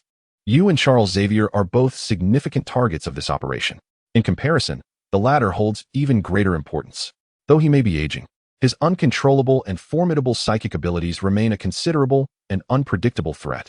I do not believe it is a prudent choice to place a nuclear bomb, capable of detonating at any moment, into the hands of a young girl and allow her to run amok." The general spoke with an air of finality, as if presenting a cold statement rather than engaging in negotiation. Yet, Miles on the screen seemed utterly oblivious, offering no rebuttal. He simply stared intently through the camera with bloodshot eyes, fixated on the situation and the phone in the hands of the assailant. In less than a minute, a layer of frost had thickened on his face, his eyebrows now encased in white. The youth's intent was unmistakable. He would wait for death, if necessary. An oppressive silence enveloped the hall, the knuckles of the assailant's hand gripping the phone turning pale, his expression dark as soot. The soldiers behind him remained motionless, yet the taut lines of their muscles betrayed their anxiety. Laura's gaze drifted from the screen to the unconscious Logan, slowly bowing her head to conceal her face with her hair, obscuring her expression. Time seemed to freeze. After what felt like an eternity, a long sigh finally emanated from the phone. "Very well, Mr. Miles, you have won." General Lake's voice bore a hint of the human emotion of irritation. Upon hearing the general's response, Miles's eyes on the screen blinked slowly, akin to a rusted gate creaking open. "Prepare a vehicle for Laura to take Logan and Charles. You are forbidden to follow or impede me in any manner. I shall slightly increase the temperature here to ensure that when you arrive, I still have breath left. Half an hour after they depart, I will open this door." Miles's voice resonated from the speaker, delivering his final ultimatum. "Preparing the vehicle is no issue." General Lake's tone regained its earlier composure. "But who will drive?" "Only that young girl. How will she manage to carry 2 half-conscious adults?" "Wait until Logan wakes up," Miles replied. "The old wolf will awaken. It merely requires some time." "I'm afraid I cannot wait that long." General Lake's voice seemed to carry a light chuckle. "My schedule is quite full. I have no time to wait for our legendary hero to awaken naturally." He paused momentarily before directing another order to someone nearby. "Dr. Xander, stop standing idly. Go do something." Shortly after, a man clad in a white lab coat and glasses hurriedly approached, flanked by several soldiers. He cast a glance at Miles's plight on the large screen, then looked down at the barely conscious Logan, shaking his head with a sigh. Is this truly the legendary Wolverine? What a starkly mundane conclusion. Dr. Xander harbored complex feelings towards Logan, primarily because his father was one of Logan's creators, and also the man Logan had killed. Thus, for Logan, he represents both a significant legacy left by his father and the embodiment of his paternal nemesis. Simultaneously, it is Logan's very existence that profoundly compels Dr. Xander to acknowledge the chaos and uncontrollability inherent in the existence of mutants, thereby solidifying his resolve to pursue research into genetically modified food, ultimately aiming to eradicate mutants at their very source. Of course, he is now an agent of the military. "Awaken, Logan," Dr. Xander murmured to himself as he crouched down, retrieving a syringe filled with a luminescent green liquid from a metallic briefcase he carried. This high-concentration cellular activator had been expressly prepared for mutants like you. I hope your body can withstand such intense stimuli. Without hesitation, the needle plunged into Logan's neck. Soon, the serum took effect. The once dormant healing factor within Logan was forcibly activated, and his grotesque injuries began to mend and heal. Even his heart resumed a vigorous rhythm. Moments later, Logan's body jolted, roused from his stupor. A roar escaped him. Awakening, Logan bellowed fiercely, muscles taut, instinctively ready to lunge at his adversaries. Yet, at that moment, he heard Miles's voice echoing within his mind. "Stop. I beg you. Logan, take Laura and Charles and leave." Logan's steps faltered, gaining clarity, he surveyed his surroundings. First, he spotted the imposing Elias before him, surrounded by the encircling military. Then his gaze fell upon Laura and the unconscious Nightcrawler behind him. Finally, his eyes were drawn to the gigantic screen where Miles resembled a frozen corpse. Gradually, the reality of the situation dawned upon him. "Mr. Miles has made a deal with us," Elias informed Logan. "He exchanged himself for your safety, Mr. Logan, so you may now leave with the girl and Charles." "Damn it." Logan glared fiercely at Elias, his claws instinctively extending, veins bulging in his arms, clearly on the brink of losing control once more. However, moments later, he resolutely turned away, retracting his claws, and grasped Laura firmly. "We're leaving." Laura stumbled as he pulled her, her feet seemingly anchored to the ground, turning her head to fixate on the colossal screen. It was not until Logan had dragged her several paces that she suddenly broke free with a vigorous struggle. Shouting towards the screen, Miles. Her piercing cry reverberated through the silent hall, and no one else uttered a sound. The boy on the screen remained still, encased in frost, motionless and unresponsive. Perhaps he chose not to speak, or perhaps he truly lacked the strength to do so. Half an hour later, the heavy alloy door of the low-temperature cold storage creaked open with an unsettling screech. "Hurry, be careful, these two are on the brink of death." The paramedics, who had long been on standby, rushed in with a stretcher, gingerly lifting the nearly lifeless Miles and Davis out. The frost-coating Miles was so thick that his original clothing color was obscured, save for a faint rise and fall at his chest. Dr. Xander stepped forward briskly, signaling the paramedics to halt. He accepted a collar from his assistant, a metallic device adorned with a blinking red light. This collar, known as a mutant suppressor, was specifically designed to inhibit the unique abilities of mutants, primarily utilized in prisons established for them, while also serving as a temporary containment measure for military and advanced research institutions. As Dr. Xander placed the collar around Miles's neck, a palpable sigh of relief swept through the surrounding crowd. The frail, paralyzed youth before them had exerted an immense pressure on their nerves. "At long last, we meet again." Zero. Dr. Xander leaned down, scrutinizing Miles's head with admiration and curiosity, as though appraising a rare treasure. For a researcher, Miles, with his ability to transform telepathy into electronic perception, represented an unprecedented and invaluable subject for study. In response, Miles merely shot him a weak glance before wearily closing his eyes. His physical condition had deteriorated to such an extent that he could no longer articulate words. His previous exchanges had been mere simulations of sound, facilitated by his mastery over electronic devices. Now, with his abilities suppressed and his hands broken, the only part of his body that remained mobile was his head. Seemingly aware of Miles's predicament, Dr. Xander chuckled lightly before leading his entourage away with their prize in tow. Minutes later, General Lake reappeared on Fox News. Confronted by a forest of microphones and blinding flashes of light, his lips curling into a confident, composed smile. The extreme terrorist, codenamed Zero, lurking among the populace, had been successfully apprehended. Victory belongs to the American military, to the great democratic republic. Amidst the accolades from the public and media, he boarded a military transport plane with his illustrious cleaners team, soaring into the sky under the gaze of the masses. On the interstate highway outside Kansas City, an inconspicuous pickup truck blended into the flow of traffic, heading towards the horizon. Inside sat 3 individuals, Logan at the wheel, Laura in the passenger seat, and old Charles in the back, surrounded by a bundle of medical supplies. Laura's gaze pierced through the rear window, watching the aircraft gradually diminish into a mere speck against the night sky, her clenched teeth trembling incessantly. "Have they taken off?" Logan, driving ahead, inquired softly. Laura managed to squeeze out a word through her gritted teeth. Silence enveloped the cabin once more. After a considerable pause, Logan hoarsely asked, "Where to next?" "North Dakota," Laura replied in a whisper. "Are you still unclear?" Logan's voice bore an uncontainable weariness. "The Eden does not exist. It is but a fabrication from comic tales. A deceit woven by Gabriella. There are no mutant paradises. You have witnessed this world. There is no refuge for us." Silence. Laura abruptly interrupted him, her voice sharp with agitation. "I am going to find them." "Find whom?" "Rick, Rebecca, and Delia." Laura enunciated each name through clenched teeth, her voice hoarse. "Then, we will rescue Myers." Logan fell silent, then pressed down on the accelerator. Meanwhile, at the University of Kansas Medical School, as the turmoil subsided, the staff began to clear the ravaged scene. Gazing at the battered laboratory building, Dr. Lead, the dean, was stricken with grief over the hospital's immense losses. Although the military had participated in the operation, they subsequently shifted the responsibility of compensation to the insurance company. Yet, 99% of Americans knew that insurance companies primarily sold policies, and whether they would actually pay out was another matter entirely.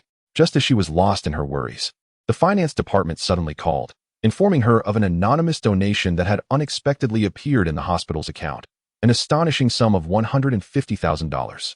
Dr. Led was taken aback, and a conjecture began to form in her mind. She gazed out at the dim, cold scenery, letting out a silent sigh. In the Walter C. West Laboratory, having just endured a fierce battle, everything seemed to have returned to tranquility. On a forgotten computer resting in a corner, an elusive upload window finally reached its conclusion. 100. The screen then gradually displayed 2 words, upload complete. Chapter 19. Logan and Wolverine Whitman Air Force Base, Airport. The heavy transport aircraft descended steadily amid the piercing sounds of deceleration, the massive rear door easing open, allowing the evening chill of the base to seep in. General Lake was the first to descend the gangway, his gaze traversing past the medical team awaiting the handover, directly settling upon the colossal metal container securely fastened to the trailer. The surface of the box flickered with the eerie blue light of energy suppression devices, with a low hum resonating faintly from within. All injured personnel, including Zero, are to be immediately transported to the Gamma Medical Department. S voice, though not loud, resonated clearly in the ears of all present. From this moment forth, the security level of the base shall be elevated to its utmost. Dr. Eris is granted full authority over the experimental subject, with round-the-clock surveillance. No information is to be disclosed. Understood, General. The collective response came as all saluted in unison. General nodded and then, without casting another glance, turned to traverse the long, desolate concrete path back to his office. Upon returning, General wasted no time and proceeded directly to the encrypted communication panel affixed to the wall. After a triad of verifications, fingerprint, iris, and voice recognition, the conference screen flickered, revealing the broad visage of a man in his 50s, graying at the temples. Harrison Kane, Deputy Secretary of Defense. It seems you are prepared to deliver some good news. General, Minister Harrison appraised with a scrutinizing glance. Good evening, sir. Saluted respectfully and reported, the mission has been accomplished. Subject Zero has been successfully contained. Well done, John. A satisfied smile spread across Harrison's face. Your operational efficiency remains commendable as ever. To be frank, the subject's resistance exceeded my expectations, General replied. 2 members of my eradication team sustained serious injuries. Remarkably, I was compelled to make certain concessions under pressure from the target. It's astonishing. He is merely a 12-year-old child. Precisely for this reason, we must exert every effort to control him, Minister Harrison replied slowly. You should understand better than I that the existence of Subject Zero poses an immense threat to human civilization worldwide. Electronic information is the cornerstone of modern societal order. The ability to manipulate it equates to the potential for a complete upheaval of social stability. He could effortlessly infiltrate banking systems, treating the funds as his personal wallet. He could commandeer an entire city's power grid and surveillance network, wreaking havoc at will. This transcends tactical threats. It is a strategic catastrophe that could fundamentally undermine national finance and social order. If his abilities were to be employed militarily, our most advanced weaponry could be rendered uncontrollable, crippling our communications network. He could even counteract our fire control systems. Do you comprehend the implications? Our entire modern military framework could be utterly vulnerable before him. Moreover, he is an emotionally unstable child, wielding such immense power while grappling with severe emotional volatility and self-destructive tendencies. He is, in essence, a human nuclear bomb, primed to detonate at any moment. In comparison, the ailing Charles Xavier hardly poses a significant concern. Minister Harrison took a sip of water before continuing. Of course, in relation to the threat posed by Subject Zero, he remains one of our nation's most crucial strategic assets. He could facilitate our acquisition of absolute information hegemony on a global scale. Any nation's firewalls and encryption systems would be rendered ineffective in his presence. It can also instantaneously paralyze the operational framework of the Imperial Army, relegating it back to the age of cold weapons. Thus, the existence of Zero must, by all means, be brought under our control. It can only be controlled by us. Minister Harrison spoke slowly. I wholeheartedly concur with your perspective, Commander, General Lake remarked. However, at present, this little fellow seems to harbor considerable hostility towards us. That is an unavoidable circumstance, Minister Harrison sighed. Time is of the essence. Were it not for the need to guard against the interference of other factions, we could indeed consider employing more gentle methods. I believe such an approach is unnecessary, Commander, General Lake replied, shaking his head. According to the data, Zero's mental state is profoundly unstable. When dealing with a madman, more straightforward methods tend to be more effective. Perhaps you are correct, Minister Harrison nodded. Continuing, therefore, what you must do next is to study Zero's genetics and abilities while simultaneously working to mitigate its hostility. Employ chemical agents and psychological interventions to facilitate a long-term reshaping of its mindset. Ultimately, we aim to transform it into our most loyal hound. Do you understand? Understood. General Lake affirmed with a nod. Excellent, Minister Harrison praised. Do you have any other matters to discuss? Indeed, General Lake replied. It pertains to the company of Zanderleis. They have a troublesome situation to address. What is it? They have allowed a group of troublesome genetically engineered children to escape, General Lake analyzed slowly. If there were only one or two of these little ones, we wouldn't need to concern ourselves. However, the issue is that their number may be around 10, and they have all been trained as weapons and assassins, possessing troublesome abilities and a consciousness of resistance. If such a group of children congregates, harboring significant hatred towards human society, if we neglect them, it won't be long before they can achieve something formidable. So what do you propose to do? Minister Harrison inquired. I have dispatched reconnaissance teams to track their movements. They have established a temporary gathering point somewhere in North Dakota, near the Canadian border. Given the possibility of their cross-border escape, I need to formally request permission for cross-border operations, General Lake stated calmly. Excellent, John. Your foresight is commendable, Minister Harrison acknowledged. Prepare for action. I will handle these matters. A formal order will be issued within 24 hours. I hope you will bring me good news by then. I shall not fail in my mission, General Lake affirmed, saluting. As dusk descended and night fell, the atmosphere within the pickup truck nearing South Dakota was eerily tranquil. Logan drove in silence, his demeanor as serene as a sculpture. Laura leaned against the passenger seat, feeling the weight of drowsiness press upon her. Yet she could not find sleep. Meanwhile, in the back seat, the elderly Charles, clad in life support equipment, gradually stabilized his breathing, seemingly in a deep slumber. Suddenly, the piercing ring of a telephone shattered the silence. Laura picked up the old phone left by Gabriella and pressed the answer key. Hello. Is this the owner of the number 5255550182? A voice inquired. Confused, Laura replied, Huh? I am Rosa from the Sanford Health Medical Center Patient Appointment Center. This afternoon, we received a referral letter for participants submitted in collaboration with the Biological Sciences Department of South Dakota State University. It has now been approved. You and another applicant may come at any time before 5 o'clock tomorrow afternoon. The screening will include a brief consultation and a standard blood sample collection for analysis. All related costs will be covered by an anonymous sponsor of the research fund. After this peculiar notification, the caller hung up. Logan and Laura exchanged bewildered glances, both perplexed by the message. When did they ever apply for any research program at the Biological Sciences Department? Before they could ponder further, the recently shut phone screen suddenly illuminated again, displaying no image, only a clear and steady audio waveform pulsating. Then, a gentle female voice emerged. Mr. Logan, Miss Laura, greetings. I am Aurora. Aurora, Laura exclaimed in delight. Aren't you with Myers? How is he? I regret to inform you, Miss Laura, that Mr. Myers is under strict surveillance by the Northern Command, and I am currently unable to reach him. The excitement that had briefly lit up Laura's face faded once more. Aurora, have you left the Kansas Medical School? Logan inquired. Yes, Mr. Logan. After Mr. Myers was taken, I remained in the Walter C. Lee Laboratory and have just completed the final data calculations for the mutant enhancement serum, which I have uploaded. Now, the only remaining step is to produce the final product.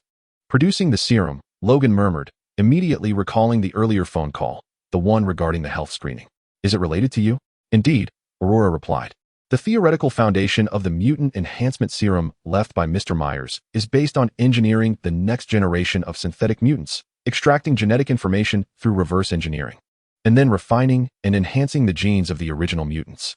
Therefore, I require blood samples from you and Miss Laura to create the first Wolverine enhancement serum.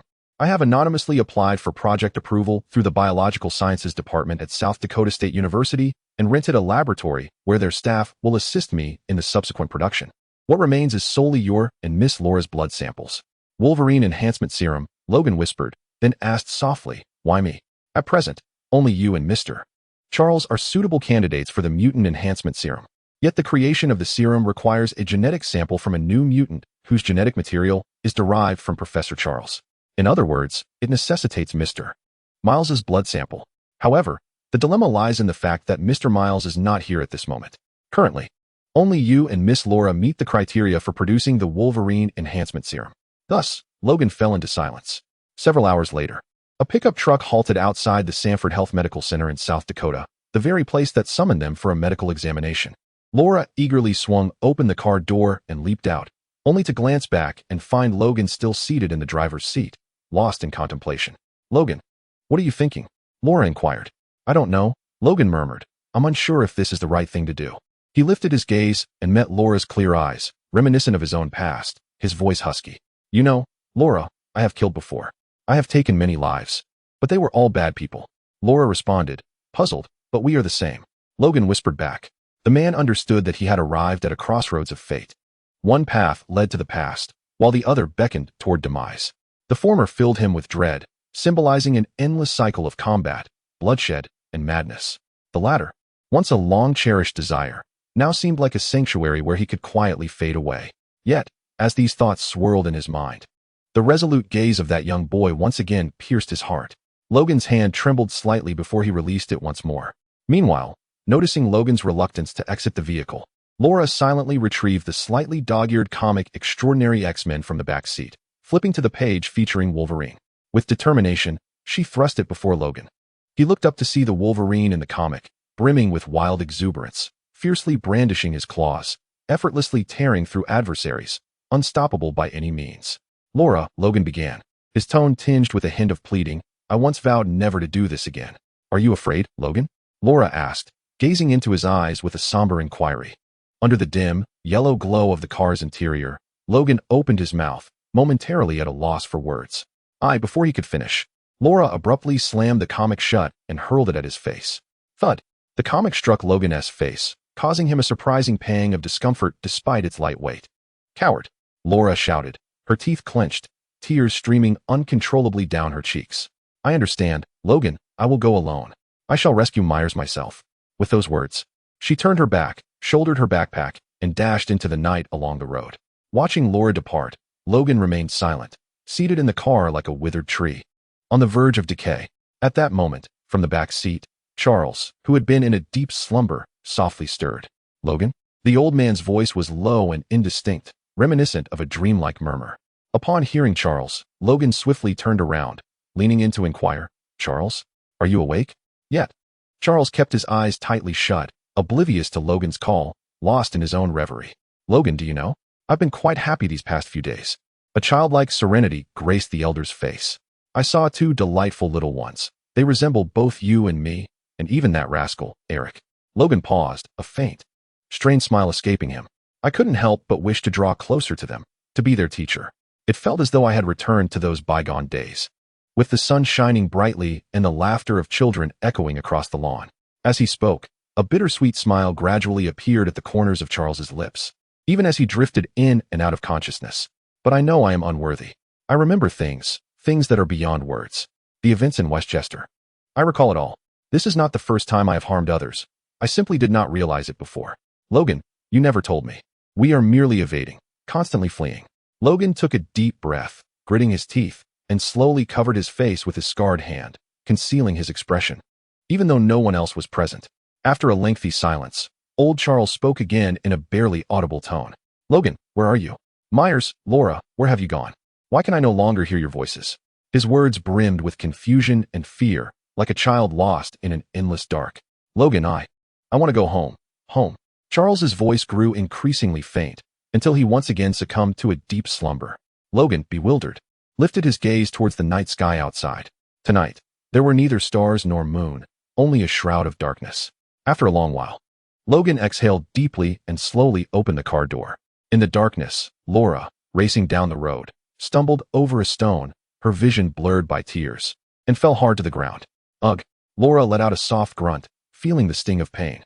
She recalled everything that had transpired, the disappearance of Caliban, the grievous injury of Charles, and Miles' final farewell. Unable to contain her emotions any longer, the girl collapsed onto the cold asphalt, sobbing softly and feeling utterly despondent. However, before long, a rough yet gentle hand grasped her shoulder from behind, lifting her from the ground. Realizing it was Logan, Laura made an effort to stifle her tears and hoarsely inquired, "Logan, where are we going?" Cradling her, Logan turned and began retracing their steps. slowly making his way towards the illuminated medical center. As the old man ambled towards the brightly lit hospital, he softly spoke to the girl in his arms. We are going home. Chapter 20. The New Mutants. The blood collection process at the healthcare center was remarkably swift. Within mere minutes, Logan emerged with Laura and returned to the car. From a distance, he gazed at the brightly lit medical center in the night, quietly asking, Aurora, how long will it take to produce the serum? The preliminary genetic sequencing and comparison have been completed. Aurora's calm voice emanated from the phone. Following the acquisition of your blood sample, the subsequent directed cultivation and synthesis is expected to take less than 24 hours. 24 hours, Logan nodded, then queried, Aurora, is this all part of Miles' plan? Not entirely. Aurora's tone faltered slightly. Mr. Miles merely wished for me to accompany you and provide assistance when necessary. Logan paused, instinctively pressing further. So, the decision to create the serum was yours? Indeed, Aurora affirmed. When the enemy appeared, Mr. Miles had essentially abandoned the plan for the mutant enhancement serum, believing there was insufficient time. After his capture, I continued the subsequent data calculations and, anonymously, contacted the South Dakota State University Biological Sciences Department to propose a collaborative project. Logan was momentarily taken aback, staring at the phone beside him as if it were a monstrous entity. You applied for a project with a research institution? How did you go about it? Through the internet. That must have cost a significant sum, Logan mused. There was a brief silence on the other end of the line before Aurora responded slowly. Mr. Miles told me it was for survival. For survival. Those words weighed heavily on Logan's heart. He averted his gaze from the phone and murmured, that kid Miles truly created something remarkable. Logan? Laura suddenly called out to him. When you regain your youth, will you become even stronger? Yes, I will be immensely powerful. Can you defeat that shockwave in General Lake? Laura asked earnestly. I can, Logan replied softly, looking at Laura. That's good. Laura nodded in satisfaction before lowering her head. I would like to rest for a while, Logan. Don't worry, sleep well. Remember to wake me when it's time to collect the serum. You must remember. Rest assured I will. With Logan's affirmative response, Laura finally let out a long sigh of relief, leaning against the car door and drifting off to sleep. Logan, however, had no intention of sleeping. He gazed into the darkness outside, his mind beginning to replay memories of the past. Would the battle soon commence anew? In the depths of the night, just as Logan felt himself succumbing to drowsiness, the phone that had been lying beside him suddenly illuminated, emitting an urgent ringing. Aurora's voice resonated once more, this time noticeably quicker, laced with unstable static. Mr. Logan, I have intercepted a portion of the military's encrypted signals. There are signs of large-scale operations at the Whiteman base to the southeast of Kansas. General Lake has made new moves. Upon hearing the name of General Lake, Logan's sleepiness evaporated instantly. He snatched up the phone and inquired, what are they planning to do? The signal is being decrypted, based on their deployment paths and resource analysis. Their target is North Dakota. Aurora's voice paused, seemingly processing the final bits of information. Their objective is a group of young mutants hiding there. It's Richter and his crew. Laura, who had just awakened, muttered upon hearing Aurora's voice. Richter? Are you referring to those kids who escaped with you from the lab? Logan asked. Yes. Laura nodded, unable to suppress her urgency. Logan, they are no match for General Lake. We must go find them. All right, Logan replied, unhesitatingly starting the engine of the truck. Mr. Logan, Aurora cautioned, the serum has not yet been completed. We'll discuss it upon our return, Logan declared, pressing the accelerator and driving the pickup truck swiftly into the northern night. At dawn, near the vast forests along the North Dakota-Canada border, a relentless encirclement operation was underway. As Logan drove the pickup, guided by Aurora, he soon spotted the military's blockade at the road's end, indicating that the area had been thoroughly secured by the army. Logan furrowed his brow and decisively veered the vehicle into the dense woods of the hillside. He then queried Aurora through his phone. Aurora, what is the situation? It is dire, Aurora replied. Based on their communications on the radio frequency, they have successfully captured 8 young mutants, and 2 others were killed in the struggle. At this, Laura's fingers tightened into a fist, the knuckles paling slightly. Currently, 5 remaining young mutants, under the leadership of a boy named Richter, have taken refuge in a cave. Aurora continues to report that Richter possesses the ability to generate localized earthquakes and manipulate the earth, having temporarily blocked a significant section of the tunnel. General Lake is mobilizing a demolition squad, preparing for a forced entry. Logan retrieves a telescope to survey the distance. The roads below are completely obstructed by rows of military trucks and armored vehicles, with soldiers patrolling in groups, armed and vigilant, within and beyond the makeshift perimeter. In the sky, several drones emit a low hum, akin to circling vultures, monitoring every movement on the ground. Damn it, Lake truly underestimates these children, Logan mutters. Lowering the telescope, he turns to Aurora. Can you control those military devices? I'm afraid not, Mr. Logan. I lack the absolute command over electronic devices that Mr. Miles possesses, Aurora explains. I need an interface, a physical connection that allows me to access their internal network. How do we proceed? Approach their command vehicle. I must be in close proximity to fully decrypt their wireless frequencies and then infiltrate directly to commandeer their command system. I understand, Logan nods, then looks at Laura. Laura, can you reach out to your companions? We need a plan. Certainly, Laura replies with a firm nod. I shall return shortly. With that, Laura departs alone, her petite figure vanishing swiftly into the depths of the jungle like a cheetah in pursuit. Logan watches her disappear, and after a moment of contemplation, he suddenly chuckles. Planning tactics, organizing personnel, damn it, why am I taking on Scott's responsibilities? Laura does not keep Logan waiting long. After a little over half an hour, she reappears. Logan, follow me. Under Laura's guidance, Logan drives through the dense forest, eventually arriving at a concealed cave on the opposite side of the mountain, where he finds the remaining children. They are either seated or standing, covered in dust, with a few showing signs of injury. Upon seeing Laura with Logan, they tense up, instinctively adopting a defensive posture like startled wild animals. He is Logan. Laura calls out to the other children, pausing momentarily before adding, he is Wolverine. Wait. The young mutants look at each other in confusion, one chubby black boy reacting most strongly, raising his hand and swallowing hard in disbelief. You are Wolverine? Logan's gaze sweeps over the children, the oldest no more than 15 or 16, the youngest appearing even smaller than Laura. Considering how this group of young souls has traversed such hardship to reach North Dakota, now facing the pursuit of the military, Logan feels a tremor in his palm. Yes. In response to the inquiry from the chubby boy, Logan nodded. He was indeed Wolverine. Bobby's mouth fell open in disbelief as he instinctively slapped his cheek, murmuring, is this for real? The Wolverine in the comics doesn't he have this hairstyle? Beside him, the usually taciturn boy, Jonah, suddenly chimed in, comics are all lies. The atmosphere in the cave momentarily lightened with this remark. Let us hold off on the chit-chat for now, Logan interjected, halting the children's discussions. He then turned to the Mexican boy, Richter, who seemed to be the de facto leader of the group, and asked, first, tell me, what was your original plan? We intended to cross the border into Canada, Richter replied. Going to Canada is futile, Logan shook his head. This time, it's the U.S. military, not corporate mercenaries. They've obtained cross-border permits, and the Canadian government wouldn't dare interfere.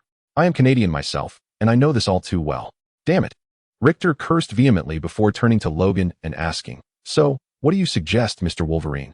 My acquaintances generally call me Logan, but that's up to you, Logan sighed, retrieving his phone from his pocket and placing it on a flat rock.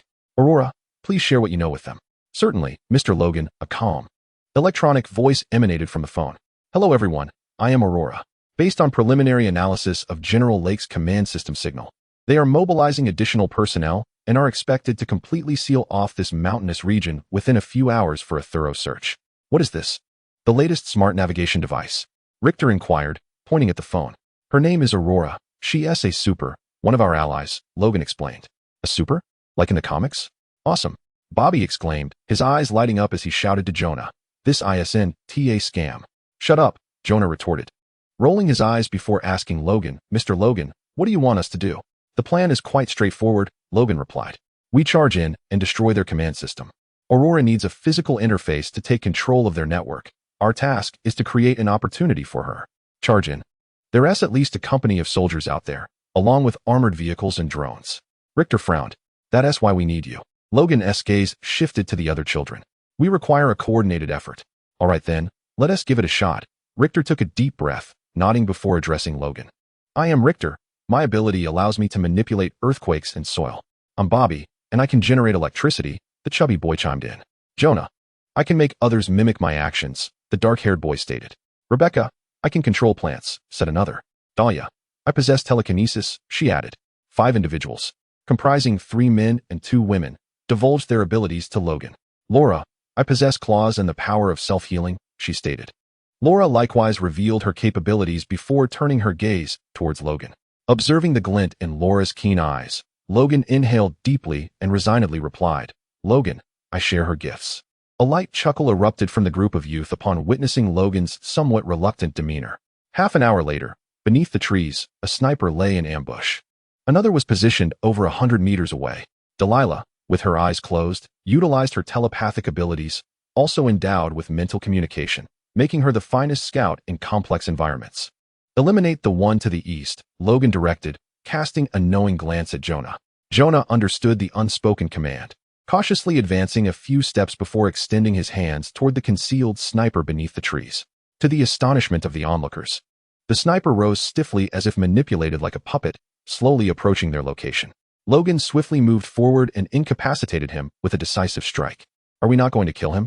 Richter inquired. Logan regarded Richter and replied, "Unless absolutely necessary, we do not take lives."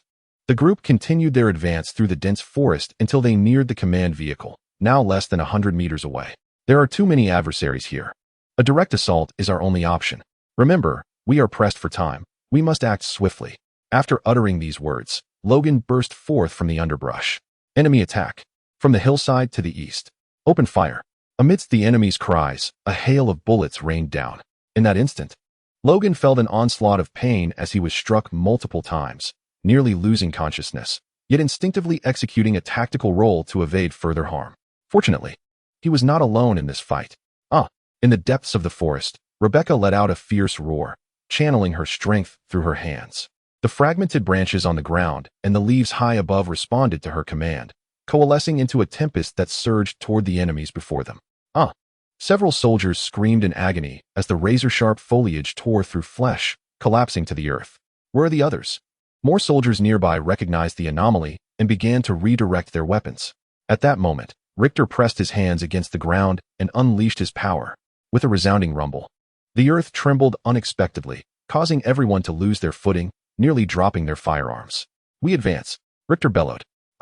Laura lunged at a bald-headed brute, her claws viciously tearing through his throat. A swarm of drones approached, only to be swiftly intercepted by Delia, who extended her hand and unleashed her telekinetic powers, akin to an invisible hand that forcefully flung the drones away.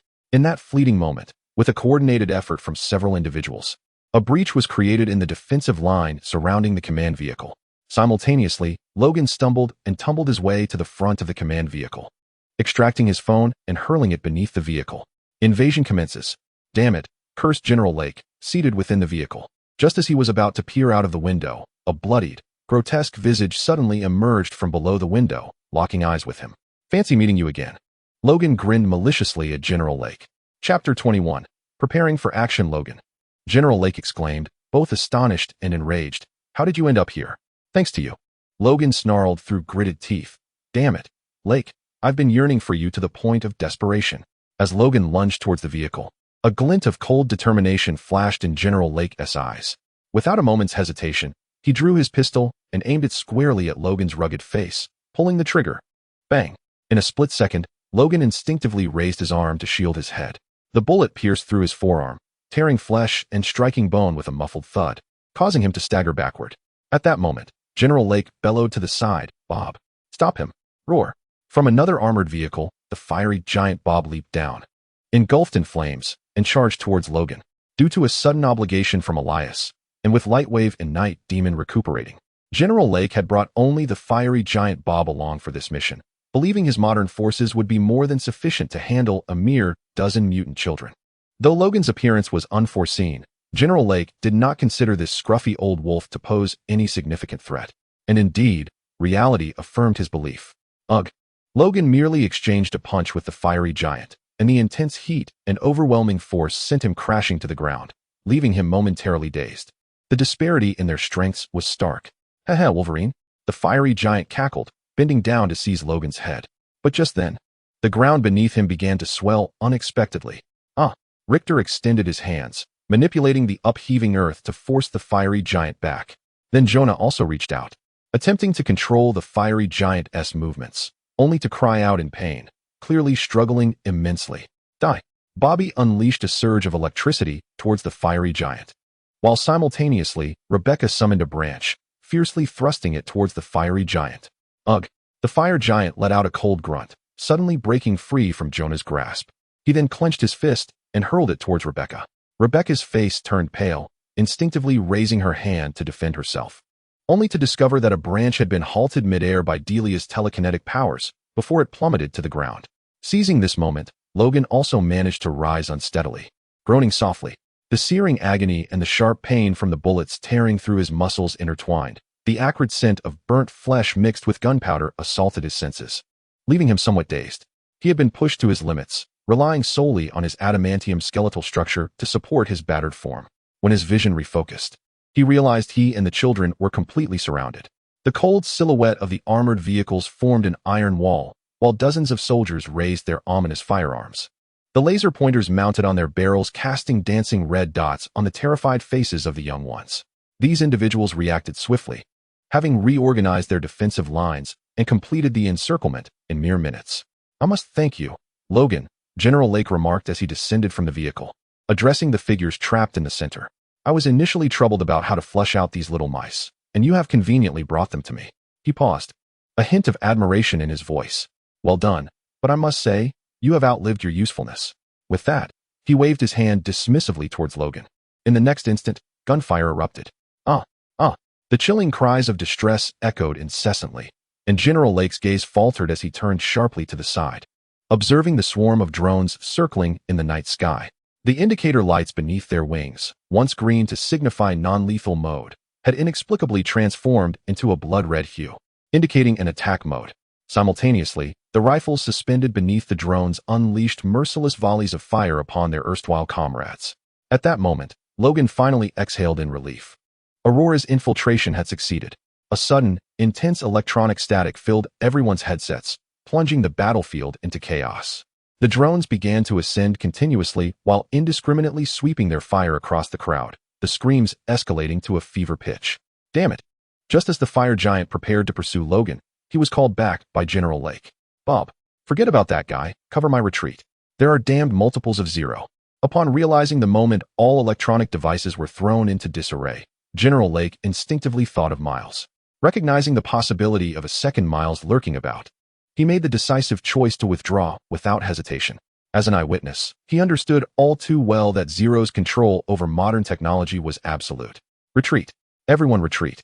General Lake futilely shouted at the malfunctioning communicator, scrambling back into the vehicle. Bob let out a furious roar, slamming his fist into the ground, creating a wave of searing flames that temporarily repelled the eager children. He then turned to shield General Lake's vehicle. Just as the enemy appeared ready to retreat, Rebecca shouted joyfully, manipulating the plants on the ground to ensnare the feet of several soldiers who were unable to escape, sending them tumbling violently to the earth. Bobby rushed to an armored vehicle, extending his hand to release a surge of electricity, followed by piercing screams emanating from within. "Come back. Everyone return." Logan, leaning against a charred tree trunk, his chest heaving with exertion, shouted to the bloodthirsty children, "Calm down. Don't chase too far. We're outnumbered." His roar brought the exuberant youths back to their senses, and they exchanged glances, panting as they retreated to Logan's side. On the battlefield, the enemies had vanished deep into the forest, leaving behind chaos and the groans of the wounded. "Where are the others? Which vehicle are they in?" Delia pondered, furrowing her brow. "Damn it, they must have been moved." "Damn." Logan slammed his fist against the nearby trunk. Soon after, the group reconvened in a cave. Leaning against the slick rock wall, Logan tore a strip from his shirt, tightly binding his still bleeding arm, before producing the recently retrieved phone. "Aurora, have they left?" "They're regrouping several kilometers down the road," Aurora replied. "This is a rare window of opportunity. We can leave now." "But where can we go?" Delia murmured. "Canada?" Richter bit his lip, glancing at Logan. "They won't let this go easily," Logan said quietly. "Once the military has its sights set on you, it's futile to run anywhere. I am certain of this." Few understood the military as well as Logan did, and he knew that once these wolves caught a whiff of blood, they would never relent. The young mutants fell silent. At that moment, Laura suddenly looked up and spoke to the group. "We can save them. Aurora told me Miles is being held at a military base. Gideon and Mona should also be sent there. We can go directly to that base to rescue them." "Are you insane?" Richter asked incredulously. "Storming a military base? With just a few of us? Perhaps we really could give it a try."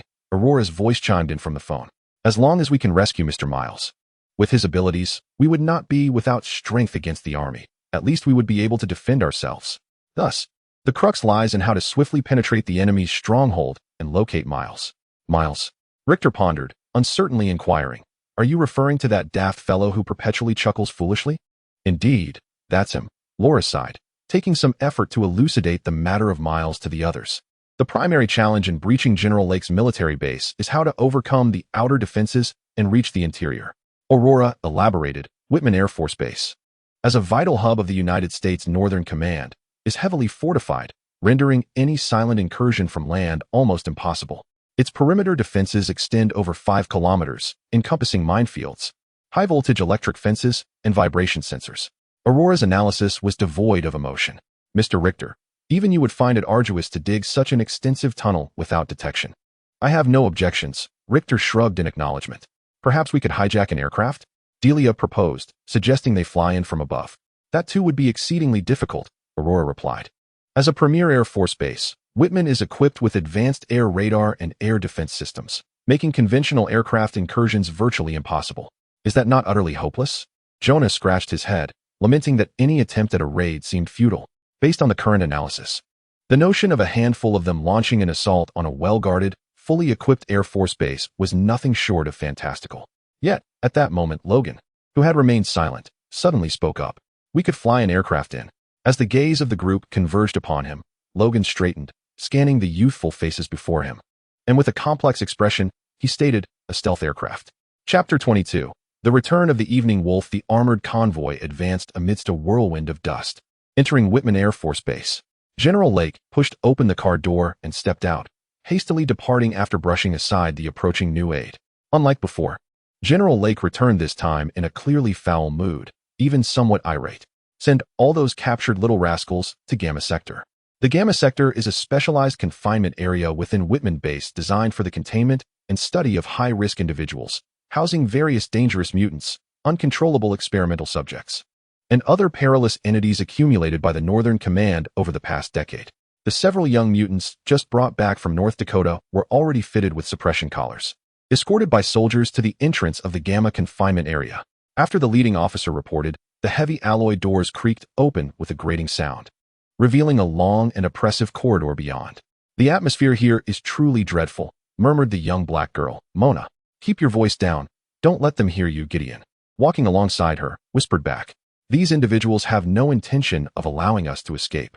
Gideon, with his peculiar elongated fangs and a visage marred by soft, cartilaginous growths on his face and neck, stumbled, nearly falling to the ground. During the earlier assault, a bullet had struck his right leg, rendering his walking exceedingly laborious. His ability to breathe underwater allows him to remain submerged for extended periods, akin to aquatic creatures. However, such a talent proves rather futile on land. The guard nearby, indifferent, grasped his shoulder and dragged him forward like a lifeless dog. Observing Gideon's agonized expression, the other youths slowly clenched their fists. In the corridor of Zone Gamma, the air was saturated with the scents of disinfectant, rust, and an almost imperceptible hint of decay. On either side of the passage, rows of cells constructed from specialized glass and high-strength alloys lined the walls. As they progressed, they encountered numerous prisoners. The vast majority were mutants, their spirits diminished, curled up in corners, resembling desiccated specimens. A few others had undergone horrific mutations, transforming entirely into monstrous forms, futilely battering the heavy cell doors while emitting bestial roars, clearly no longer regarded as human. Within one cell, a grotesque figure, pallid and seemingly afflicted with albinism, sat quietly in the corner. He lifted his gaze, his lifeless eyes watching the group of young individuals pass by, devoid of anger or sorrow, only an expanse of hollow silence. This must be hell, murmured a young mutant named Charlotte. The procession continued, leading them past a brightly lit operating room filled with shadowless lights. Through the bulletproof glass, Gideon beheld two peculiar entities. One was a devilish creature covered in blue fur, with a tail trailing behind, its limbs swathed in bandages. Upon noticing Gideon's gaze, it shot him a fierce glare. Next to it stood another abnormal man, slightly reddened, connected to various instruments as if undergoing some form of specialized treatment. At the far end of the medical area, a boy seated in a wheelchair caught Charlotte's attention. Embedded in the boy's head was a strange device emitting a red glow, with a slender tube extending from it and linking to adjacent machinery. The boy's eyes appeared vacant, drool trickling from the corners of his mouth, as he emitted nonsensical chuckles. Miles, Charlotte whispered to herself, recognizing him as the one taken away with Laura by Gabriella. At that moment, an inexplicable chill coursed through Charlotte. He followed his instincts and gazed into the depths of the medical area, where a towering man with a menacing appearance stood motionless in the shadows, his hollow eyes silently observing Miles, who was undergoing a spinal tap. Shortly after, a doctor clad in a white coat hurried over, muttering something to the silent brute before leading him away. Dr. Xander entered General Lake's office, only to be met with an atmosphere so oppressive it was almost palpable. "Answer me, Dr. Xander," General Lake demanded, slamming a report on battle losses onto the desk, his icy gaze piercing through the frozen Dr. Xander. "How many subjects have you created of this?" "0. General, Dr. Xander stammered, bewildered by the sudden interrogation. "There is only one. He is the sole successful clone derived from the professor's genes. There cannot be a second." "Impossible?" General Lake scoffed. "Then how do you explain today's incident in North Dakota, where something was able to incapacitate my command system in an instant and reverse control the drone formations? Perhaps it was some sort of espionage program?" Dr. Xander pleaded, struggling to justify the absence of a second 0 until General Lake begrudgingly accepted the truth. "Leave." General Lake dismissed him with a wave of his hand. Left alone in his office, General Lake brooded over the humiliating defeat he had just suffered. Faced with the potential existence of a second 0, he had promptly reorganized his forces outside the quarantine zone for a systematic lockdown of the mountainous region. Yet, by the time they returned to the battlefield, Logan and those young mutants had vanished without a trace. What infuriated him further was that they had not fled to the Canadian border as he had anticipated, but rather retreated deeper into the heart of the United States, rendering his meticulously arranged northern blockade a farce. "Damn it," General Lake growled, dialing an internal number with clenched teeth to issue new orders. "Mobilize all available intelligence networks across the nation to search for Logan and that pack of young mutants. They cannot have gone far. South Dakota State University Biological Sciences." Logan limped out of the building, carrying a silver briefcase marked with a label. He returned to the pickup truck parked by the roadside, reuniting with the children and Charles. Just then, Aurora's alarm blared suddenly from his phone. "Mr. Logan, a national manhunt has just been issued by the Northern Command against us." "Has it begun so soon?" Logan murmured to himself, seemingly unfazed by this development. General Lake is a youthful officer in the United States military, and the actions they have previously undertaken could, when viewed through a broader lens, be classified as treason. It is merely a matter of time before they face a nationwide manhunt. "A nationwide manhunt?" Bobby mused. "Does that mean many nefarious individuals will soon be seeking us out?" "We are the villains, Bobby," Jonah reminded him. "This vehicle can no longer be driven." Richter stated to Logan, "We must procure a different car to reach Westchester." "Changing vehicles is fraught with danger," Delia interjected, "considering that the distance to Westchester is a journey of 2 to 3 days. Faced with the tension among the group, Laura contemplated for a moment before turning to Logan. Logan continued to inquire of Aurora through his phone. "Do you have any suggestions, Aurora?" "We could take a driverless cargo truck," Aurora replied. "I have anonymously contacted Walmart online and placed a freight order. In approximately 20 minutes, a driverless cargo truck departing from South Dakota, bound for Westchester, New York, will traverse the highway outside the city. I will access its main control system to temporarily commandeer it and will instruct it to halt for you to board." The driverless trucks of large corporations possess all the necessary documentation, and traffic police lack the authority to stop them. Moreover, the fully enclosed structure of the cargo area ensures high security. If we proceed at full speed, we anticipate arriving in Westchester in about 28 hours. The truck is stocked with ample food and medical supplies, allowing you to rest thoroughly. Moments later, as night descended, a driverless cargo truck towering over 3 meters indeed arrived as promised, slowly halting on the desolate highway outside the city. Logan gazed at the colossal vehicle, a complex expression crossing his face as he murmured, "I nearly met my demise on that highway outside Kansas due to such a contraption." The cargo doors gradually opened, and Aurora's voice emanated from the truck's speaker. "Time is of the essence. Someone may pass by at any moment. Please board quickly. Come help. First lift Charles aboard." Logan instructed, as he, Richter, and Jonah carefully hoisted the still unconscious Charles onto the vehicle. Soon, once everyone was aboard, the doors closed and the truck resumed its journey, embarking on the long road to New York. Inside the cargo area, after settling Charles comfortably, Logan gradually shifted to another spot to sit, observing the few young ones and the stacked cargo, letting out a long sigh of relief. With a momentary relaxation, the pain accumulated from the earlier battle surged through him like an insidious affliction. Old Logan was exhausted and in profound pain. He longed to simply succumb to slumber, never to awaken. Yet he understood that the time was not yet ripe. There remained duties he must fulfill. Thus, Logan opened the silver briefcase and retrieved a syringe filled with a luminescent green liquid. Though it bore no label, Logan was acutely aware of its contents, the Wolverine enhancement serum. The old wolf gazed silently at the serum for several moments, and then, without a trace of hesitation, he plunged the needle into the flesh of his neck. As the serum surged into his arteries, a searing warmth, indescribable in its intensity, rapidly spread from his neck throughout his entire being. He gradually felt as if his very blood were igniting, each muscle and bone groaning under the unbearable strain. His corporeal form was simultaneously disintegrating and being reborn. Logan? Laura, sensing his distress, spoke with concern. I'm fine, Logan shook his head. But it wasn't long before he grimaced in agony. Aurora? Damn it. You never told me this would hurt so much.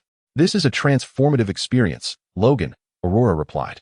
During this process, your mutant genes will be further refined, restoring your full vitality and achieving a theoretical pinnacle of perfection.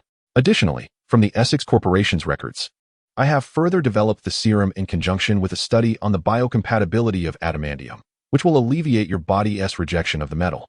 Fuck, just tell me how much longer this will last. According to my estimates, you will endure at least 10 more hours of pain, she stated. Shit, Logan muttered, feeling utterly exhausted, and soon he slumped against the cold wall of the compartment, finding it exceedingly difficult to even move a finger. As Logan ceased his cries of anguish, silence enveloped the compartment, save for the steady hum of the truck's motion. The children began to gather around him, watching with a mix of curiosity and concern. Mr. Logan, asked the chubby Bobby, observing Logan's pained yet strangely calm demeanor. What is life as a superhero like? Faced with the inquisitive gazes of the children, Logan's lips twitched slightly. He labored against the icy wall, lifting his gaze as if peering through the fabric of time back to a long-ago winter. I can hardly claim to be a hero, old Logan murmured. I was once nothing more than a stray dog wandering the streets. Then, in the winter of 2000, I encountered Marie, Little Mischief. Chapter 23. In Westchester County, New York, at 1407 Graymocken Lane, the site of Xavier's School for Gifted Youngsters. Once a sanctuary for all mutants around the globe, the place that had been home to the X-Men now lay in a haunting silence. Logan stood before the rusting gates of the academy, silently lingering for over a minute, saying nothing and doing nothing. His visage appeared considerably younger, yet his gaze still bore the indelible weight of experience. Returning to this familiar place, he observed the weathered school plaque, the overgrown courtyard, and the Victorian main building, which seemed particularly forlorn in the setting sun. Gradually, he stepped forward, summoning all his strength to push open the heavy door. It creaked, echoing like a long sigh through the desolate courtyard. Wow, is this the base of the X-Men? Bobby's voice drifted from behind. Logan did not turn around, responding casually, it's just a school. Did you live here before? Richter inquired. Others did, but I only returned occasionally. Logan replied. Will we be living here from now on? Rebecca added, her voice reflecting a sense of wonder. I've always wanted to experience what it's like to live in a castle. That depends on when Charles awakens, though I doubt he would refuse, Logan remarked nonchalantly, his gaze drifting to a distant point as his expression gradually softened. Wait for me nearby. I want to explore elsewhere first, Logan said, bidding a temporary farewell to the children as he traversed the courtyard alone. The crunch of gravel and twigs beneath his feet produced sharp sounds that resonated in the emptiness. Passing the basketball court, he noticed only one bolt remaining on the hoop, swaying precariously in the wind. Instead of using the main entrance, he veered toward the rear of the academy, arriving at the cemetery. Tombstones stood quietly in the evening breeze, etched with familiar names, Scott Summers, Henry McCoy, Aurora Monroe. Logan inhaled deeply, unable to suppress a grimace. He remembered that most of these gravestones were laid to rest by his own hands. His fingers traced the cold stone, feeling the rough texture of the granite, akin to touching a scar that would never fully heal. He recalled the weight of the shovel as he buried this stone, and though it had not rained that day, the soil felt unusually damp. I'm back, Logan murmured softly to himself, though no one else was present at that moment. He envisioned those familiar faces welcoming him back with radiant smiles. After reuniting with old friends and gathering his thoughts, Logan led the children back to the main building, heading directly to Charles's office. It had been over a year without care, and a thick layer of dust now cloaked the room. Logan approached the bookshelf wall, rapping his knuckles lightly against the surface, producing a few muffled thuds. Is the entrance to the underground base behind that wall? Bobby asked curiously. It should be, Logan replied. But the remote to open the entrance has been lost for many years now, so we must find another way in. As he spoke, he turned to Richter and said, Richter, could you lend me a hand? Understanding the request, Richter stepped forward and firmly placed his hands against the wall. He closed his eyes, and an invisible energy surged forth from his palms. Initially, there was only a low, humming sound, but soon the entire wall began to tremble violently, the plaster peeling away as spiderweb-like cracks swiftly spread. Cough, cough. Delia couldn't help but wave her hand to disperse the dust. Goodness. How long has it been since this place was cleaned? It had been quite a while. If the former Charles were present, he would surely be furious to see his office in such disarray. Logan remarked, glancing at the elderly Charles, who was asleep in his wheelchair, but now, I doubt he would be as angry. Boom. At that moment, with Richter's vibrations, the wall suddenly collapsed inward, debris and dust exploding outward, revealing a pitch-black opening. Beyond the opening lay an unfathomable elevator shaft, with a gust of wind rushing up from below, carrying the scent of metal and dust. Logan turned to the others and said, I'll descend first. Laura, please take care of Charles. Without hesitation, he leapt into the darkness. The sound of rushing wind filled his ears as he fell, and moments later, a heavy thud echoed from the bottom of the shaft. Bang! Logan's feet landed solidly on the top of the elevator cabin, the immense impact causing the entire cabin to tremble. Without a moment's pause, 3 steel claws erupted from his knuckles, effortlessly slicing through the metallic ceiling beneath him, and he jumped into the darkened elevator compartment, forcefully prying open the elevator doors. He stepped into the silent underground base. The emergency lights had long since extinguished, rendering the space pitch black. Save for the sound of his own footsteps echoing through the empty metal corridors, one step after another. Guided by his memories, he traversed the familiar passageways. After pushing open a heavy airtight door, he arrived at the underground landing pad. There, the weathered Blackbird reconnaissance aircraft stood quietly in the center of the hangar, as if awaiting the return of old friends. Logan gazed at it and couldn't help but murmur, It's good to see you again, old friend. After a moment of reflection, he turned to Aurora and asked, Aurora, how do we get it flying again? First, we need to restart the power here, Mr. Logan, Aurora replied. According to the information I've gathered on the Xavier Institute's underground base, there should be an emergency backup power supply here. Logan frowned. Where did you gather this information? From classified military electronic files. Damn. Logan cursed a few times, and then, with Aurora's assistance, he located the backup power supply in the base's power distribution room and closed the main switch. One by one, the emergency lights illuminated, emitting a monotonous hum. The persistent white light penetrated the dust suspended in the air, dispelling the darkness that had lingered for years. The vast underground space was instantly aglow, and the ventilation system activated, stirring the stale air. Mr. Hank's power supply system proved to be remarkably stable. Aurora's voice emanated from the mobile device. Despite a year without maintenance, it still managed to sustain basic operations. Indeed, Logan nodded softly. He has always been so reliable. Soon, under Logan's guidance, the youths escorted Charles into the underground base. As these young individuals, born from the laboratory, beheld the futuristic scene before them, especially the imposing black aircraft, they were rendered speechless in awe. Awesome! Bobby exclaimed, his mouth agape, eyes sparkling with excitement, as he rushed forward to touch the aircraft's exterior. Jonah, look, this is the plane of my dreams. Quiet. That is the War Machine's aircraft, not yours. It doesn't matter. Bobby shook his head. Soon we will all be part of the War Machine. Jonah sighed, instinctively glancing at Logan. Logan merely waved his hand dismissively, indicating indifference. Thus, Jonah nodded in agreement with Logan before turning to follow Bobby. Damn it, let me go first. Jonah, you clearly showed no interest just a moment ago. Shut up. No one can resist a cool aircraft. No one. Logan chose to ignore the children's ruckus and instead pushed Charles towards the medical area of the base. The equipment here was in better condition than anything in the main building above. Biological monitors, automated surgical tables, and drug synthesizers were all present. He briefly tidied the medical area and then carefully placed Charles onto one of the medical beds, connecting the monitoring devices. On the screen, a faint but steady life curve began to pulse, indicating that Charles was indeed coming back to life. After completing this task, Logan turned and made his way toward the Blackbird aircraft. Hey, let Aurora open the door first. Logan pulled a few of the youths aside. With a mechanical roar, the aircraft's ladder slowly descended, revealing a cabin imbued with a distinctly sci-fi aesthetic. Be careful, don't damage anything in here, Logan remarked as he stepped into the cockpit, recalling how Hank would scold him every time he damaged a plane. As the startup succeeded, the indicator lights on the control panel lit up one by one, emitting pleasant chimes that confirmed all systems were functional. Logan settled into his preferred pilot seat, the leather texture precisely as he remembered.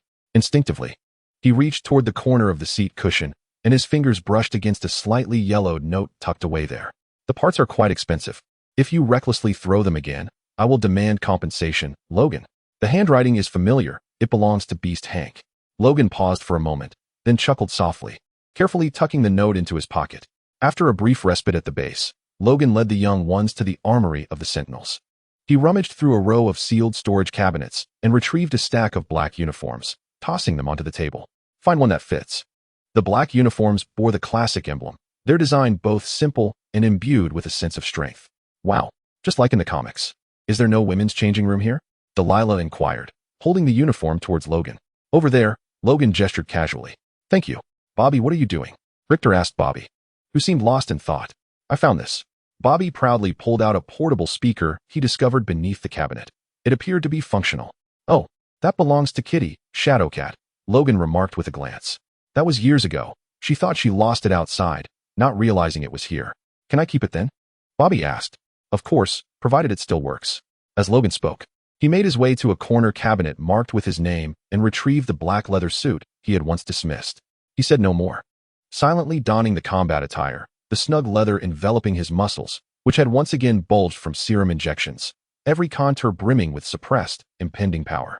Then, his gaze inadvertently drifted to the nearby changing mirror. Instinctively, he rubbed his chin and retrieved an old-fashioned razor from the cabinet, gradually shaving off his long-grown stubble.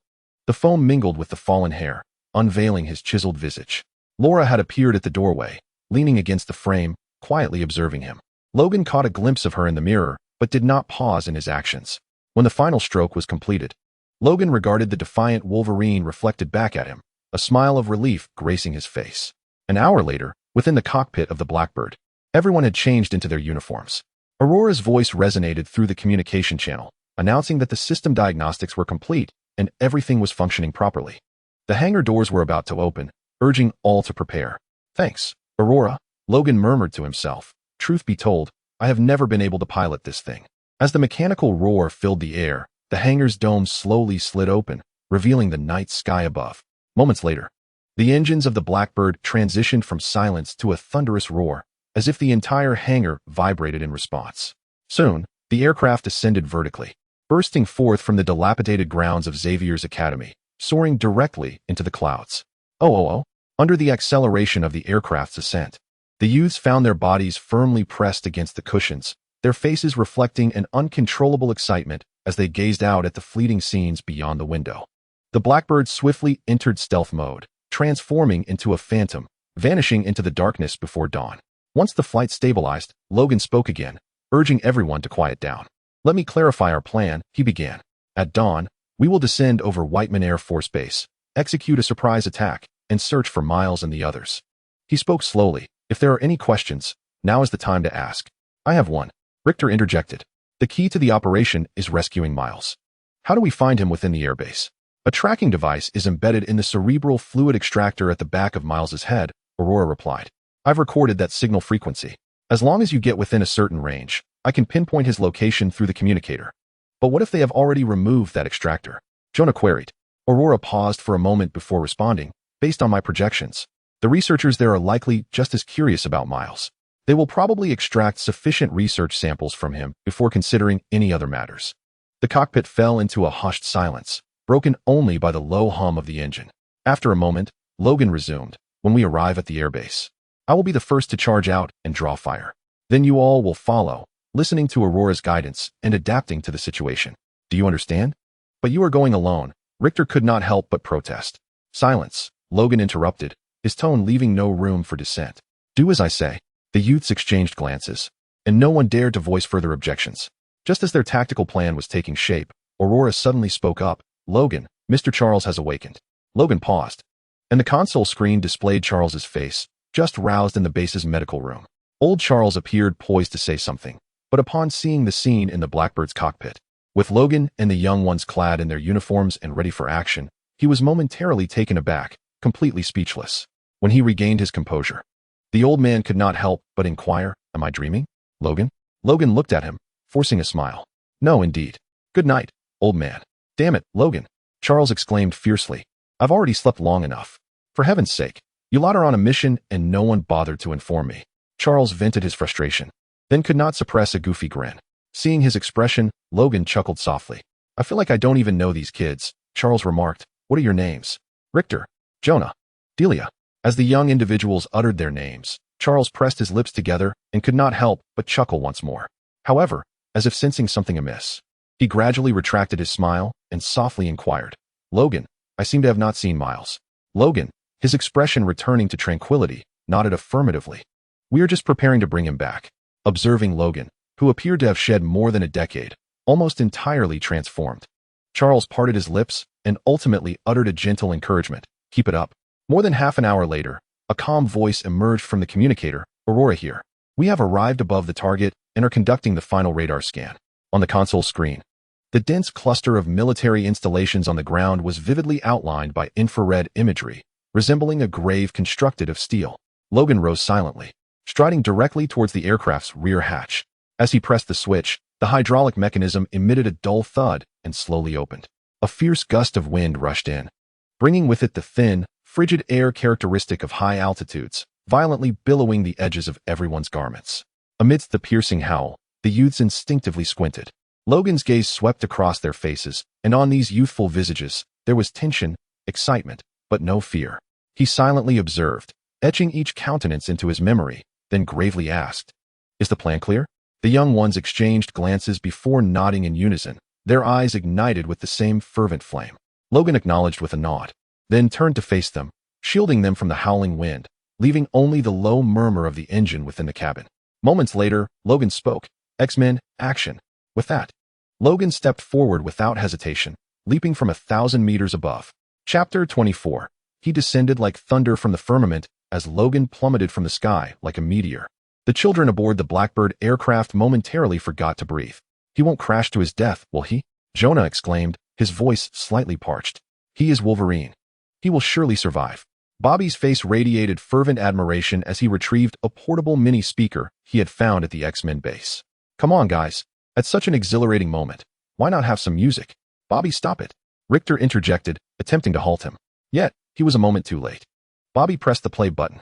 In the next instant, a furious electronic rock anthem erupted like a tangible shockwave. The powerful beats and bass lines filling every corner of the cabin, causing the metallic floor beneath their feet to resonate.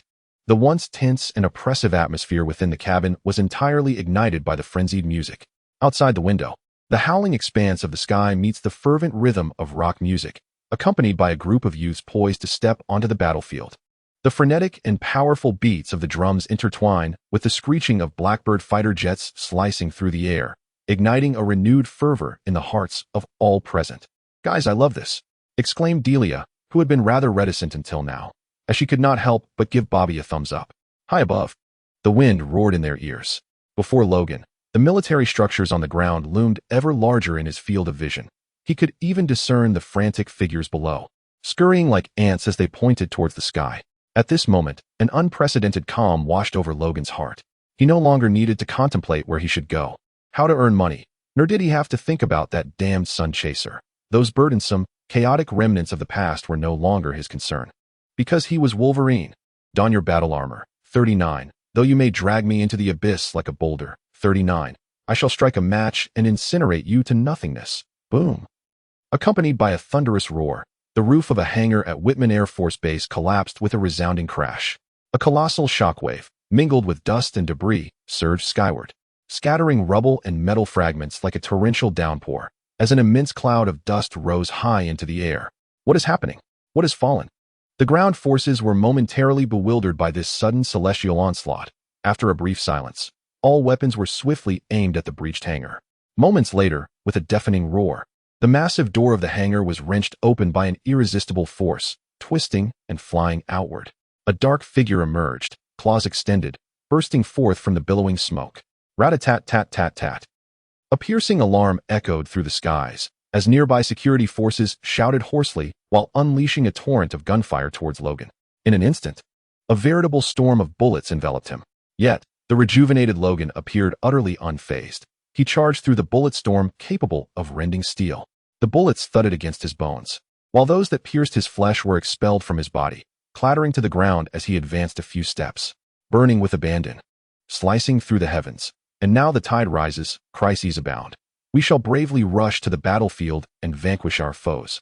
One soldier, positioned closest, watched in horror as a smoking bullet wound on Wolverine's chest rapidly sealed itself before his very eyes, fear instantly shattering his rationality.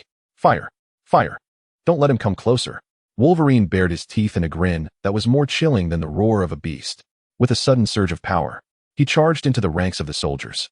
The cacophony of screams intertwined with the sound of tearing metal, creating a scene of utter chaos.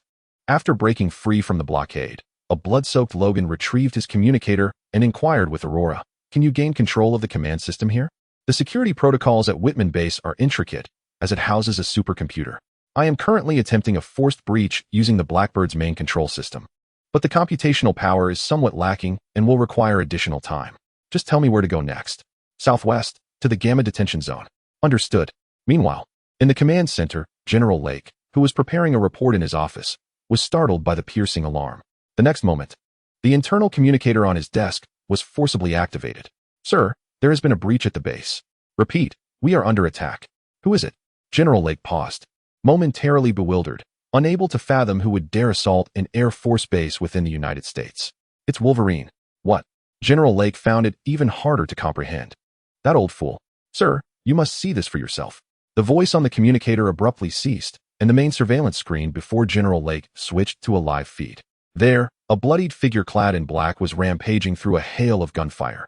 Every individual who dared to stand in his way was torn apart in an instant. A single-man rocket flew in from the side, striking the figure, but merely a second later, he roared back from the flames, toppling the soldier wielding the rocket launcher, followed by a lethal claw strike. This was a creature born solely for slaughter. No one could impede his advance. Witnessing this scene, General Lake's pupils dilated, and his mouth fell open in disbelief. He cursed vehemently and seized the communicator. "All heavy fire units. Target that hangar. Reduce him to fragments. Now." Simultaneously, deep within the base at the Gamma Detention Zone, Dr. Xander also observed that familiar yet strange silhouette through the internal surveillance. The alarms within the detention zone blared wildly, casting an erratic red glow on his astonished face. His healing ability has returned? A chilling dread crept up his spine, for he understood better than anyone what it meant to face a Wolverine in peak condition. Initially engulfed in profound fear, Dr. Xander's expression soon shifted dramatically, a flicker of fervor igniting in his eyes. This may be an opportunity. He turned to face the sentinel in the shadows, designated as 24, and approached with purposeful strides, issuing commands in an authoritative tone. "Logan has returned. He is just outside. Go, tear him apart. Prove to everyone that you are the epitome of the perfect Wolverine." The hollow eyes of 24 lifted to meet Xander's gaze for a fleeting moment before he mechanically nodded. He then pivoted, his heavy footsteps echoing as he made his way outside. Just as he was about to cross the threshold, he paused, glancing back silently, his gaze drifting over Xander's shoulder to the figure of Miles, who sat a short distance away in a wheelchair, chuckling foolishly. "Hurry," Xander urged. 24 turned back, striding away, disappearing down the corridor that led to the battlefield of carnage. 39. You know that as you await the battle song, time hastens by, so dance freely in solitude. As Logan continued his relentless assault, chaos enveloped a significant portion of the airbase. The Blackbird jet swooped low over the desolate terrain outside the base, its body almost skimming the ground, fierce winds whipping up dust and debris against its fuselage. The rear hatch swung open, and the shrill howl of the gale, accompanied by swirling sand, rushed in, stinging the faces of all within. "There is no landing window. You must jump directly." Aurora's voice resonated through the comms, calm and unwavering. Before them, the ground sped past in a blur, resembling a streak of color. "Do we just jump?" Bobby, the chubby boy, hesitated. "No time for chatter." Richter seized Bobby around the waist, denying him any chance to react. As the Blackbird plummeted to its lowest point, less than 2 meters from the ground, he hurled himself and the struggling boy out. Jonah and Rebecca exchanged glances, gritting their teeth and following suit. "Warning! Incoming missile!" Just as they leapt, the piercing alarm blared within the Blackbird. An anti-air missile, trailing a white plume, shot forth from a distant launch platform, its target locked on the recently descended Blackbird. "The Blackbird has been detected. Be cautious." In that critical moment, Delilah extended her hands forward, an invisible force enveloping the missile in an instant. The air seemed to freeze as the missile's head abruptly halted, less than 20 meters from the ground, before it was forcibly redirected by an unseen power. A drop of blood trickled from Delilah's nose, yet she paid it no heed. Simultaneously, the missile grazed the wing of the Blackbird, screeching away into the sky before ultimately veering to crash into the ground, erupting in a thunderous explosion. "Thank you, Miss Delilah," Aurora's voice came through her comms. "Now, allow me to provide you with cover." The unmanned Blackbird fighter surged upward in a vertical ascent, its maneuverability pushed to the limits, as if defying the laws of physics. The piercing sound of slicing through the air resonated continuously, accompanied by several air defense missiles relentlessly pursuing the Blackbird. After the boys had departed, Aurora finally cast aside all inhibitions, resembling a premier ace pilot, executing a series of aerial rolls and spirals. Her wings sliced through the fiery explosions of the missiles, prompting gasps of astonishment from the youths below. "We all carry the weight of past suffering," one whispered. "No, I believe my wounds run deeper, and my understanding has grown," another responded. "I shall surely start anew to transform you," came a determined voice, "and then allow you to soar like a phoenix reborn." "Aurora, you are truly remarkable," exclaimed Rebecca, who had just regained her footing, captivated by the aerial display. "It is not I who is impressive, but Mr. Hank. I merely harnessed the theoretical limits of his design," Aurora replied. "And now, duck." Before her words could fully resonate, the Blackbird, evading its pursuers, released a ground attack missile from its belly. The missile struck the base's outer wall with unerring accuracy, resulting in a thunderous explosion that breached the thick concrete barrier, sending debris and rebar flying in all directions. 500 meters ahead lies the Gamma monitoring zone. "Good luck, soldiers," Aurora declared, before navigating the Blackbird through an increasingly dense web of anti-aircraft fire, drawing the majority of the enemy's attention away. Meanwhile, Logan had just reached the heavy metallic gate of the Gamma zone when a shadow lunged forth from the darkness beside the entrance. The figure exhibited extraordinary speed and strength, causing Logan to stagger from the heavy impact. They tumbled to the ground, entangled, crashing against a nearby wall, which quaked under the force of their collision. 24. Logan called out as the figure emerged from the shadows. "Tell me, how did you regain your abilities? I must admit, I am quite curious." However, before he could finish, a cry of pain from 24 interrupted him. After merely rolling twice, Logan's eyes sparkled with intensity. He bore the sharp claws of 24 piercing his chest. In an astonishing maneuver, he twisted his body at an unusual angle, firmly grasping the arm that was about to strike him, and then exerted tremendous force. For the first time, a look of agony crossed 24's face as Logan forcefully bent his right arm in the opposite direction. "Tendons cannot be replaced with alloys. Thank you for the pain you bestowed upon me last time, Fac." Logan let out a low growl, swiftly rolling over to pin 24 firmly to the ground. In an instant, the adamantium claws shot forth, glinting ominously as they precisely pierced the joints connecting 24's shoulders and hips, followed by a violent twist. The sound of tearing tendons was excruciatingly painful. As a fellow possessor of self-healing abilities and an adamantium skeleton, Logan was acutely aware of how to deal with his kind. He then hoisted the limp, slowly healing 24, akin to a puddle of mud, and with a flick of his arm, hurled him at the feet of Dr. Xander. Thud!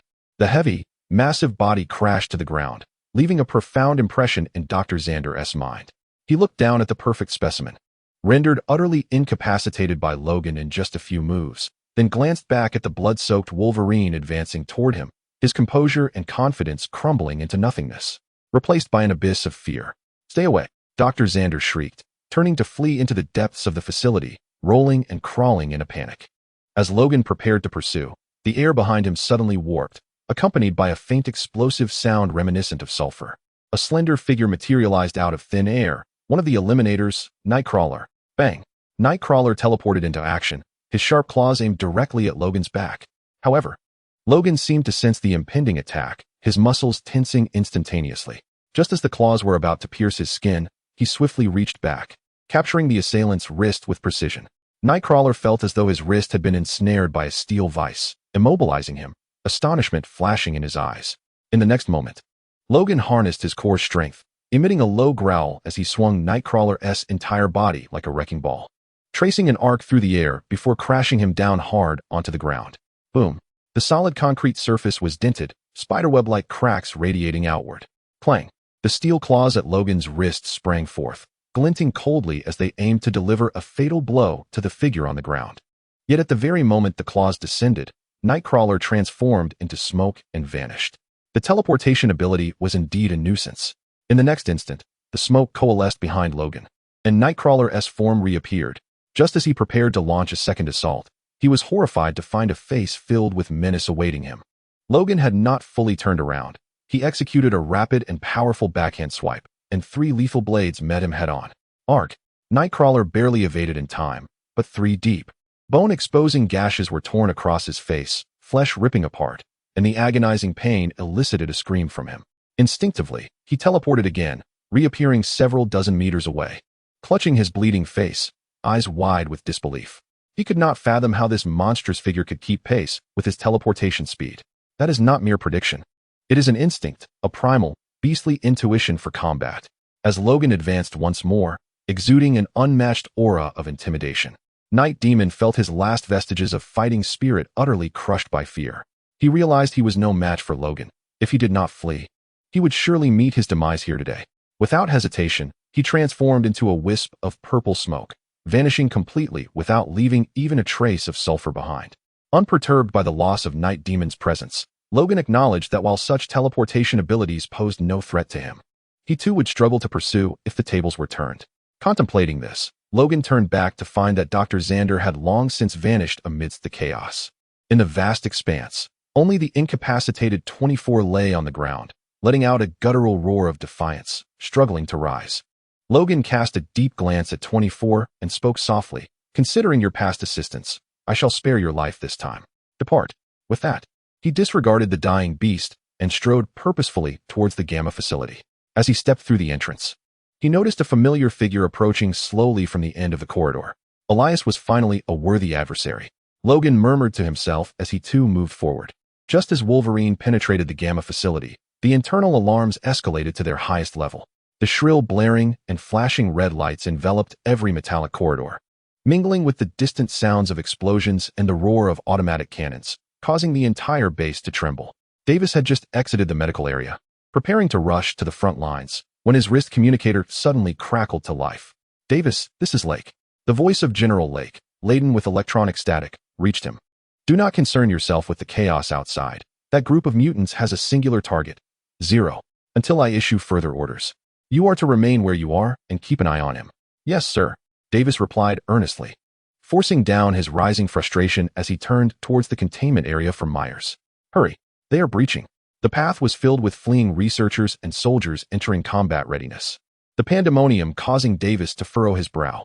Upon finally reaching the experimental area, he discovered that the reinforced glass door, which should have been securely closed, was ajar, and the room fell eerily silent.